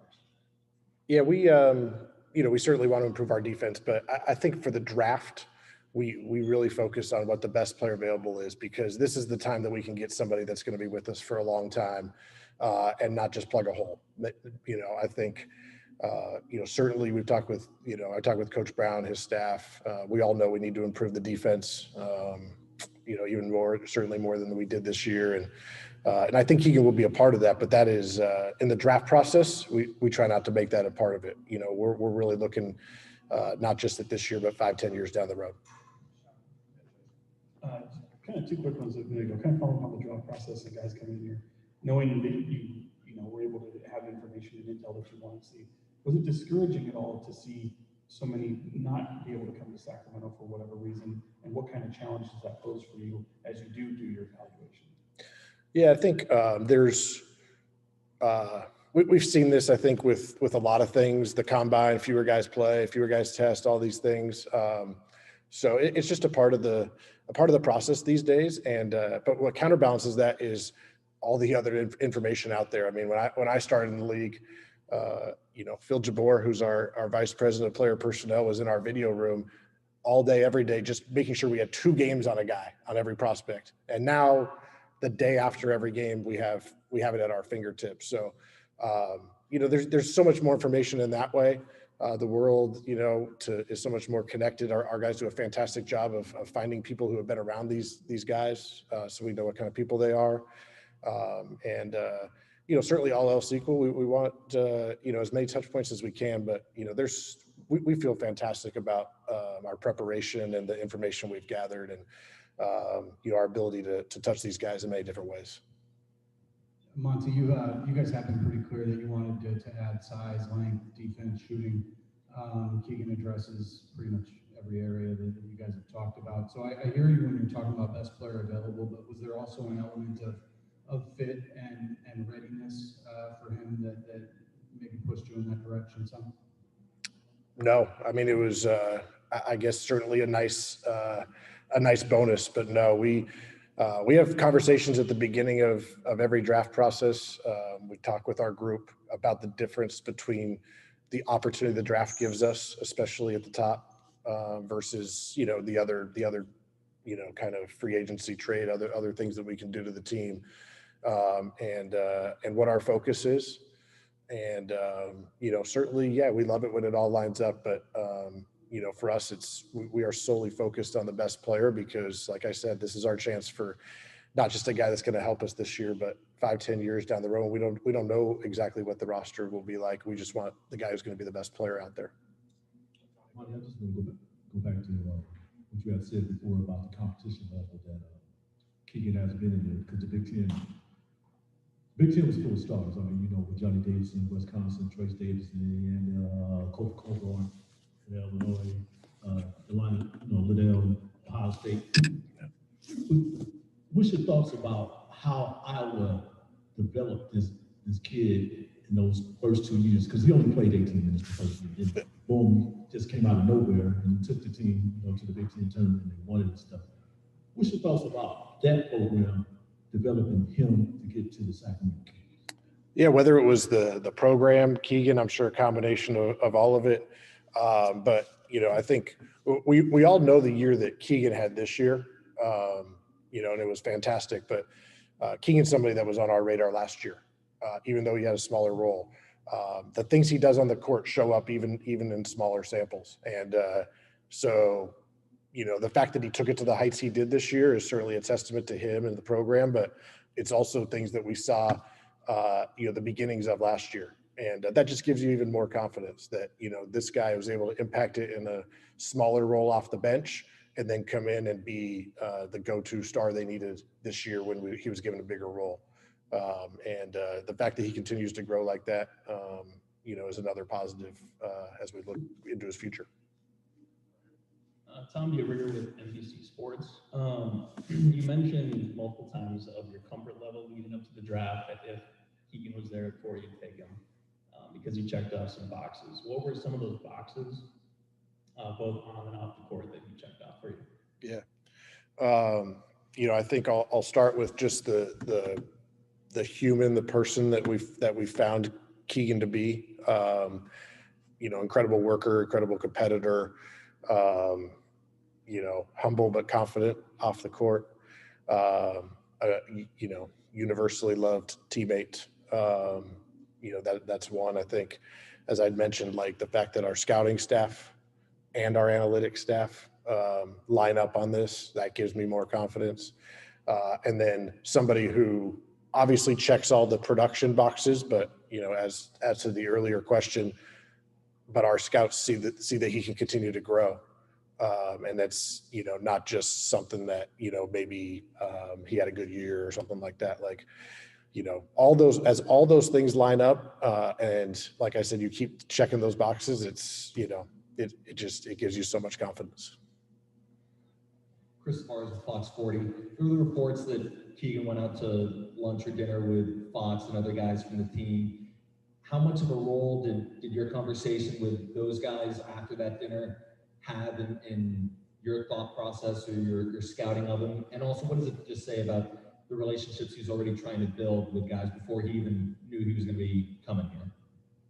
Yeah, it's just another, layer on top, right? And, a lot of this is just continue to get to know the prospect and seeing his comfort level with our people, and, showing him what we're all about, right? And having our front office staff, our coaching staff, some of our players, a lot of our other staff touch him, show him the facilities, all these things, and seeing how he handles that, and just spending time, like I said, and on top of all the other information, it's just another positive. Yeah, hey, Monty, you talked a little bit about Sasha. Is he someone that you expect to be a player for you next season? And if so, how do you envision him kind of meshing with this roster? Yes, start by saying this, that Sasha, certainly the intrigue with him is, his size with his shooting. Somebody who's hit threes at a high clip, but also can play make and, just shows his feel out there on the court. And I think, the fact that he's done it at arguably the second best league in the world, at an age where he's just entering his prime, we love to see that. And again, another one, like I pointed to, I'll keep pointing to like this, the fact that when, our scouting department, our analytics, our strategy group, our intel, all these things line up, and he's another guy that it did for. And so, being able to acquire his rights, and we'll see what we do going forward, but just another guy that we're excited to welcome to the Kings. When you think of just this being the first step of the offseason, draft, and then you kind of go free agency offseason, whatever that looks like, how do you kind of take the shape going forward in terms of what you need and kind of the addendum to that? Does it make it difficult knowing kind of your own situation, not having a lot of clarity beyond maybe this final year you're about to step in? Do you have confidence that will play a role at any point? No, we have our group. We have the ultimate confidence in what we're doing. This is, I guess, step one of the off season. We got a busy few weeks ahead, and we know our job. Our job is to go out there and build the best Sacramento Kings team we can. And we think we certainly took another step tonight. We're going to continue that over the next few weeks, and our group does a great job. I'm glad we have a little bit of a normal off season, a few days before free agency starts instead of 18 hours or whatever it was the last couple of years. But yeah, no, it's just another chance for us to keep building, and we haven't reached our goal yet, like we talked about, but we feel well on our way, and we're excited about all the pieces that are coming together right now. Two more. Christos, go ahead. Hello, Mr. McNair. Thank you for your time, first of all. I would like to ask you about Sasha. How good fit he can be in this team? Because he has size, he can shoot, he can play defense, and he showed it this season in EuroLeague. And are you planning to talk with him directly about next season, or to share your thoughts about him? Are you planning to talk with him directly on the next days? Yeah, I think we talked about, at the end of the season, I think about wanting to add shooting was being a priority.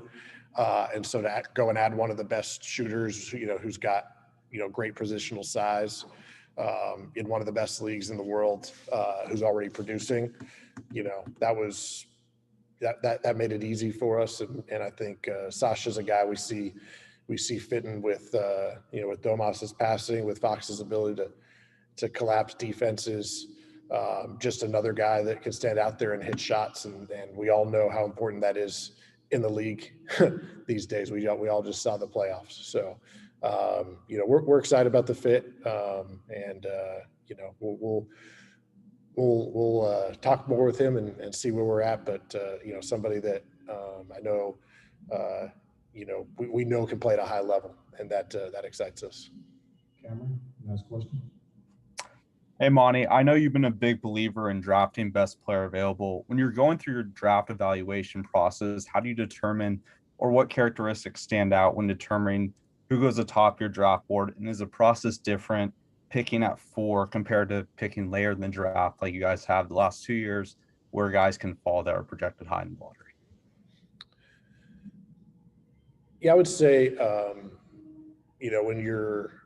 when we say best player available, we're looking at guys who, it's more, especially with college prospects, right? You're projecting them from a young age and what they'll do over hopefully a long period of time. And so a lot of it is the projection aspect, which is maybe different than some of the other transaction periods we have, which are a little more near term. And so, so a lot of it, that's why we talk so much about like, who is this person? Because they're going to come in, they're going to need to continue to improve their game. They're going to need to fit into a different environment.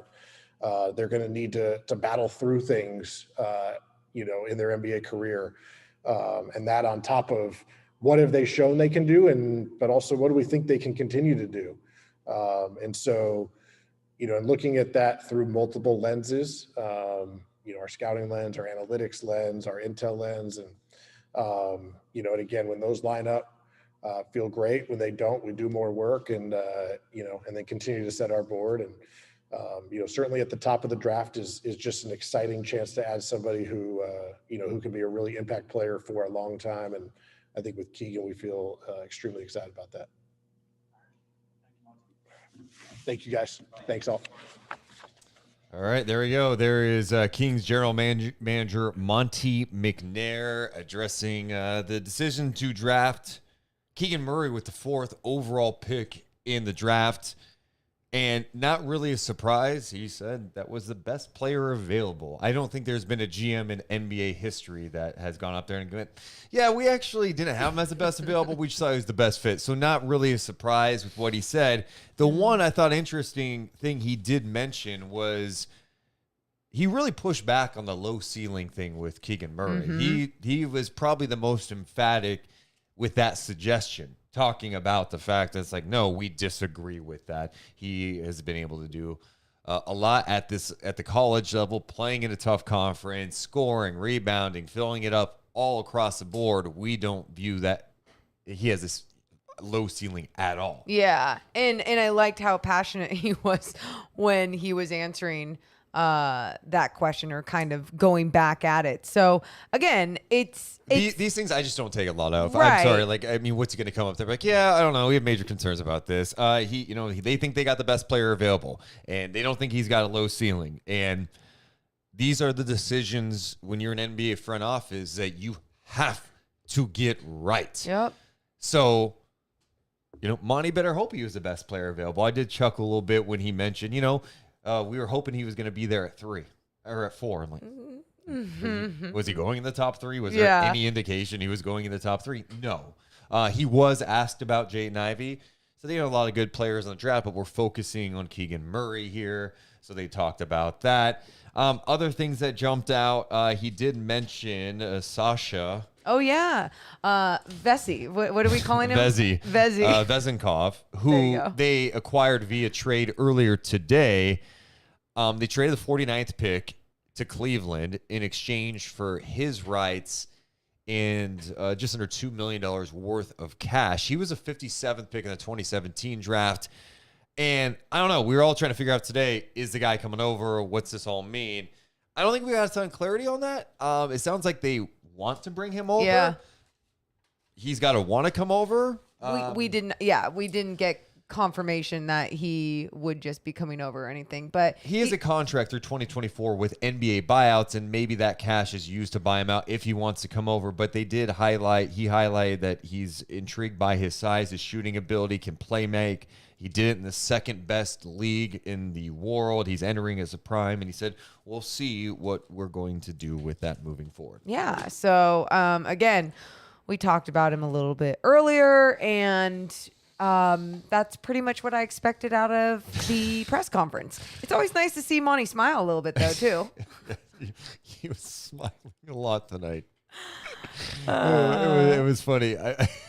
What? Just the smile. Yeah, you don't. It's just these things. It's like I don't think we learn much from it. But they've got a lot of work to do, and yes, they do. It's going to be interesting to see how it plays out. We are going to be back live again. A quick turnaround in less than 12 hours. We're going to be live again, and we've been on for nearly 12 hours. So this is interesting. We're going to be live again at 10 a.m. Bobby Marks from ESPN will join us. We're going to wrap things up because we have a little post-production stuff to do with the audio version. I just want to really thank you guys so much. Me and Morgan, we're talking late last week, and we're talking about ideas for the draft. When are we going to start?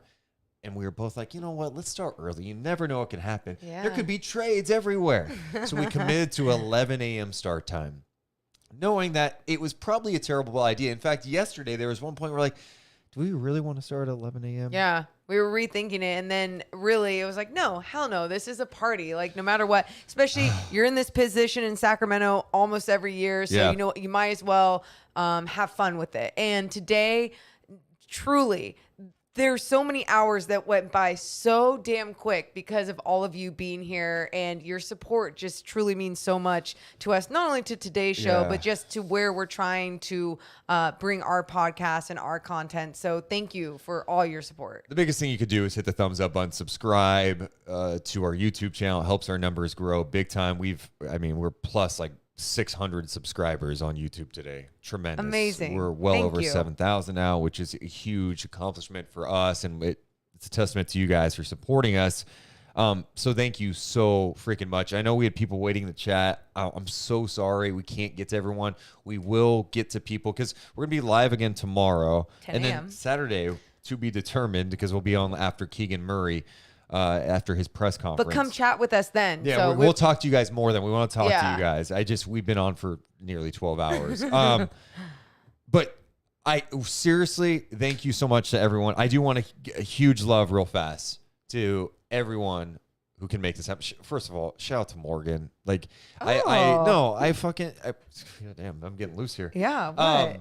Why me? No, because I really push sometimes. I'm like, we gotta do this, and she's always on board, like with my crazy ass, like, let's do a 12-hour stream, let's do this, we gotta do this, and we've been on this grind a little bit, and it's been fun, and it's gonna continue on, and we're gonna keep building this thing. So you're awesome. Thank you. To our guest today, Praneel, the 16-year-old. Amazing.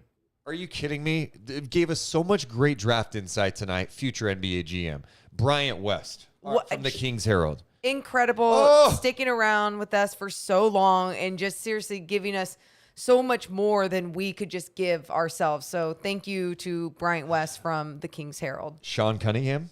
Amazing. Anthony Slater Mm-hmm. from The Athletic. Jason Hart from the G League Ignite. Bobby Gerald. Yep. And Adam Wojnarowski. Adrian Wojnarowski's a strange brother who gave us some great fun tonight. Yeah, it was fun just breaking it up, having a little bit comedy. I thought he was going to have some real breaking news, but I guess not. He's not as good as his brother. But most of all, like, seriously, thanks to you guys for being here. You guys have been tremendous in the support, and to see, I look back 2 years ago at our draft show, and at the end of the night, there was, I think, 1,500 views. And I remember that night feeling so amazing and so grateful. And then tonight, I think the first part, remember, we lost a stream. Yeah. We got up to, at this point, close to 20,000 views. Yeah. And then this is tracking to be huge too. And it just... You guys, I don't think you guys understand what it means. Seriously, I'm probably tired and getting emotional now, but like, I love basketball. I love Sacramento. We love doing the podcast. We love growing this shit, and to have your guys' support. It means that we can do this all the time and do this as a serious small business. So God damn it. Thank you so damn much. And to other people who just started donating, thank you so much Dude. for our coffee tomorrow. Oh my God, yeah. Oh, We got- my God. Yeah, you guys. Ian, Adrian, and Blake. Are you kidding? Thank you so much. You guys are the best. We love you guys. We'll be back again live tomorrow, 10 a.m. Well, I'm Bobby Marks. I've got my energy back. Let's keep it rolling. Give me a hell yeah. Hell yeah. We love you guys. Davion Mitchell's nieces and nephews, take it away. We love you, but we got to go. See ya. Deuce and Mo, Deuce and Mo, Deuce and Mo. They tell you what they know. Deuce and Mo, Deuce and Mo, Deuce and Mo. The podcast that you know.